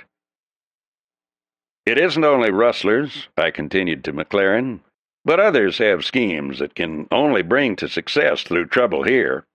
There are those who wish this fight to continue, so they may get rights and claims they could never secure if there was peace. Morgan Park was glaring, fighting for control. He could see that unless he kept his temper and acted quickly, his plans might be ruined. Something of what I'd said apparently touched McLaren, for he was nodding. I'll have to think it over, McLaren said. This is no time to make decisions. By all means, turning, I took Olga's arm. Now, if you'll excuse us. Morgan's face was a study in concentrated fury. He started forward, blood in his eye. Putting Olga hurriedly to one side, I was ready for him, but Cannibal stepped between us. Hold it! Cannibal's command stopped Park in his tracks. That's all, Park. We'll have no trouble here. What's the matter? He sneered. Sabre need a nursemaid now? No, the foreman was stiff. He gave me his word, and I gave mine. As long as he's on this place, my word holds. If the boss wants him to go, he'll go. In the silence that followed, McLaren turned to me. Sabre, I've no reason to like you, but you are my daughter's guest, and you talk straight from the shoulder. Remain as long as you like. Park started to speak, but realized he could do nothing. He turned his heavy head, staring at me from under heavy brows. That gaze was cold and deadly. We can settle our differences elsewhere, Sabre. Olga was worried when we got outside. You shouldn't have come, Matt. There'll be trouble. Morgan is a bad enemy. He was my enemy anyway. That he is a bad enemy, I know. I think another friend of yours found that out." She looked up quickly, real fear in her eyes. "What do you mean?" "Your friend Darcy. He comes of a family that does not frighten easily. Did you ever have a note of acknowledgement from him?" "No." "Strange. I'd have said such a man would never neglect such an obvious courtesy." We stood together then, looking out at the night and the desert. No words between us, but needing no words. Our hearts beating together, our blood moving together, feeling the newness of love discovered. The cottonwood leaves brushed their pale green hands together, and their muted whispering seemed in tune with our own thoughts. This was my woman, the one I would walk down the years with. The leaves said that, and my blood said it, and I knew the same thoughts were in her, reluctant as she might be to admit it. "This trouble will pass," I said softly, "as the night will pass, and when it is gone, and the winds have blown the dust away, then I shall take you to Cottonwood Wash, to live." Her hand stayed in mine, and I continued, "We'll build something there to last down the years. Until this will all seem a bad dream, a nightmare dissipated by the morning sunlight." "But could you ever settle down? Could you stay?" "Of course. Men don't wander for the love only of wandering. They wander because they're in search of something, a place of one's own, a girl, a job accomplished. It is only you who have mattered since the day I rode into the streets of Hattans Point and saw you there." Turning toward her, I took her by the elbows, and her breath caught, then came quickly and deeply. Her lips parted slightly as she came into my arms, and I felt her warm body melt against mine, and her lips were warm and seeking, urgent, passionate. My fingers ran into her hair and along her scalp, and her kisses hurt my lips, as mine must have hurt hers. All the fighting, all the waiting, melted into nothingness then. She pulled back suddenly, frightened yet excited, her breast rising and falling as she fought for control. "This isn't good. We're too violent. We've got to be more calm." I laughed then, full of the zest of living and loving and seeing the glory of her there in the moonlight. I laughed and took her arms again. "You're not exactly a calm person." "I?" A flush darkened her face. "Well, all right then. Neither of us is calm." "Need we be?" My hands reached for her, and then I heard someone whistling, and irritably I looked up to hear feet grating on the gravel path. It was Cannibal. "Better ride," he said. "I wouldn't put it past Park to drag gulch you, man."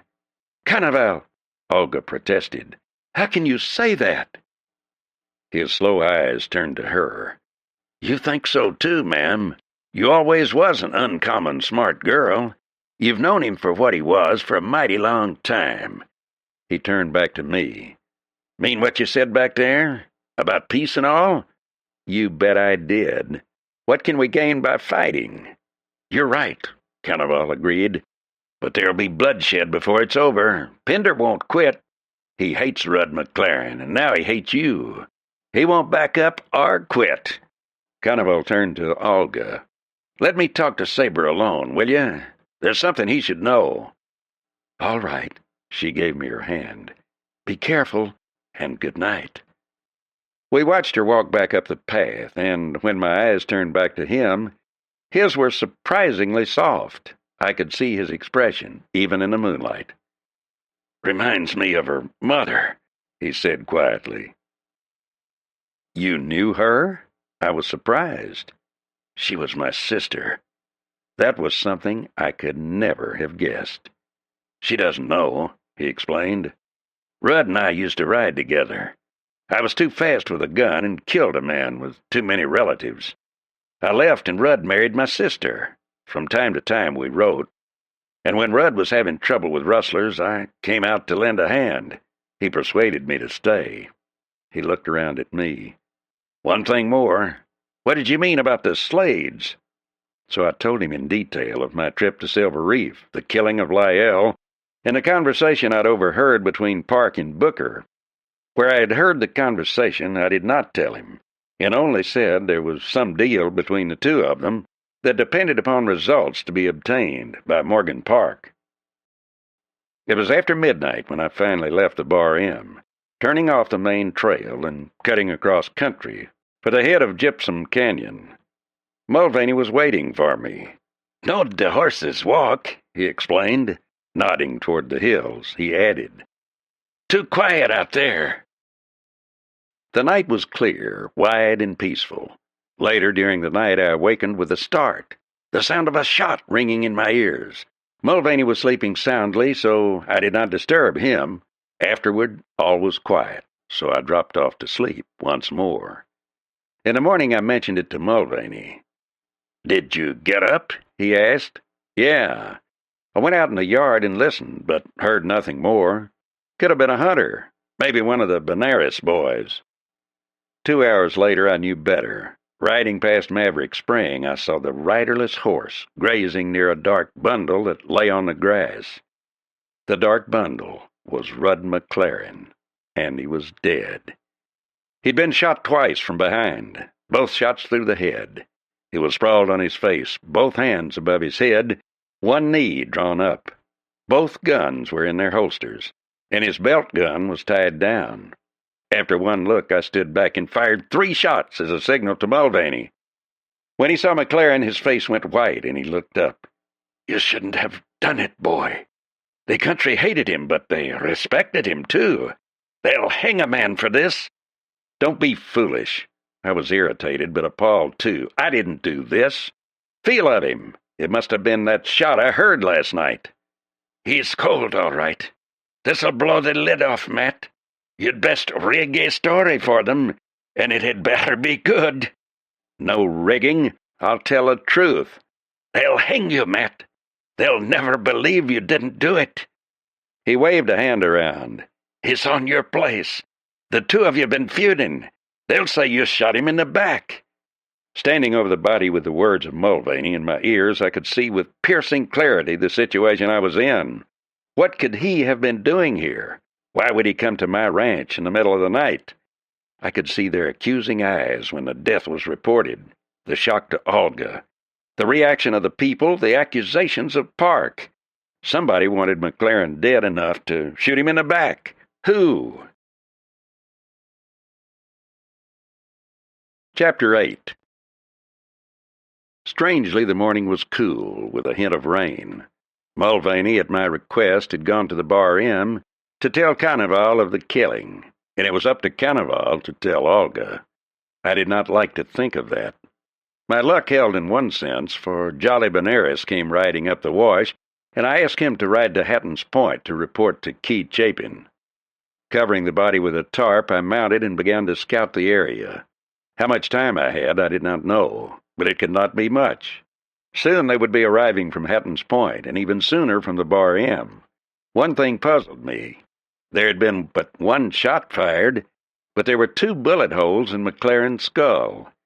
Carefully I examined the sand under the body and was struck by a curious thing. There was no blood. None on the sand, that is. There was plenty of blood on Rudd himself, but all of it, strangely enough, seemed to come from one bullet hole. There was a confusion of tracks where his horse had moved about while he lay there on the ground, but at this point the wash was sandy, and no definite track could be distinguished. Then horses' hoofs sounded, and I looked up to see 5 riders coming toward me. The nearest was Carnival, and beside him Olga. The others were all Bar M riders, and from one glance at their faces I knew there was no doubt in their minds, and little reason for speculation, that I had killed Rudd McLaren. Carnival drew up, and his eyes pierced mine, cold, calculating, and shrewd. Olga threw herself from her horse and ran to the still form on the ground. She had refused to meet my eyes, or to notice me.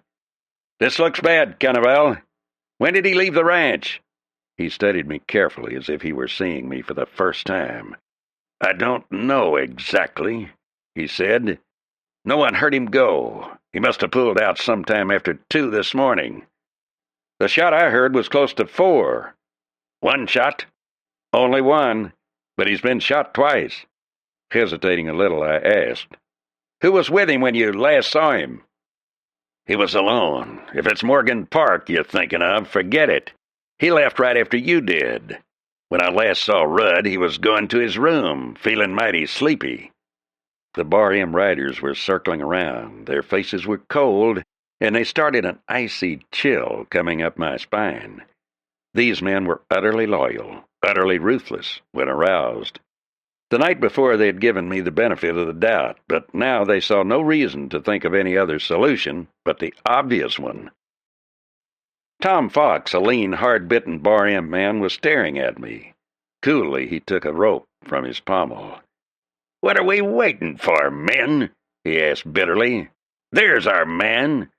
Turning, I said, "Fox, from what I hear, you're a good man and a good hand.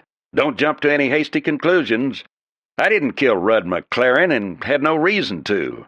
We made peace talk last night and partied in good spirits." Fox looked up at Carnival. "That right?" Carnival hesitated, his expression unchanging.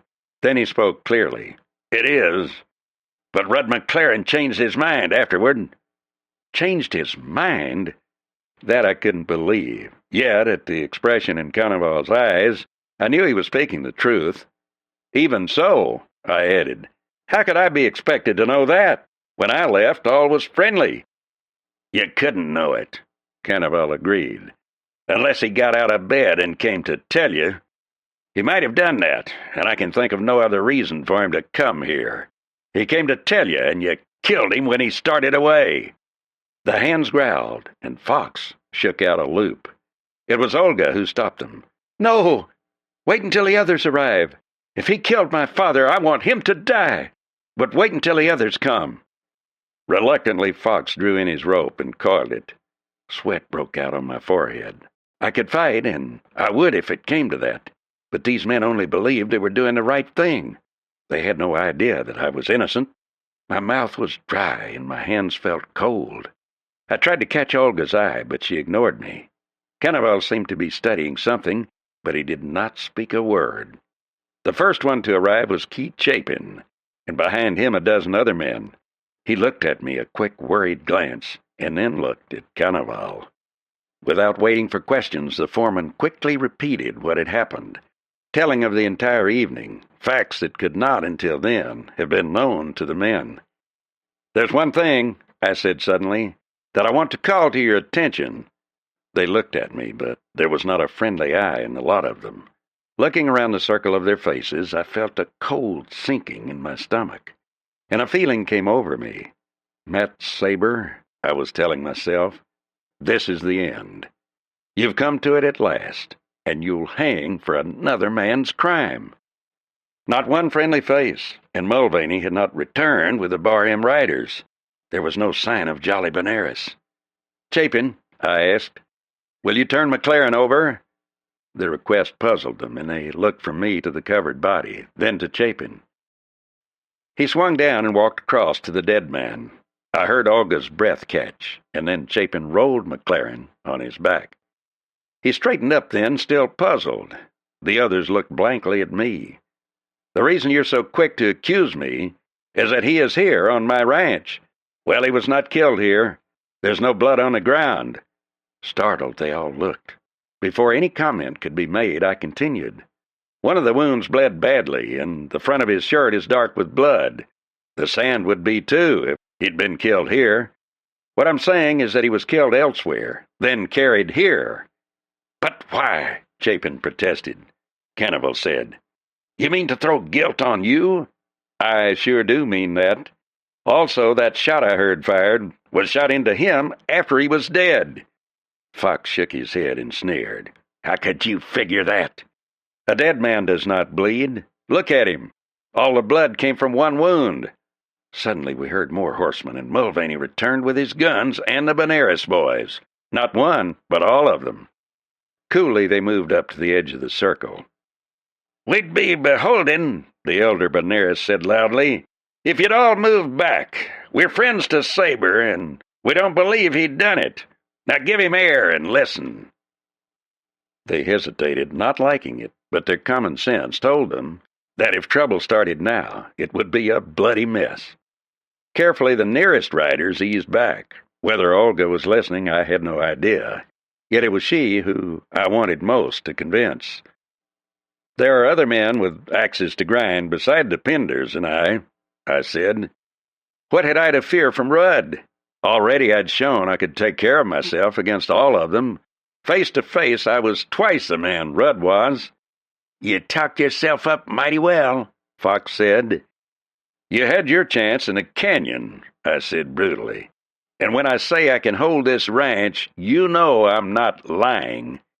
Horses came up the trail, and the first faces I recognized were Bodie Miller and the redhead I'd whipped at the 2-bar. Bodie pushed his horse into the circle when he saw me. The devil was riding Bodie again, and I could see from Cannavale's face that he knew it. Right at the moment Bodie was remembering how I had dared him to gamble at point-blank range. "You, is it?" he said. "I'll kill you one day." "Keep out of this, Bodie," Cannavale ordered sharply. Miller's dislike was naked in his eyes. "Rudd's dead now," he said. "Maybe you won't be the boss anymore. Maybe she'll want a younger man for boss." The import of his words was like a blow across the face. Suddenly I wanted to kill him. Suddenly I was going to. Cannavale's voice was a cool breath of air through my fevered brain. "That will be for Miss Olga to decide." He turned to her. "Do you wish me to continue as foreman?" "Naturally." Her voice was cold and even, and in that moment I was proud of her. "And your first job will be to fire Bodie Miller." Miller's face went white with fury, and his lips bared back from his teeth. Before he could speak, I interfered. "Don't say it, Bodie. Don't say it." I stepped forward to face him across McLaren's body. The malignancy of his expression was unbelievable. "You and me are going to meet," he said, staring at me. "When you're ready, Bodie." Deliberately not wanting the fight here, now, I turned my back on him. Chapin and Cannavale joined me while the men loaded the body into a buckboard. "We don't think you're guilty, Sabre. Have you any ideas?" "Only that I believe he was killed elsewhere and carried here to cast blame on me. I don't believe it was Pender. He would never shoot McLaren in the back." "You think Park did it?" Cannavale demanded. "Peace between myself and McLaren would be the last thing he'd want," I said. Bob Benares was waiting for me. "You can use Jonathan and Jolly," he said. "I ain't got work enough to keep 'em out of mischief." He was not fooling me in the least. "Thanks. I can use them to spell Mulvaney on lookout, and there's plenty of work to do." For 2 weeks we worked hard, and the inquest of Rudd McLaren turned up nothing new. There'd been no will, so the ranch went to Olga. Yet nothing was settled. Some people believed I had killed McLaren. Most of them did not know, but the country was quiet. Of Bodie Miller we heard much. He killed a man at Hattans Point in a saloon quarrel, shot him before he could get his hand on a gun. Bodie and Red were riding with a lot of riffraff from Height. The Bar M was missing cattle, and Bodie laughed when he heard it. He pistol-whipped a man in Silver Reef, and wounded a man while driving off the posse that came after him. I worried more about Morgan Park. I had to discover just what his plan was. My only chance was to follow Park every hour of the day and night. I must know where he went, what he was doing, with whom he was talking. One night I waited on a hill above Hattans Point, watching the house where he lived when in town. When he came out of the house, I could feel the hackles rising on the back of my neck. There was something about him that would always stir me to fury, and it did now.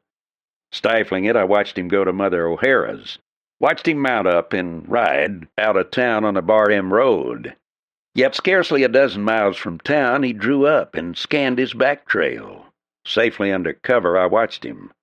Apparently satisfied with what he did not see, he turned right along the ridge, keeping under cover. He now took a course that led him into the wildest and most remote corner of the Bar M, that neck of land north of my own and extending far west. His trail led him out upon Dark Canyon Plateau. Knowing little of this area, I closed the distance between us until I saw him making camp. Before daylight, he was moving again. The sun rose and the day became hot. with a film of heat haze obscuring all the horizons. He seemed headed toward the northwest, where the long line of the sweet Alice Hills ended the visible world. This country was a maze of canyons. To the south it fell away in an almost sheer precipice for hundreds of feet to the bottom of Dark Canyon. There were trails off the plateau, but I knew none of them. The view was breathtaking, overlooking miles of columned and whorled sandstone, towering escarpments, minarets, and upended ledges. This had once been inhabited country, for there were ruins of cliff dwellings about, and Indian writings. The trail divided at the east end of the plateau, and the flat rock gave no indication of which Park had taken. It looked as though I had lost him. Taking a chance, I went down a steep slide into Poison Canyon and worked back in the direction he must have taken. But the only tracks were of rodents and one of a bighorn sheep. Hearing a sound of singing, I dismounted. Rifle in hand, I worked my way through the rocks and the brush. "No use to shave," the man at the fire said. "We're stuck here. No chance to get to Hattans Point now." "Yeah," the shaver scoffed. "You see that big feller? Him and Slade are talking medicine. We'll move out soon. I don't want to get caught with no beard when I go to town." "Who'll care how you look? And maybe the fewer who know how you look, the better." "After this show busts open," the shaver replied, "it ain't going to matter who knows me. We'll have that town sewed up tighter'n a drum." "Maybe." The cook straightened and rubbed his back. "Again, maybe not. I wish it was rustling cows. Taking towns can be mighty mean. It ain't a town, just a couple of ranches. Only 3-4 men on the 2-bar, and about the same on the Bar M. Slade will have the toughest job done afore we start. That big feller looks man enough to do it by himself, but if he can pay, his money'll look good to me. He better watch his step. That Sabre ain't no chicken with a pair of Colts. He downed Raleigh Pinder, and I figure it was him done for Lyell over to the reef. It'll be something when he and Bodie get together, both faster'n greased lightning. Sabre won't be around. Pinder figures on raiding that spread today. Sam wouldn't help him because he'd promised Park. Pinder'll hit him about sundown, and that'll be the end of Sabre." Waiting no longer, I hurried back to my horse. If Pinder was to attack the 2-bar, Park would have to wait. Glancing at the sun, fear rose in my throat. It would be nip and tuck if I was to get back. Another idea came to me. I would rely on Mulvaney and the Benares boys to protect the 2-bar. I would counterattack and hit the CP. When I reached the CP, it lay deserted and still but for the cook, bald-headed and big-bellied.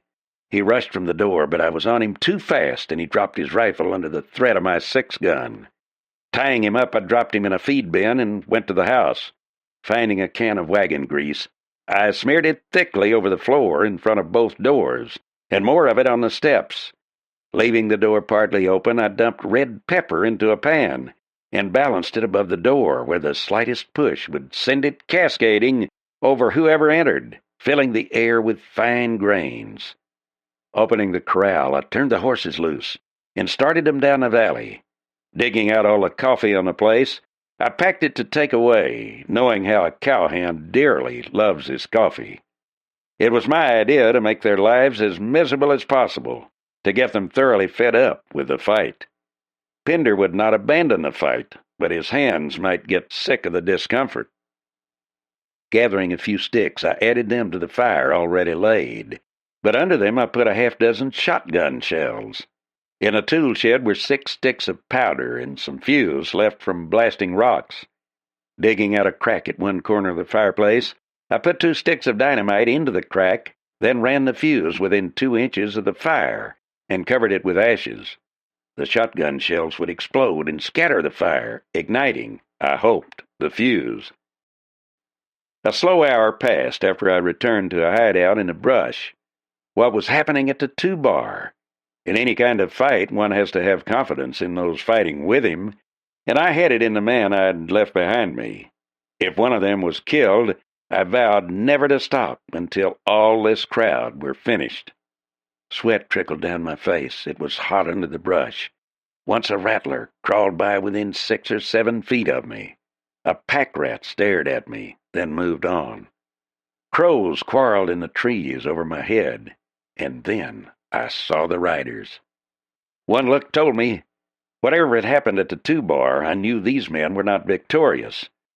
There were 9 in the group, and 2 were bandaged. One had his arm in a sling. One had his skull bound up. Another man was tied over a saddle, head and heels hanging. They rode down the hill, and I lifted my rifle, waiting for them to get closer to the ranch. Then I fired 3 times as rapidly as I could squeeze off the shots. One horse sprang into the air, spun halfway around, scattering the group, then fell, sending his rider sprawling. The others rushed for the shelter of the buildings, but just as they reached them, one man toppled from his horse, hit the dirt like a sack of old clothes, and rolled over in the dust. He staggered to his feet and rushed toward the barn, fell again, then got up and ran on. Others made a break for the house, and the first one to hit those greasy steps was Jim Pender. He hit them running. His feet flew out from under him, and he hit the step on his chin. With a yell, the others charged by him, and even in that distance, I could hear the crash of their falling, their angry shouts, and then the roaring sneezes and gasping yells as the red pepper filled the air and bit into their nostrils. Coolly, I proceeded to shoot out the windows, to knock the hinges off the door. And when Jim Pender staggered to his feet and reached for his hat, I put a bullet through the hat. He jumped as if stung and grabbed for his pistol. He swung it up, and I fired again as he did. What happened to his shot I never knew, but he dropped the pistol with a yell and plunged for the door. One man had ducked for the heavily planked water trough, and now he fired at me. Invisible from my position, I knew that he was somewhere under the trough, and so I drilled the trough with 2 quick shots, draining the water down upon him. He jumped to escape, and I put bullets into the dust to the left and right of his position. Like it or not, he had to lie there while all the water ran over him. A few scattered shots stampeded their horses, and then I settled down to wait for time to bring the real fireworks. A few shots came my way after a while, but all were high or low, and none came close to me. Taking my time, I loaded up for the second time, and then rolled a smoke. My buckskin was in a low place and had cover from the shots. There was no way they could escape from the house to approach me. One wounded man had fallen near the barn, and I let him get up and limp toward it.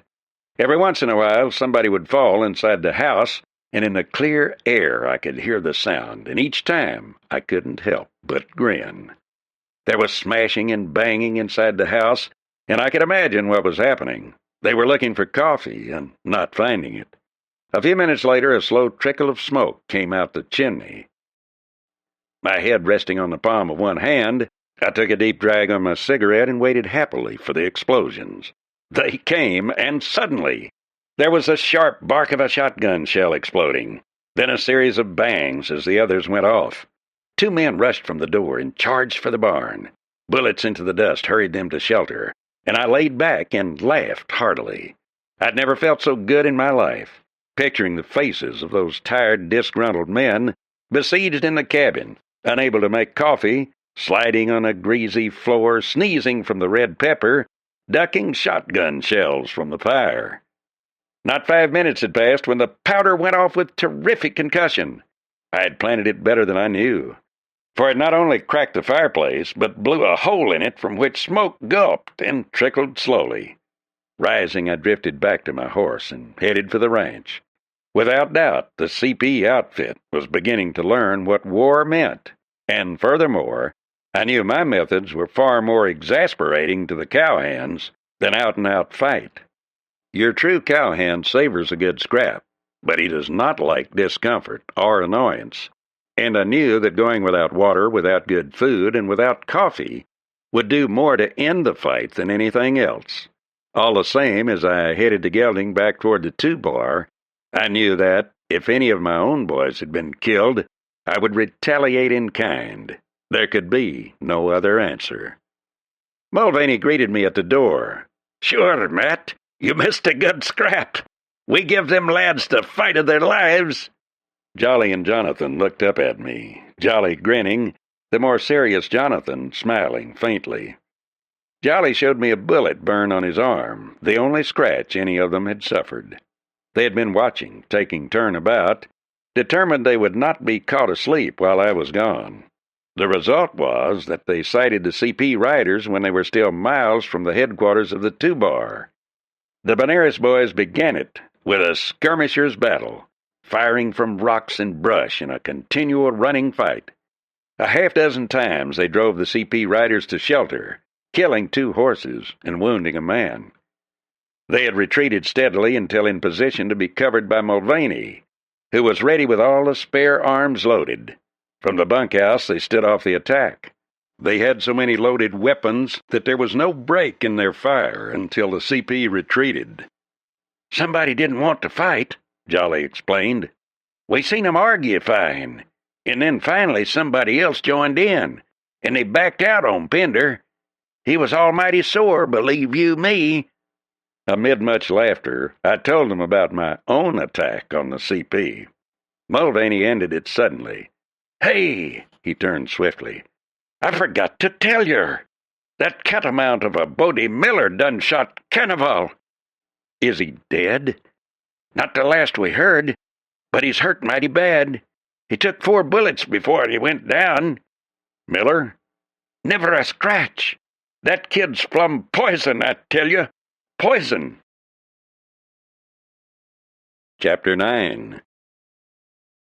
For a minute I considered that, and liked none of it. Carnival had been a man with whom I could reason.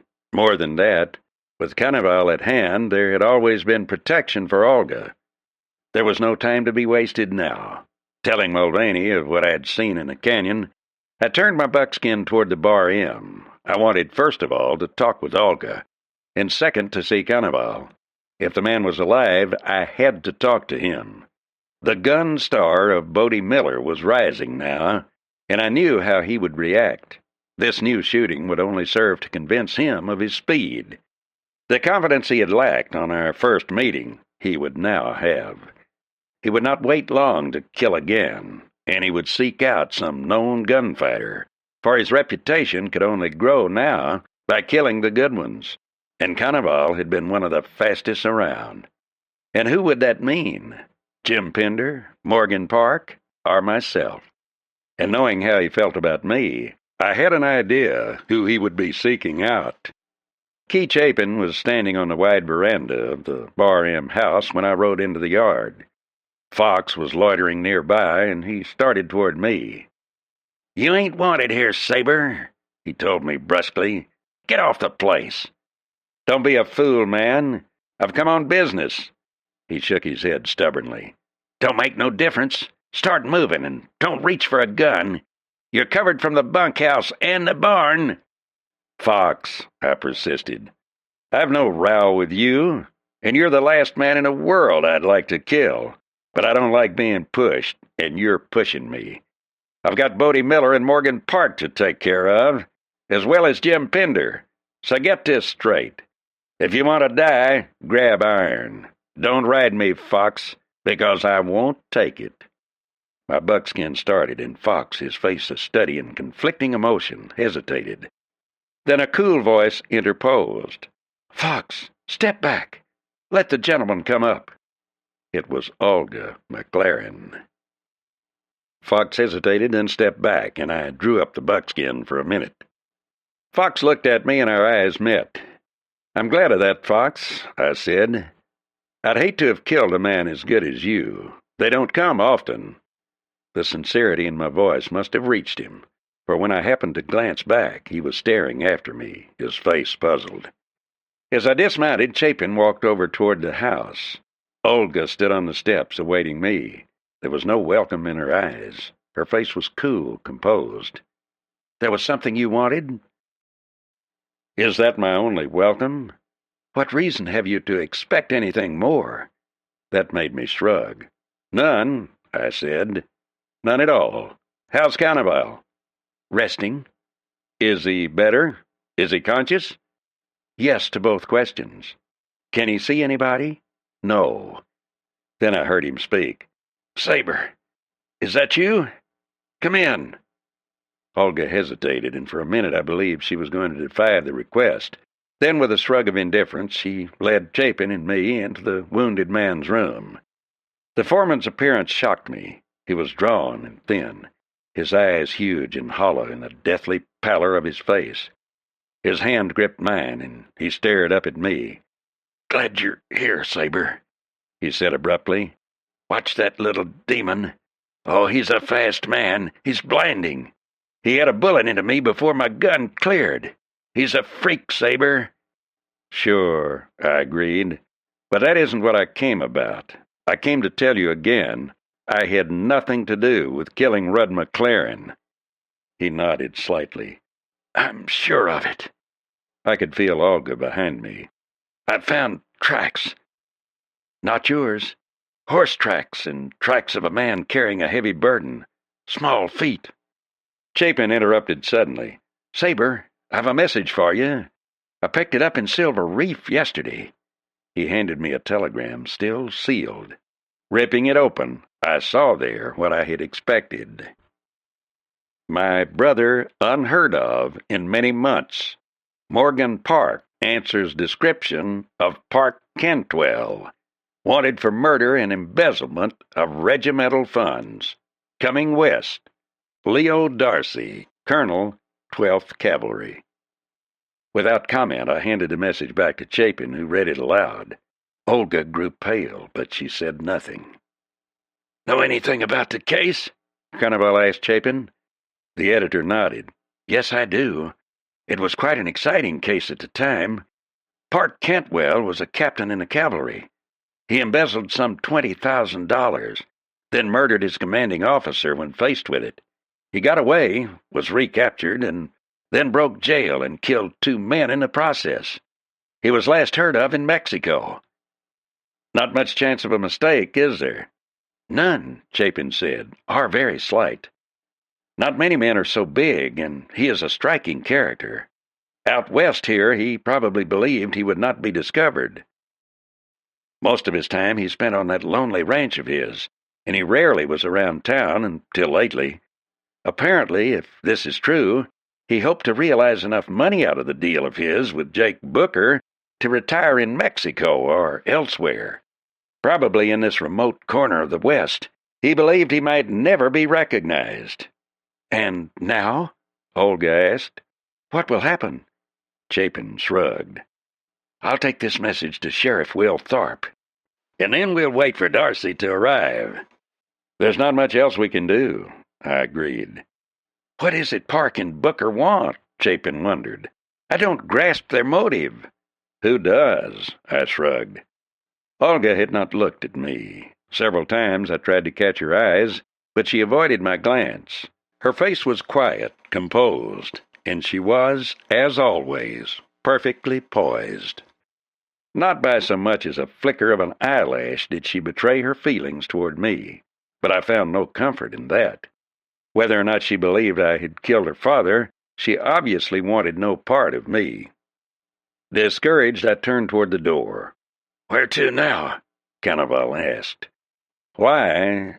I turned around. "I'm heading for town to see Morgan Park. No man ever beat me with his fists yet and walked away scot-free. I'll have the hide off that brute, and now's as good a time as any." "Leave him alone, Sabre." Cannavale tried to sit up. "I've seen him kill a man with his fists." "He won't kill me." "What is this?" Olga turned, her eyes blazing. "A cheap, childish desire for revenge? Or are you talking just to make noise? It seems all I've heard you do since you came here is to talk. You've no right to go in there and start trouble. You've no right to fight Morgan Park simply because he beat you. Leave him alone." Protecting him? My voice was not pleasant. Did she, I wondered, actually love the man? The idea did not appeal to me, and the more it stayed in my mind, the more angry I became. "No," she flared. "I'm not protecting him. From what I saw of you after that first fight, I don't believe it is he who needs the protection." She could have said nothing more likely to bring all my own temper to the surface. So when she spoke, I listened, my face stiffening. Then, without another word, I turned and walked from the room. I went down the steps to my horse and into the saddle. The buckskin leaned into the wind and kept the fast pace I set for him. Despite my fury, I kept my eyes open and on the hills.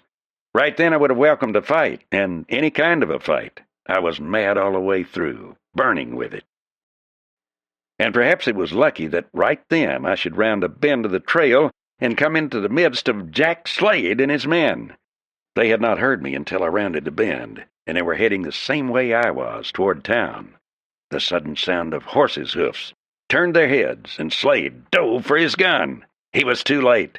Mad clear through, the instant I saw them, I slammed the spurs into my startled buckskin.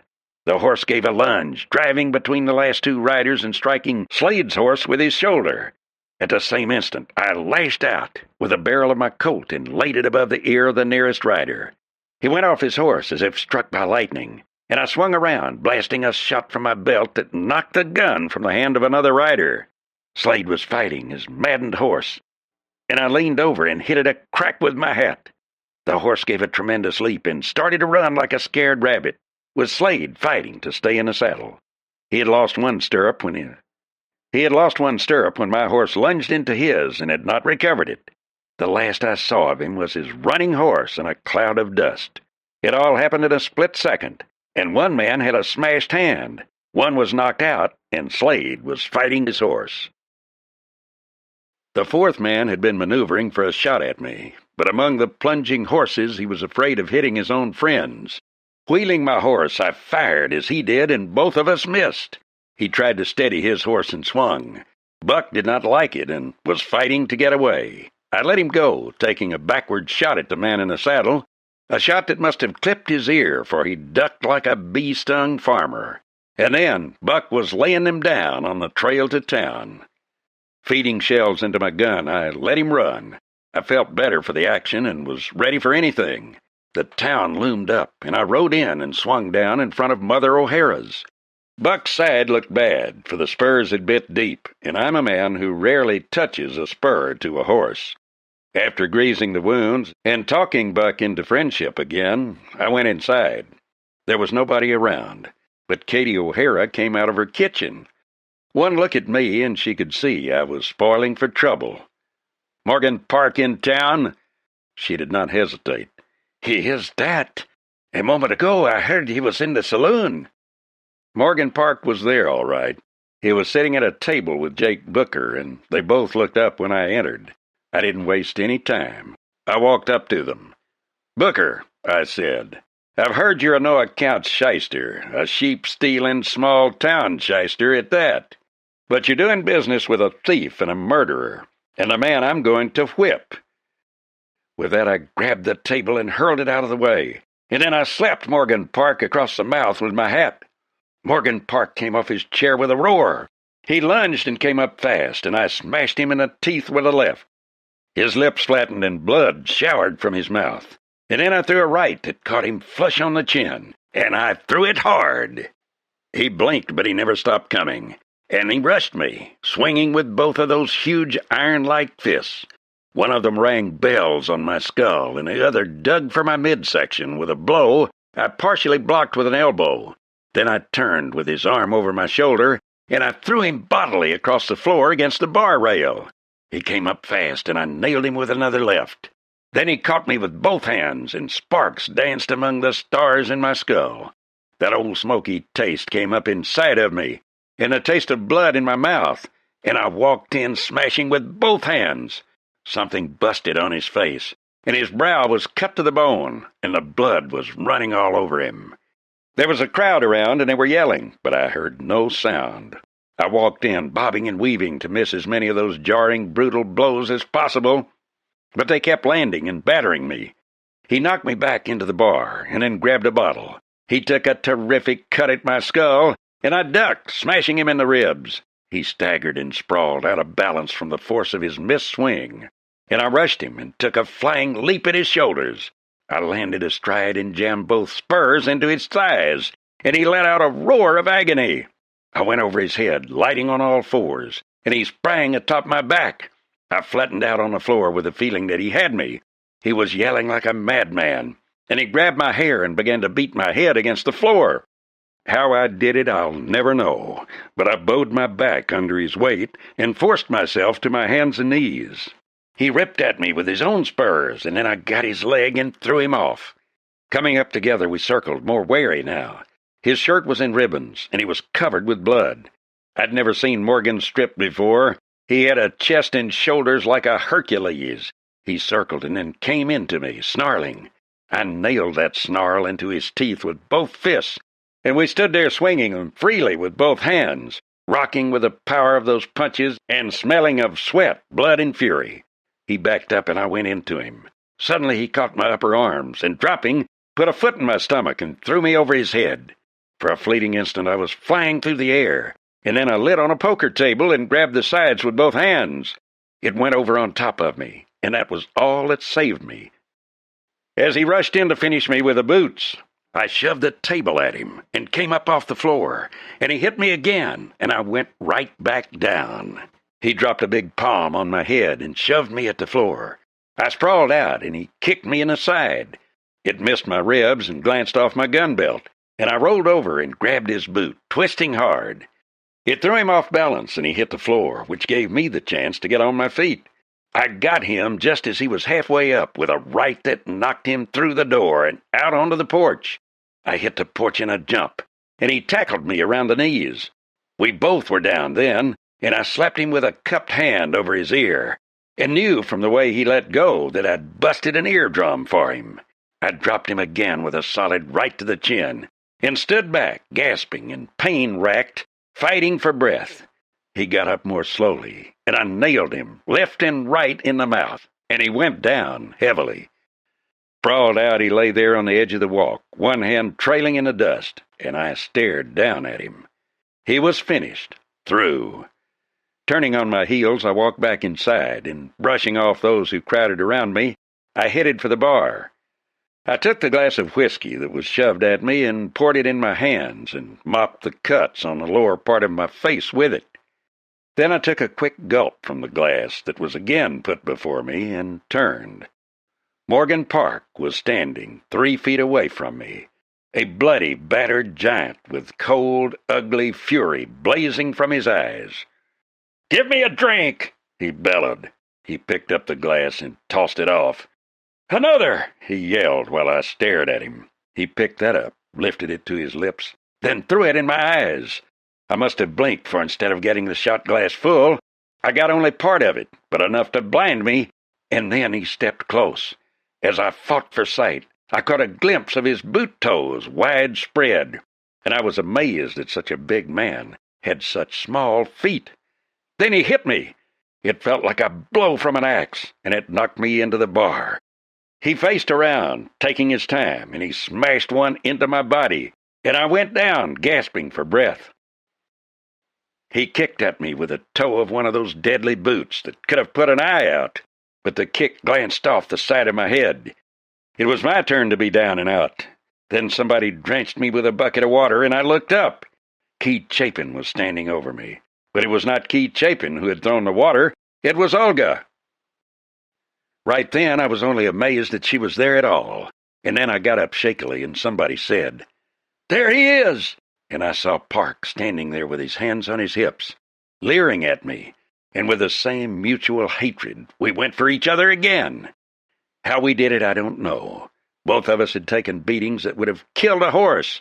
All I knew was that time for me had stopped. Only one thing remained. I had to whip that man.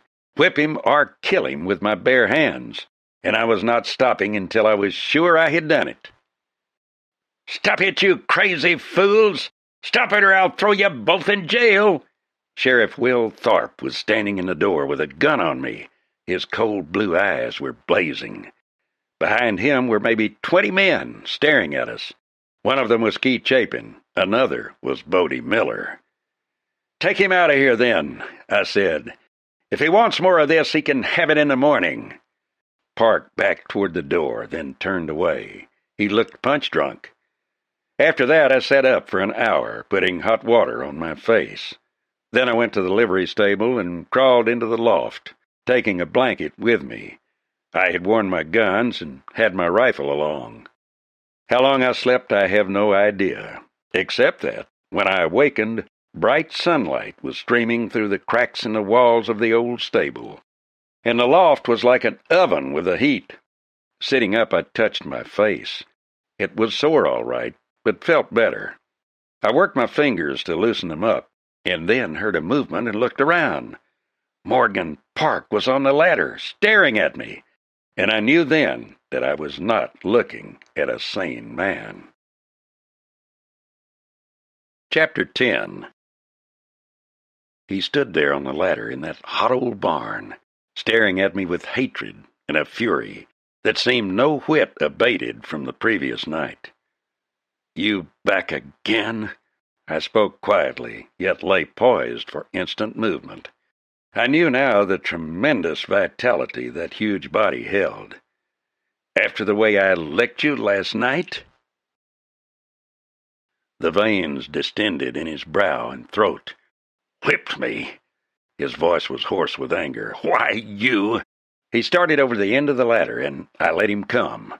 Right then I could have cooled him, knocked him off that ladder, but something within me wouldn't allow it.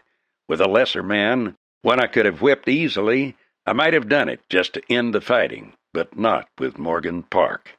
Right then I knew I had to whip him fairly, or I could never be quite comfortable again. He straightened from the ladder, and I could see that he was a little stiff. Well, so was I. But my boxing with Mulvaney and the riding I had done had been keeping me in trim. My condition was better than his, almost enough to equalize his greater size and strength. He straightened and turned toward me. He did not rush, just stood there studying me with cool calculation, and I knew that he, too, had come here to make an end to this fight and to me. Right then he was studying how best to whip me, and suddenly I perceived his advantage. In the loft, one side open to the barn, the rest of it stacked with hay, I was distinctly at a disadvantage. Here his weight and strength could be decisive. He moved toward me, backing me toward the hay. I feinted, but he did not strike. He merely moved on in, his head hunched behind a big shoulder, his fists before him, moving slightly. Then he lunged. My back came up against the slanting wall of hay, and my feet slipped. Off balance, lying against the hay, I had no power in my blows. With cold brutality he began to swing. His eyes were exultant and wicked with sadistic delight. Lights exploded in my brain, and then another punch hit me, and another. My head spinning, my mouth tasting of smoke. I let myself slide to a sitting position, then threw my weight sidewise against his knees. He staggered, and fearing the fall off the edge of the loft, fought for balance. Instantly I smashed him in the mouth. He went to his haunches, and I sprang past him, grabbed a rope that hung from the rafters, and dropped to the hard-packed earth of the barn's floor. He turned and glared at me, and I waited. A man appeared in the door, and I heard him yell, "They're at it again!" And then Morgan Park clambered down the ladder and turned to me. Now it had to be ended. Moving in quickly, I jabbed a stiff left to his face. The punch landed on his lacerated mouth and started the blood. Circling carefully, I slipped a right and countered with a right to the ribs. Then I hit him, fast and rolling my shoulders, with a left and right to the face. He came in, but I slipped another punch, an uppercut hard to the wind. That slowed him down. He hit me with a glancing left and took 2 punches in return. He looked sick now, and I moved in, smashing him on the chin with both hands. He backed up, bewildered, and I knocked his left aside and hit him on the chin. He went to his knees, and I stepped back and let him get up. Behind me there was a crowd, and I knew it. Waiting, I let him get up.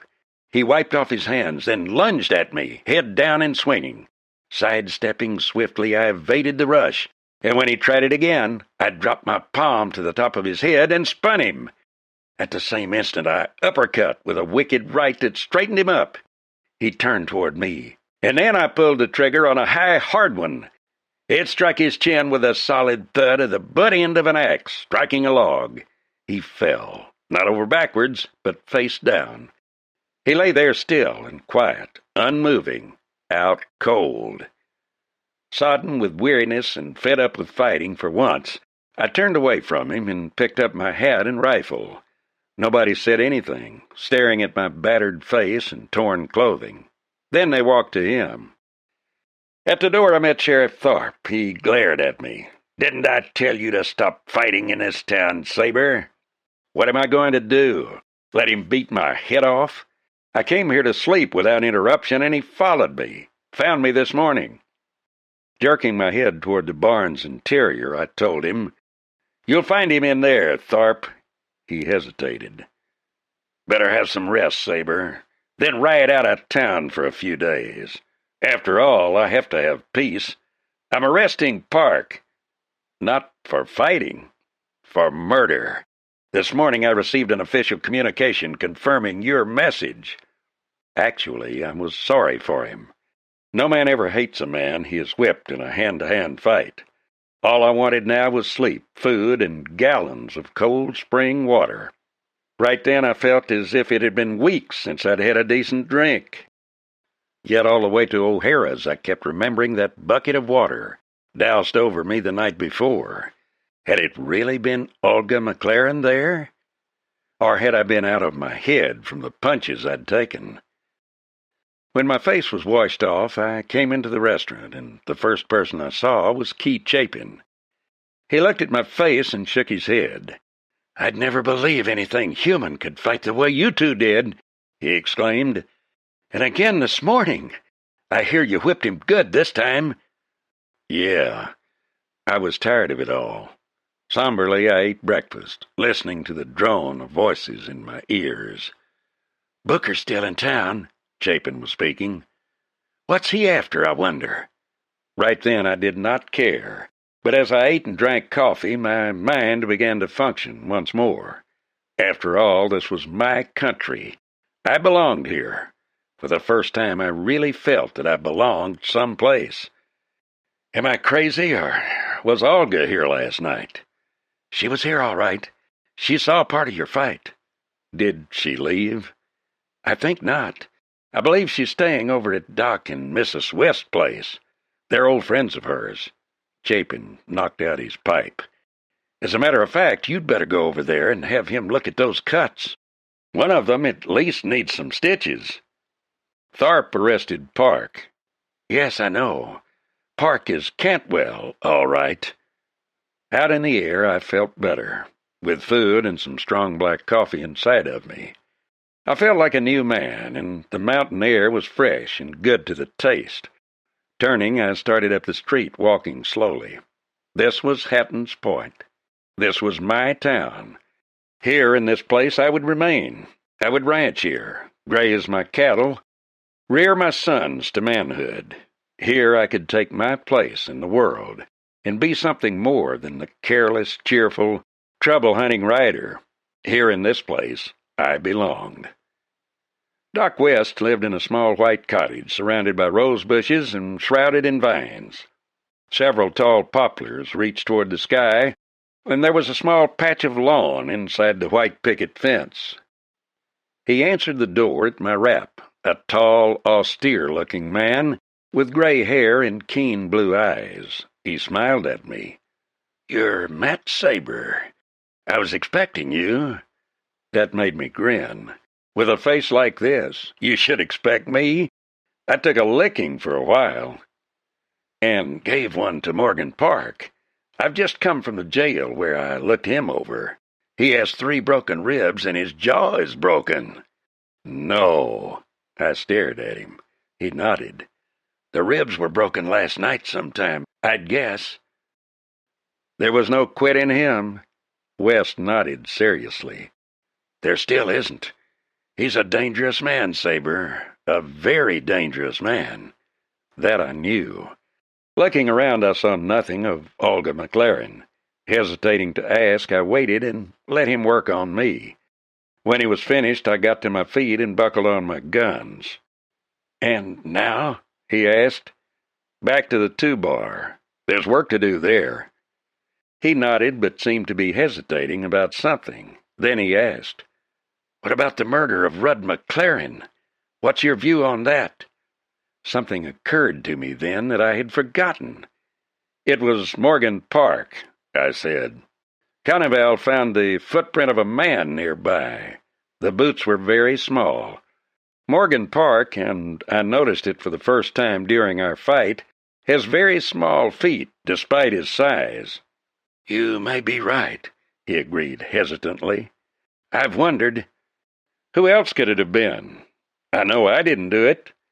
I don't believe you did, but—" He hesitated, then dropped the subject. Slowly I walked out to the porch and stopped there, fitting my hat on my head. It had to be done gently, for I had 2 good-sized lumps just at my hairline. A movement made me turn, and Olga was standing in the doorway. Her dark hair was piled on her head, the first time I had seen it that way, and she was wearing something green and summery that made her eyes an even deeper green. For a long moment neither of us spoke, and then she said, "Your face, does it hurt very much?" "Not much. It mostly just looks bad, and I'll probably not be able to shave for a while. How's Carnival?" "He's much better. I've put Fox to running the ranch. He's a good man." I twisted my hat in my hands. "When are you going back?" "Tomorrow, I believe." How lovely she was. At this moment I knew that I had never in all my life seen anything so lovely, or anyone so desirable, or anyone who meant so much to me. It was strange, all of it. But how did she feel toward me? "You're staying on the 2-bar?" "Yes, my house is coming along now, and the cattle are doing well. I've started something there, and I think I'll stay. This," I said quietly, "is my home. This is my country. This is where I belong." She looked up, and as our eyes met, I thought she was going to speak, but she said nothing. Then I stepped quickly to her and took her hands. "Olga, you can't really believe that I killed your father. You can't believe I ever would do such a thing." "No, I never really believed you'd killed him." "Then—" She said nothing, not meeting my eyes. "I want you, Olga. You, more than anything. I want you on the 2-bar. You're the reason I've stayed here, and you are the reason I'm going to remain." Don't talk like that. We can never be anything to each other." "What are you saying? You can't mean that." "I do mean it. You're violent. You're a killer. You've killed men here, and I think you live for fighting. I watched you in that fight with Morgan. You actually enjoyed it." Thinking that over, I had to agree. In a way, yes. After all, fighting has been a necessity too long in the life of men upon earth. It's not an easy thing to be rid of. Mentally, I know that violence is always a bad means to an end. I know that all disputes should be settled without it. Nevertheless, deep inside me, there is something that does like it. It is too old a feeling to die out quickly, and as long as there are men in the world like Morgan Park, the Penders, and Bodie Miller, there must be men willing and able to fight them. "But why does it have to be you?" She looked up at me quickly. "Don't fight any more, Matt. Stay on the 2-bar for a while. Don't come to town. I don't want you to meet Bodie Miller. You mustn't. You mustn't." Shrugging, I drew back a little. "Honey, there's some things a man must do, some things he has to do. If meeting Bodie Miller is one of them, I'll do it. Meeting a man who challenges you may seem very foolish to a woman's world, but a man cannot live only among women. He must live with men, and that means he must be judged by their standards. And if I back down for Miller, then I'm through here." "You can go away. You could go to California. You could go and straighten out some business for me there. Matt, you could—" "No, I'm staying here." There were more words and hard words, but when I left her, I had not changed. Not that I underestimated Miller in any way. I had seen such men before. Billy the Kid had been like him. Bodie Miller was full of salt now. He was riding his luck with spurs. Remembering that sallow face with its hard, cruel eyes, I knew I could not live in the country around Hattans Point without facing Miller. Yet I saw nothing of Bodie Miller in Hattans Point, and took the trail for the 2-bar, riding with caution. The chances were he was confident enough now to face me, especially after the smashing I'd taken.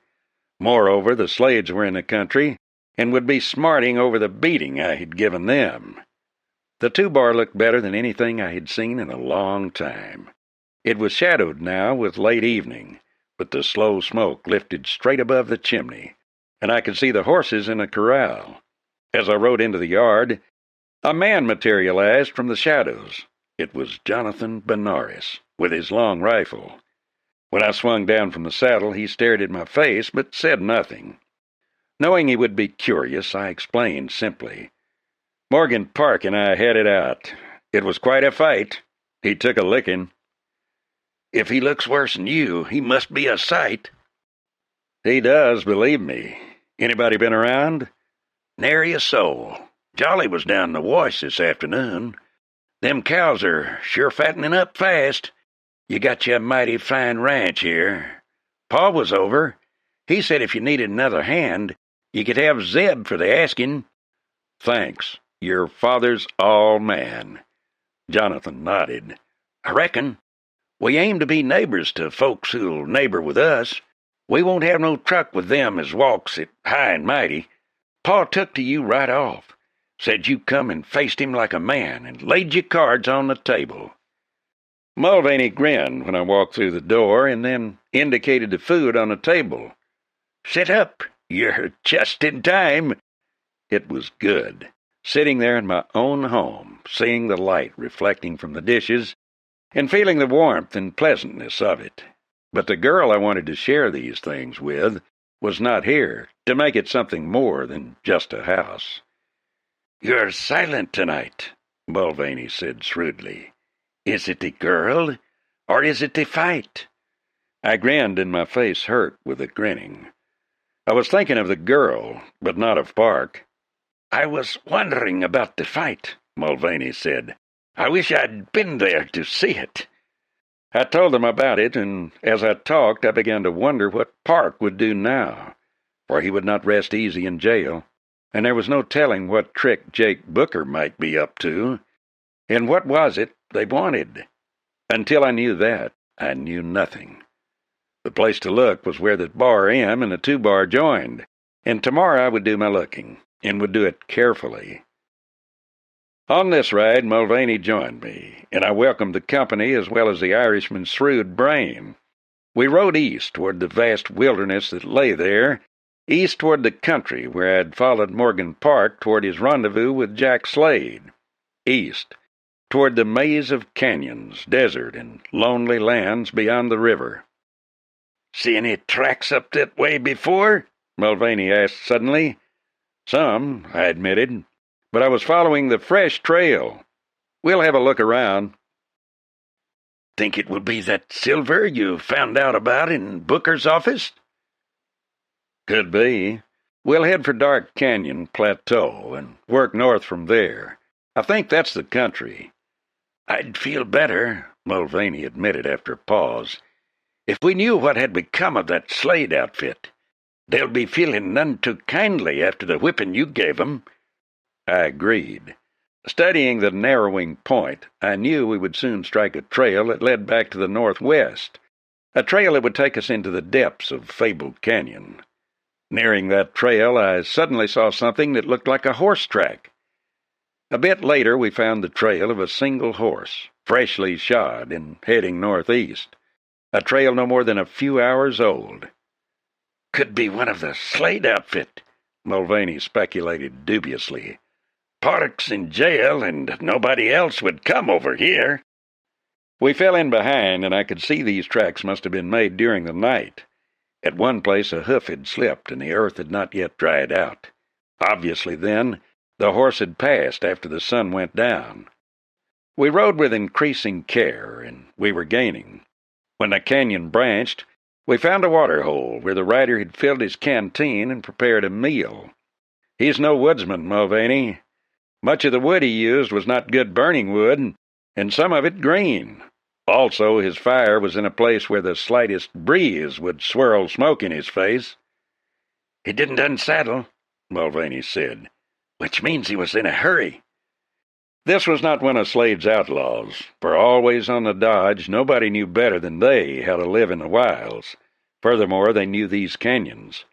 This might be a stranger drifting into the country looking for a hideout, but it was somewhere in this maze that we would find what it was that drew the interest of Morgan Park. Scouting around, I suddenly looked up. "Mulvaney, he's whipped us. There's no trail out." "Sure, and didn't he take wings to get out of here?" Mulvaney growled. "We've gone blind. That's what we've done."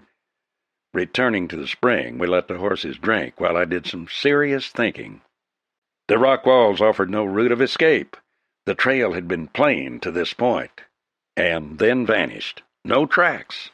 He had watered his horse, prepared a meal, and afterward left no tracks. "It's uncanny," I said. "It looks like we've a ghost on our hands." Mulvaney rubbed his grizzled jaw and chuckled. "Who would be better to cope with a ghost than a couple of Irishmen?" "Make some coffee, you bog trotter," I told him. "Maybe then we'll think better." "It's a cinch he didn't fly," I said later over coffee. "And not even a snake could get up these cliffs. So he rode in, and if he left, he rode out." "But he left no tracks, Matt. He could have brushed them out, but we saw no signs of brushing. Where does that leave us?" "Maybe." The idea came suddenly. "He tied something on his feet. Let's look up the canyons. He must be careful right here, but if he's wearing something on his feet, the farther he goes, the more tired he'll be, or his horse will be. You take one canyon and I'll take the other. We'll meet back here in an hour." Walking, leading my buckskin, I scanned the ground. At no place was the sand hard packed, and there were tracks of deer, lion, and an occasional bighorn. Then I found a place where wild horses had fed, and there something attracted me. Those horses had been frightened. From quiet feeding they had taken off suddenly, and no bear or lion would frighten them so. They would leave, but not so swiftly. Only one thing could make mild horses fly so quickly: man. The tracks were comparatively fresh, and instinct told me this was the right way. The wild horses had continued to run. Where their tracks covered the bottom of the canyon and where the unknown rider must follow them, I should find a clue. And I did, almost at once.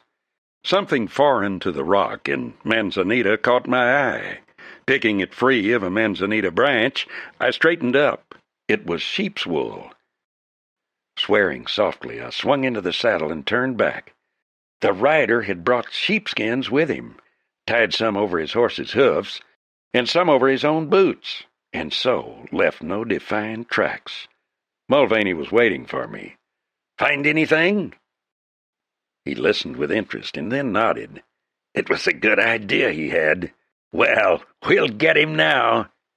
The trail led northeast and finally to a high wind-swept plateau, unbroken by anything but a few towering rocks or low-growing sagebrush. We sat our horses squinting against the distance, looking over the plateau and then out over the vast maze of canyons, a red corrugated distance of land, almost untrod by men. "If he's out there," Mulvaney said, "we may never find him. You could lose an army in that." "We'll find him. My hunch is that it won't be far." I nodded at the distance. He had no pack horse, only a canteen to carry water. And even if he's uncommonly shrewd, he's not experienced in the wilds. Mulvaney had been studying the country. "I prospected through here, boy." He indicated a line of low hills to the east. "Those are the Sweet Alice Hills. There are ruins ahead of us, and away yonder is Beef Basin." "We'll go slow. My guess is we're not far behind him." As if in acknowledgment of my comment, a rifle shot rang out sharply in the clear air. We heard no bullet, but only the shot, and then another, closer, sharper. "He's not shooting at us," Mulvaney said, staring with shielded eyes. "Where is he?" "Let's move," I called. "I don't like this spot." Recklessly, we plunged down the steep trail into the canyon. Down, down, down. Racing around elbow turns of the switchback trail, eager only to get off the skyline and into shelter. If the unknown rider had not fired at us, whom had he fired at? Who was the rider? Why was he shooting? Chapter 11. Tired as my buckskin was, he seemed to grasp the need for getting under cover, and he rounded curves in that trail that made my hair stand on end. At the bottom we drew up in a thick cluster of trees and brush, listening.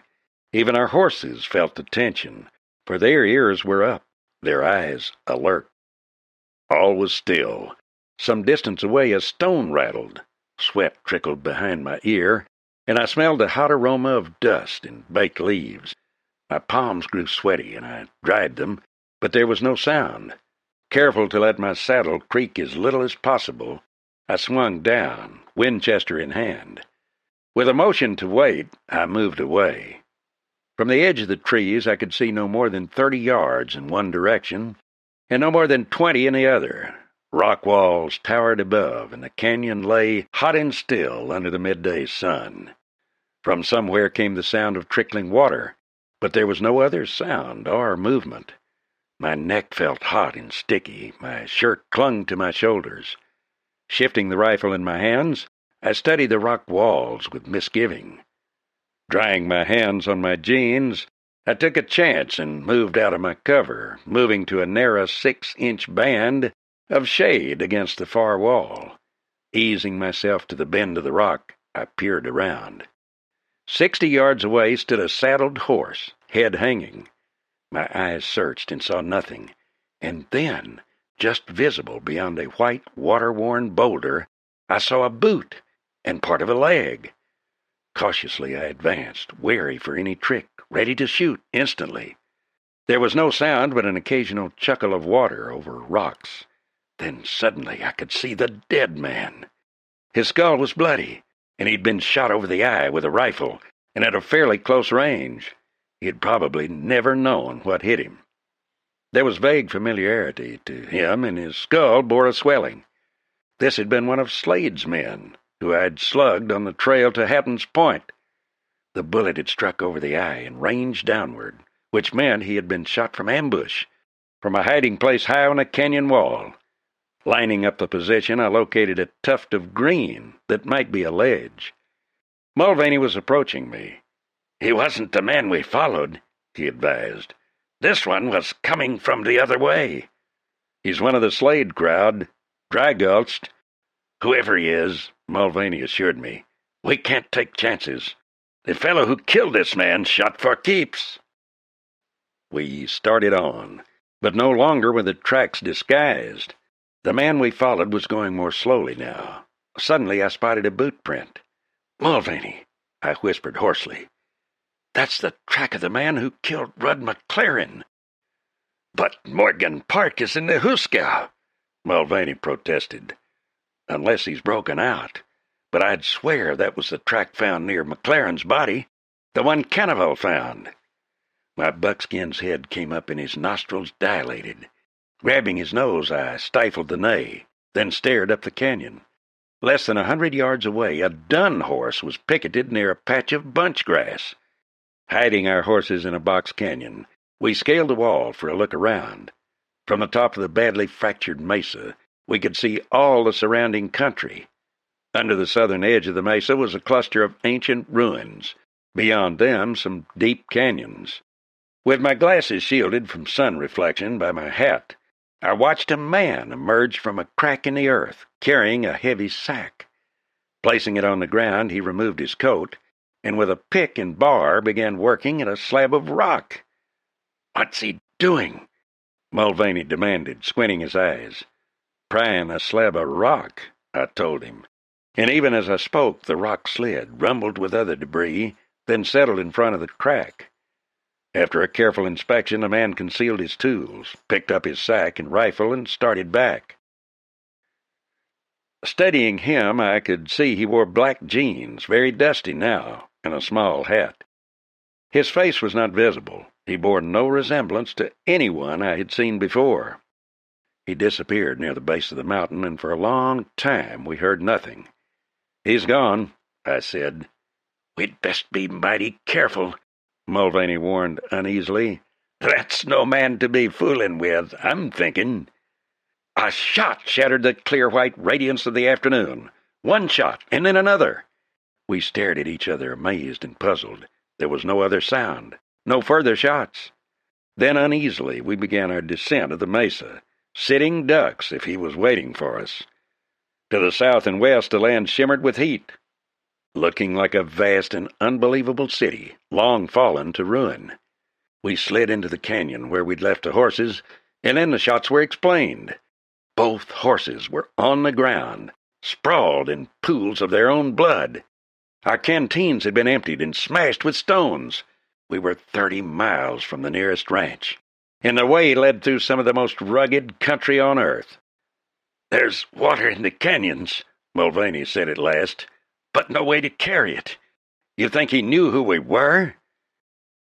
"If he lives in this country, he knows that buckskin of mine," I said bitterly. "He was the best horse I ever owned."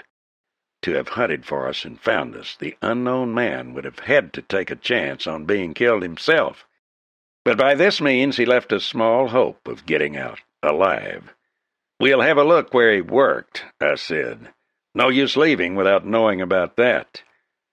It took us all of an hour to get there, and night was near before we had dug enough behind the slab of rock to get at the secret. Mulvaney cut into the bank with his pick. Ripping out a chunk and grabbing it, he thrust it under my eyes, his own glowing with enthusiasm. "Silver," he said hoarsely. "Look at it. If the vein is like that for any distance, this is the biggest strike I ever saw. Richer than Silver Reef." The ore glittered in his hand. There was what had killed Rudd McLaren and all the others. "It's rich," I said, "but I'd settle for the 2-bar. Mulvaney agreed. "But still," he said, "the silver is a handsome sight." "Pocket it then," I said dryly, "for it's a long walk we have." "But a walk we can do." He grinned at me. "Shall we start now?" "Tonight," I said, "when the walking will be cool."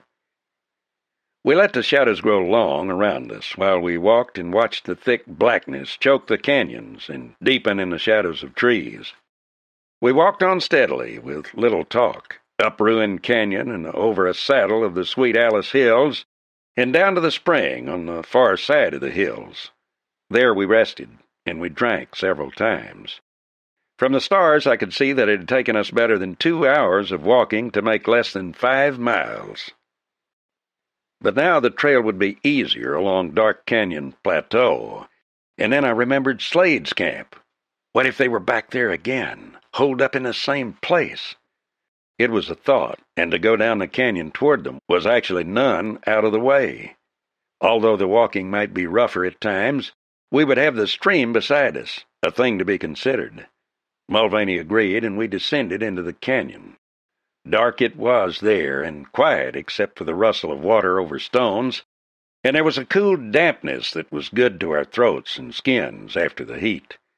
We walked on, taking our time, for we'd no records to break, and then we heard singing before we saw the reflection of the fire. We walked on, moving more carefully, for the canyon walls caught and magnified every sound. 3 men were about the fire, and one of them was Jack Slade. 2 were talking while one man sang as he cleaned his rifle. We reached the edge of the firelight before they saw us, and I had my Winchester on them, and Mulvaney that cannon-like 4-shot pistol of his. "Grab the sky, Slade!" I barked the order at him, and his hand dropped, then froze.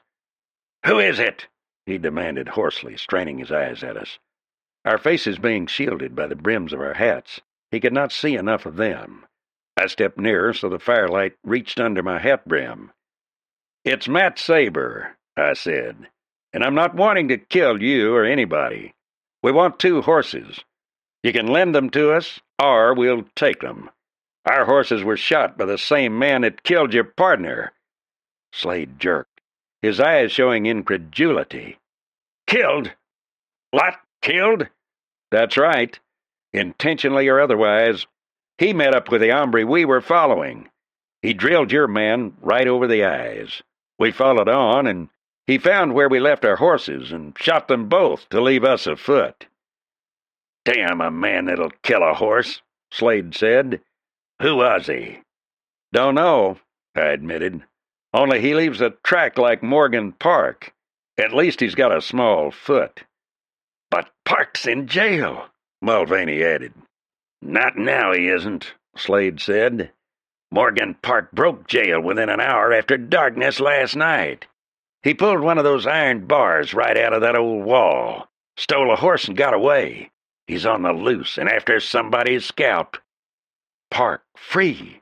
But the man we had followed had not been as big as Park was. I did not tell him that. How about the horses? I asked. You can have 'em, Sabre, Slade said grudgingly. I'm clearing out. I've no stomach for this sort of thing. Are they spares? Slade nodded. We've a half dozen extras. In our business it pays to keep fresh horses. He grinned. No hard feelings, Sabre? Not me, I said. Only don't you boys get any wild ideas about jumping me. My trigger finger is right jittery. Slade shrugged wryly. With 2 guns on us? Not likely. I don't know whether your partner can shoot or not, but with a cannon that big, he doesn't need to.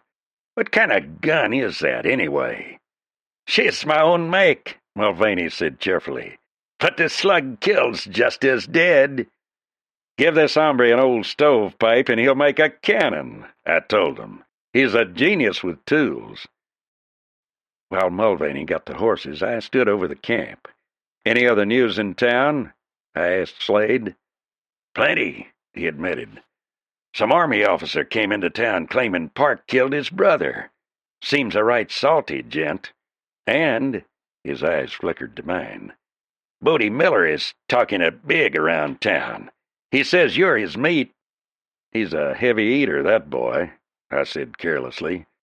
He may tackle something one of these days that'll give him indigestion. Jack Slade shrugged and watched Mulvaney lead up the horses. As we mounted, I glanced back at him. We'll leave these horses at the corral of the livery stable in town, if you like. Slade's eyes twinkled a little. Better not. First time you get a chance, take 'em to a corral you'll find in the woods back of Armstrong's. Towns don't set well with me, nor me with them. The horses were fresh and ready to go, and we let them run. Daylight found us riding up the street of Hattans Point, a town that was silent and waiting. The loft was full of hay, and both of us headed for it. 2 hours later, I was wide awake. Splashing water on my face, I headed for O'Hara's. The first person I saw as we came through the door was Keith Chapin. Olga McLaren was with him. Chapin looked up as we entered. Sorry, Sabre, he said. I just heard. Heard what? I was puzzled. That you're losing a 2-bar. Are you crazy? What are you talking about? You mean you haven't heard? Jake Booker showed up the other day and filed a deed to the 2-bar. He purchased the rights to it from Ball's nephew, the legitimate heir. He also has laid claim to the Bar M, maintaining that it was never actually owned by Rudd McLaren, but belonged to his brother-in-law, now dead. Booker has found some relative of the brother-in-law's and bought his right to the property. Well, of all, that's too flimsy, Chapin. He can't hope to get away with that. What's on his mind? Chapin shrugged. If he goes to court, he can make it tough. You have witnesses to the fact that Ball gave you the ranch, but whether that will stand in court, I don't know. Especially with a shrewd operator like Booker fighting it. As to McLaren, it turns out he did leave the ranch to his brother-in-law during a time some years ago when he was suffering from a gunshot wound, and apparently never made another will. What's important right now is that Jake is going to court to get both you and Olga off the ranches, and he plans to freeze all sales, bank accounts, and other money or stock until the case is settled. In other words, he doesn't want us to have the money to fight him. Chapin shrugged. I don't know what his idea is, but I'll tell you one thing. He stands in well with the judge, who's just about as crooked as he is, and they'll use your reputation against you. Don't think Booker hasn't considered all the angles, and don't think he doesn't know how flimsy his case may be. He'll bolster it every way possible, and he knows every trick in the book." I sat down. This had come so suddenly that it took the wind out of my sails. "Has this news gone to the Bar M yet? Has it got out to Carnival?" Chapin shrugged. "Why should it? He was only the foreman. Olga has been told, and you can imagine how she feels." My eyes went to hers, and she looked away. Katie O'Hara came in, and I gave her my order for breakfast and tried the coffee she had brought with her. It tasted good. Sitting there, my mind began to work swiftly. There was still a chance, if I figured things right. Jake Booker was no fool. He had not paid out money for those claims unless he believed he could make them stand in court. He knew about how much money I had, and knew that Olga McLaren, with the ranch bank accounts frozen, would be broke. Neither of us could afford to hire an attorney, and so far as that went, there was no attorney within miles able to cope with Booker. What had started as a range war had degenerated into a range steal by a shyster lawyer, and he had arguments that could not be answered with a gun. "How was Carnival when you left?" "Better," Olga said, still refusing to meet my eyes. "What about Morgan Park? I heard he escaped." "Tharp's out after him now. That Colonel Darcy went with him and the posse. There had been a horse left for Park. Who was responsible for that, we don't know, but it may have been one of his own men." "Where did Tharp go?" "Toward the ranch, I think. There was no trail they could find." "They should have gone east toward Dark Canyon. That's where he'll be." Chapin looked at me curiously, intently. "Why there?" "That's where he'll go," I replied definitely. "Take my word for it." They talked a little between them, but I ate in silence, always conscious of the girl across the table, aware of her every move. Finishing my meal, I got up and reached for my hat. Olga looked up quickly. "Don't go out there. Bodie Miller is in town." "Thanks." Our eyes met and held. Were they saying something to me? Or was I reading into their depths the meaning I wanted them to hold? "Thanks," I repeated. "I'd prefer not to meet him now. This is no time for personal grudges." It was a horse I wanted, a better horse than the one borrowed from Slade, and which might have been stolen. This, I reflected dryly, would be a poor time to be hung as a horse thief. There was no gate at the corral on this side, so I climbed over, crossing the corral. At the corner, I stopped in my tracks. A horse was tied to the corral. A horse stripped but recently of a saddle. A dun horse that showed evidence of hard riding. And in a damp earth near the trough was a boot print. Kneeling, I examined the hocks of the tied horse. From one of them I picked a shred of wool, then another. Spinning around, I raced for the restaurant. "Katie," I demanded, "who owns that horse? Did you see the rider?" "If you're thinking of Park, that horse couldn't carry him far, and he would not stay in the town, not him." "Did you see anyone else?" "Nobody. Wait a minute, I did so. 'Twas Jake Booker. Not that I saw him with the horse, but a bit before daylight he came around the corner from that way and asked if I'd coffee ready." Booker. He had small feet. He was in with Park. He wanted McLaren dead. He had killed Slade's man and shot our horses. Booker had some explaining to do.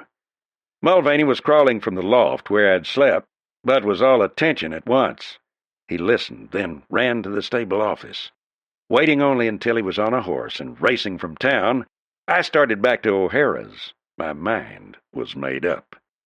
The time had come for a showdown, and this time we would all be in it, and Jake Booker would not be forgotten. Key Chapin looked up when I came in. "Key," I said quickly, "this is the payoff. Find out for me where Booker is. Got somebody to keep an eye on him. He's not to leave town if he tries. Keep him under observation all the time until Mulvaney gets back from the ranch." Turning to Olga, I asked her, "How about Carnival? Can he ride yet? Could he stand a buckboard trip?" She hesitated. "He couldn't ride, but he might stand it in the buckboard." "Then get him into town and have the boys come with him. Fox especially. I like that man, Fox, and Cannavale may need protection. Bring him in and bring him here." "What is it? What have you learned?" Chapin demanded. "About everything I need to know," I replied. "We're going to save the Bar M for Olga, and perhaps we'll save my ranch, too. In any event, we'll have the man who killed Rudd McLaren—" "What?" Olga's face was pale. "Matt, do you mean that?" "I do. I only hope that Tharp gets back with Morgan Park. But I doubt if we'll see him again," turning to Key, who was at the door. "Another thing. We might as well settle it all. Send a writer to the CP and have Jim Pinder in here. Get him here fast. We'll have our showdown the first thing in the morning." Twice I walked up the street and back. Nowhere was there any sign of Bodie Miller, or of Red, his riding partner. The town still had that sense of expectancy that I had noticed upon coming into town. And they were right, for a lot of things were going to happen, and happen fast. Key met me in the saloon. He walked toward me quickly, his face alive with interest. "What have you got in mind, Matt? What are you planning?" "Several things. In the first place, there's been enough fighting and trouble. We're going to end it right here. We're going to close up this whole range fight. There aren't going to be any halfway measures. How well do you know Tharp?" "Very well. Why?" "Will he throw his weight with us? It would mean a lot if he would." "You can bank on him. He's a solid man, Matt. Very solid."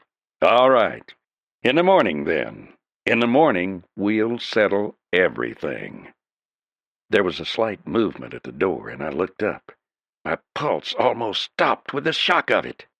Bodie Miller stood there, his hands on his hips, his lips smiling. "Why, sure," he said, "if that's what you want. The morning is as good a time as any." Chapter 12. The sun came up clear and hot.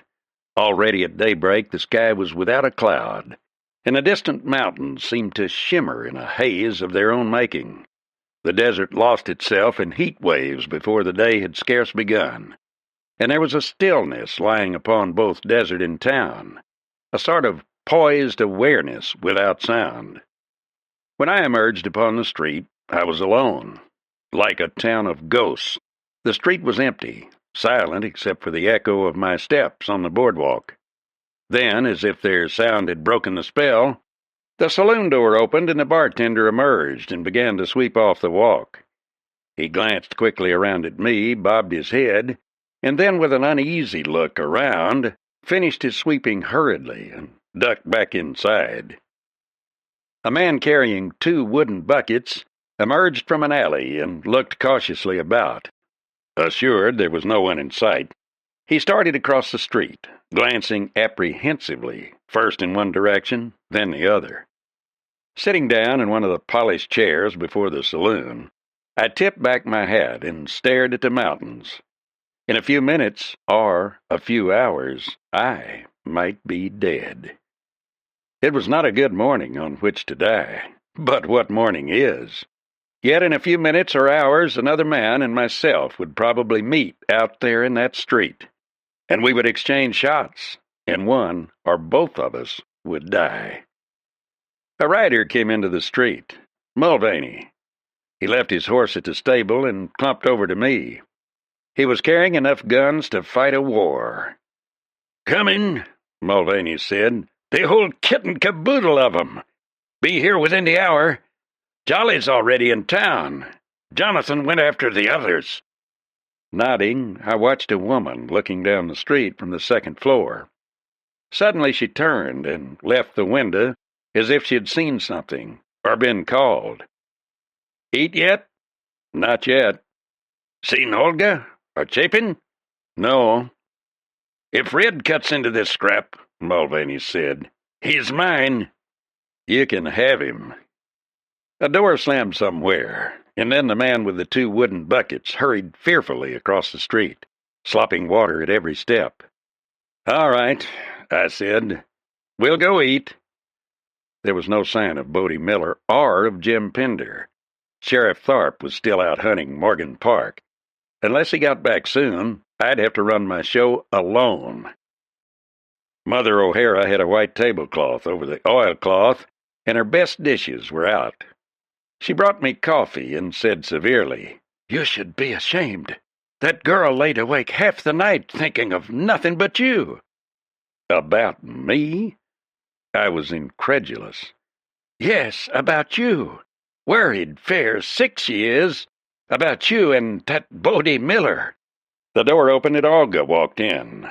Her eyes were very green today, and her hair drawn back to a loose knot at the back of her neck, but curled slightly into 2 waves on her forehead. She avoided my glance, and it was well she did, or I'd have come right out of my chair. Then men entered the restaurant. Chapin looking unusually severe, Colonel Darcy, and last of all, Jake Booker. Darcy caught my eye, and a slow smile started on his lips. "Sabre! Well, I'm damned. The last time I saw Sabre, he was in China." He took my hand, and we grinned at each other. He was much older than I, but we talked the same language. His hair was gray at the temples. "They say you've had trouble with Cantwell. And more to come if the sheriff doesn't get him. Park is mixed up in a shady deal with Jake Booker, the man across the table from me." "Aye?" Booker smiled, but his eyes were deadly. "You're mistaken, Mr. Sabre. It is true that Mr. Park asked me to represent him in some trouble he was having, but we've no other connection, none at all." Jim Pinder stalked in at that moment, but knowing that Mulvaney and Jolly were watching, I ignored him. "From the conversation I overheard in Silver Reef," I said to Booker, "I gathered you had obtained a buyer for some mining property he expected to have." Fury flickered across his face. He had no idea how much I knew. "It might interest you to know, Booker, that the fighting in this area is over. Pinder is here, and we're having a peace meeting. Pinder is making a deal with us and with the Bar M. The fun's over." "I ain't said nothing about no deal," Pinder declared harshly. "I come in because I figured you was ready to sell." "I might buy, Pinder, but I wouldn't sell. Furthermore, I'm with Chapin and Tharp in organizing this peace move. You can join or stay out, but if you don't join, you'll have to haul supplies from Silver Reef. This town will be closed to you. Each of us who's been in this fight is to put up a bond to keep the peace, effective at daybreak tomorrow. You can join or leave the country." "After you killed my brother," Pinder demanded, "you asked for peace?" "You started the trouble in the livery stable, figuring you were tough enough to hire me or run me out of the country. You weren't big enough or fast enough then, and you aren't now. Nobody doubts your nerve. You've too much for your own good, and so have the lot of us, but it gets us nothing but killing and more killing. You can make money on the CP, or you can try to buck the country. As for Raleigh, he laid for me, and he got what he asked for. You're a hard man, Pinder, but you're no fool, and I've an idea you're square. Isn't it true Raleigh started out to get me?" Pinder hesitated, rubbing his angular jaw. "It is," he said finally, "but that don't make no—" "It makes a lot of difference," I replied shortly. "Now look, Pinder, you've lost more than you've cost us. You need money. You can't ship cattle. You sign up or you'll never ship any. Everybody here knows you've nerve enough to face me, but everybody knows you'd die. All you'd prove would be that you're crazy. You know I'm the faster man." He stared stubbornly at the table. Finally he said, "I'll think it over. It'll take some time." "It'll take you just 2 minutes," I said, laying it on the line. He stared hard at me, his knuckles whitening on the arms of the chair. Suddenly, reluctantly, he grinned. Sinking back into his chair, he shrugged. "You ride a man hard, Sabre. All right, peace it is." "Thanks, Pinder." I thrust out my hand. He hesitated, then took it. Katie O'Hara filled his cup. "Look," he said, "I've got to make a drive. The only way there's water is across your place." "What's wrong with that? Drive 'em across, and whatever water your herd needs is yours, just so it doesn't take you more than a week to get 'em across." Pender smiled bleakly, but with humor. "Oh, you know it won't take more'n a day." He subsided into his chair and started on the coffee. Jake Booker had been taking it all in, looking from one to the other of us with his sharp little eyes. Carnival opened the door and stepped in, looking pale and drawn, followed by Tom Fox. "Miss Olga could have signed for me," he said. "She's the owner." "You signed too," I insisted. "We want to cover every eventuality." Booker was smiling. He rubbed his lips with his thin, dry fingers. "Oh, nonsense," he said briskly. "Both the Bar M and the 2-bar belong to me. I've filed the papers. You've 24 hours to get off and stay off." "Booker," I said, "has assumed we're fools. He believed if he could get a flimsy claim, he could get us into court and beat us. Well, this case will never go to court." Booker's eyes were beady. "Are you threatening me?" Sheriff Will Tharp came into the room. His eyes rested on Jake, but he said nothing. "We aren't threatening," I said. "On what does your claim to the Bar M stand?" "Bill of sale," he replied promptly. "The ranch was actually left to Jake Collins, the gunfighter. He was McLaurin's brother-in-law. His will left all his property to a nephew, and I bought it, including the Bar M and all appurtenance thereto." Carnival gave me a brief nod. "Sorry, Jake, you've lost your money. Jake Collins is not dead." The lawyer jumped as if slapped. "Not dead? I saw his grave." "Booker," I smiled, "look down the table at Jake Collins." I pointed to Carnival. Booker broke into a fever of protest, but I was looking at Olga McLaren. She was staring at Carnival, and he was smiling. "Sure, honey," he said. "That's why I knew so much about your mother. She was the only person in the world I ever really loved, until I knew my niece." Booker was worried now, really worried. In a matter of minutes, half his plan had come to nothing. He was shrewd enough to know we would not bluff, and that we had proof of what we said. "As for the 2-bar, I added, "don't worry about it. I have my witnesses that the estate was given to me. Not that it will matter to you." "What's that? What do you mean?" Booker stared at me. "Because you were too greedy. You'll never rob another man, Booker. For murder, you'll hang." He protested, but now he was cornered and frightened. "You killed Rudd McLaren," I told him. "And if that's not enough, you killed one of Slade's men from ambush. We can trail your horse to the scene of the crime. And if you think a Western jury won't take the word of an Indian tracker, you're wrong." "He killed McLaren?" Carnival asked incredulously. "He got him out of the house on some trumped-up excuse, to show him the silver, or to show him something I was planning. It doesn't matter what excuse was used. He shot him, then loaded him on a horse and brought him to my place. He shot him again, hoping to draw me to the vicinity, as he wanted my tracks around the body." "Lies!" Booker was recovering his assurance. "Sabre had trouble with McLaren, not I. We knew each other only by sight. The idea that I killed him is preposterous." He got to his feet. "In any event, what have the ranches to do with the silver claim of which you speak?" "Morgan Park found the claim while trailing a man he meant to murder, Arnold Darcy, who knew him as Cantwell. Arnold had stumbled upon the old mine. Park murdered him, only to find there was a catch in the deal. Darcy had already filed on the claim and had done assessment work on it. Legally, there was no way Park could gain possession, and no one legally could work the mine until Darcy's claim lapsed. Above all, Park wanted to avoid any public connection with the name of Darcy. He couldn't sell the claim because it wasn't his. But if he could get control of the Bar M and the 2-bar, across which anyone working the claim must go, He could sell them at a fabulous price to an unscrupulous buyer. The new owner of the ranches could work the claim quietly, and by owning the ranches, he could deny access to the vicinity so it would never be discovered what claims were being worked.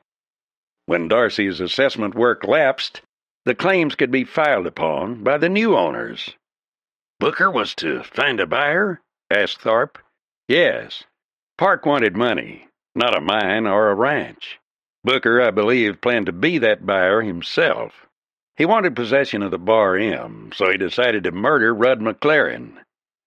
You've got no case against me that would stand in court, Booker sneered.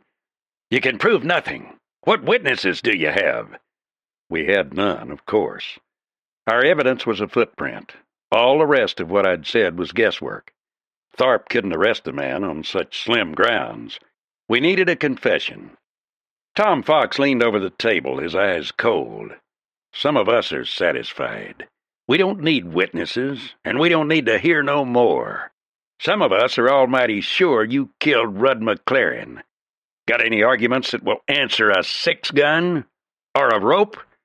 Booker's face thinned down, and he crouched back against his chair. You can't do that. The law. Tharp will protect me. Sighting a way clear, I smiled. That might be, Booker. Confess, and Tharp will protect you. He'll save you for the law to handle. But if you leave here a free man, you'll be on your own. And I'll come after you, Fox said. Confess, Booker, I suggested, and you'll be safe. Oh, turn him loose, Fox protested angrily. No need to have trouble. A trial and all, turn him loose. We all know he's a crook, and we all know he killed Rudd McLaren. Turn him loose. Booker's eyes were haunted with fear. There was no acting in Tom Fox, and he knew it. The rest of us might bluff, but not Fox. The Bar M hand wanted to kill him, and given an opportunity, he would. Right then, I knew we were going to win. Jake Booker was a plotter and a conniver, not a courageous man. His mean little eyes darted from Fox to the sheriff. His mouth twitched and his face was wet with sweat. Tom Fox, his hand on his gun, moved relentlessly closer to Booker. All right, then, he screamed. I did it. I killed McLaren. Now, Sheriff, save me from this man. I relaxed at last as Tharp put the handcuffs on Booker. As they were leaving, I said, What about Park? What happened to him? Tharp cleared his throat. Morgan Park is dead. He was killed last night on the wooden shoe. We all looked at him, waiting. That Apache of Pender's killed him, Tharp explained. Park ran for it after he busted out of jail. He killed his horse crossing the flats, and he run into the engine with a fresh horse. He wanted to swap. The Apache wouldn't go for the deal, so Park tried to dry gulch him. He should have knowed better. The engine killed him and lit out. You're positive? Darcy demanded. Tharp nodded. Yeah, he died hard, Park did. The door opened and Jonathan Benares was standing there. Been scouting around, he said. Bodie Miller's done took out. He hit the saddle about a half hour back and headed north out of town. Bodie Miller gone. It was impossible, yet he had done it. Miller was gone. I got to my feet. Good, I said quietly. I was afraid there would be trouble. Pender got to his feet. Don't you trust that Miller, he said grudgingly. He's a snake in the grass. You watch out. So there it was. Pender was no longer an enemy. The fight had been ended, and I could go back to the 2-bar. I should feel relieved, and yet I did not. Probably it was because I had built myself up for Bodie Miller, and nothing had come of it. I was so ready, and then it all petered out to nothing at all. Olga had the Bar M and her uncle to run it for her, and nobody would be making any trouble for Carnival. There was nothing for me to do but to go back home. My horse was standing at the rail, and I walked out to him and lifted the stirrup leather to tighten the cinch, but I did not hurry. Olga was standing there in front of the restaurant, and the one thing I wanted most was to talk to her. When I looked up, she was standing there alone. You're going back to the 2-bar? Her voice was hesitant. Where else? After all, it's my home now. Have you done much to the house yet? Some. I tightened the cinch, then unfastened the bridle reins. Even a killer has to have a home. It was rough, and I meant it that way. She flushed. You're not holding that against me. What else can I do? You said what you thought, didn't you? She stood there looking at me, uncertain of what to say, and I let her stand there. She watched me put my foot in the stirrup and swing into the saddle. She looked as if she wanted to say something, but she did not. Yet when I looked down at her, she was more like a little girl who had been spanked than anything else I could think of. Suddenly I was doing the talking. Ever start that trousseau I mentioned? She looked up quickly. Yes, she admitted. But I'm afraid I didn't get very far with it. You see, there was... Forget it. I was brusque. We'll do without it. I was going to ride out of here and let you stay, but I'll be double damned if I will. I told you I was going to marry you, and I am. Now listen, trousseau or not, you be ready by tomorrow noon. Understand? Yes, all right. I mean I will. Suddenly we were both laughing like fools, and I was off that horse and kissing her, and all the town of Hattans Point could see us. It was right there in front of the cafe, and I could see people coming from the saloons and standing along the boardwalks, all grinning. Then I let go of her and stepped back and said, Tomorrow noon, I'll meet you here. And with that, I wheeled my horse and lit out for the ranch. Ever feel so good it looks as if the whole world is your big apple? That was the way I felt. I had all I ever wanted. Grass, water, cattle, and with a home and a wife of my own. The trail back to the 2-bar swung around a huge mesa and opened out on a wide desert flat, and far beyond it I could see the suggestion of the stones and the pinnacles of Badlands beyond Dry Mesa. A rabbit burst from the brush and sprinted off across the sage, and then the road dipped down into a hollow. There, in the middle of the road, was Bodie Miller. He was standing with his hands on his hips, laughing, and there was a devil in his eyes. Off to one side of the road was Red, holding their horses and grinning too. Too bad, Bodie said. Too bad to cut down the big man just when he's riding highest, but I'll enjoy it. The horse I rode was skittish and unacquainted with me. I'd no idea how he'd stand for shooting, and I wanted on the ground. Suddenly I slapped spurs to that gelding, and when the startled animal lunged toward the gunman, I went off the other side, hitting the ground running. I spun on one heel and saw Bodie's hands blur as they dove for their guns, and then I felt my own gun buck in my hand. Our bullets crossed each other, but mine was a fraction the fastest, despite the instant of hesitation when I made sure it would count. His slug ripped a furrow across my shoulder that stung like 1,000 needles, but my own bullet caught him in the chest and he staggered back, his eyes wide and agonized. Then I started forward, and suddenly the devil was up in me. I was mad as I had never been before. I opened up with both guns. What's the matter? I was yelling. Don't you like it, gun slick? You asked for it, now come and get it. Fast, are you? Why, you cheap two-bit gunman, I'll... But he was finished. He stood there a slighter man than I was, with blood turning his shirt front crimson, and with his mouth ripped by another bullet. He was white as death. Even his lips were gray, and against that whiteness was the splash of blood. In his eyes now there was another look. The killing lust was gone, and in its place was an awful terror. For Bodie Miller had killed, and enjoyed it with a kind of sadistic bitterness that was in him. But now he knew he was being killed, and the horror of death was surging through him. Now you know how they felt, Bodie, I said bitterly. It's an ugly thing to die with a slug in you because some punk wants to prove he's tough. And you aren't tough, Bodie, just mean. He stared at me, but he didn't say anything. He was gone, and I could see it. Something kept him upright, standing in that white, hot sun, staring at me, the last face he would ever look upon. You asked for it, Bodie, but I'm sorry for it. Why didn't you stay to punching cows? Bodie backed up another step and his gun slid from his fingers. He tried to speak, and then his knees buckled and he went down. Standing over him, I looked at Red. "I'm riding," Red said huskily. "Just give me a chance." He swung into the saddle, then looked down at Bodie. "He wasn't so tough, was he?" "Nobody is," I told him. "Nobody's tough with a slug in his belly." He rode off, and I stood there in the trail with Bodie dead at my feet. Slowly I holstered my guns, then led my horse off the trail to the shade, where Bodie's horse still stood. Lying there in the dusty trail, Bodie Miller no longer looked mean or even tough. He looked like a kid that had tackled a job that was too big for him. There was a small gully off the trail. It looked like a grave, and I used it that way. Rolling him into it, I shoved the banks in on top of him, and then piled on some stones. Then I made a cross for him and wrote his name on it, and the words, "He played out his hand." Then I hung his guns on the cross and his hat.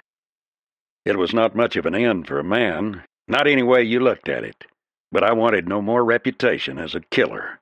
Mine had already grown too big.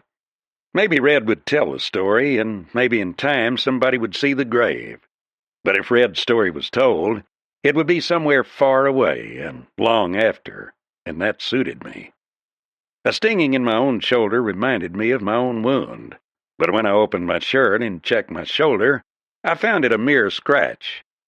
Ahead of me, the serrated ridges of the wild lands were stark and lonely along the sky, and the sun behind me was picking out the very tips of the peaks to touch them with gold. Somehow the afternoon was gone, and now I was riding home to my own ranch, and tomorrow was my wedding day.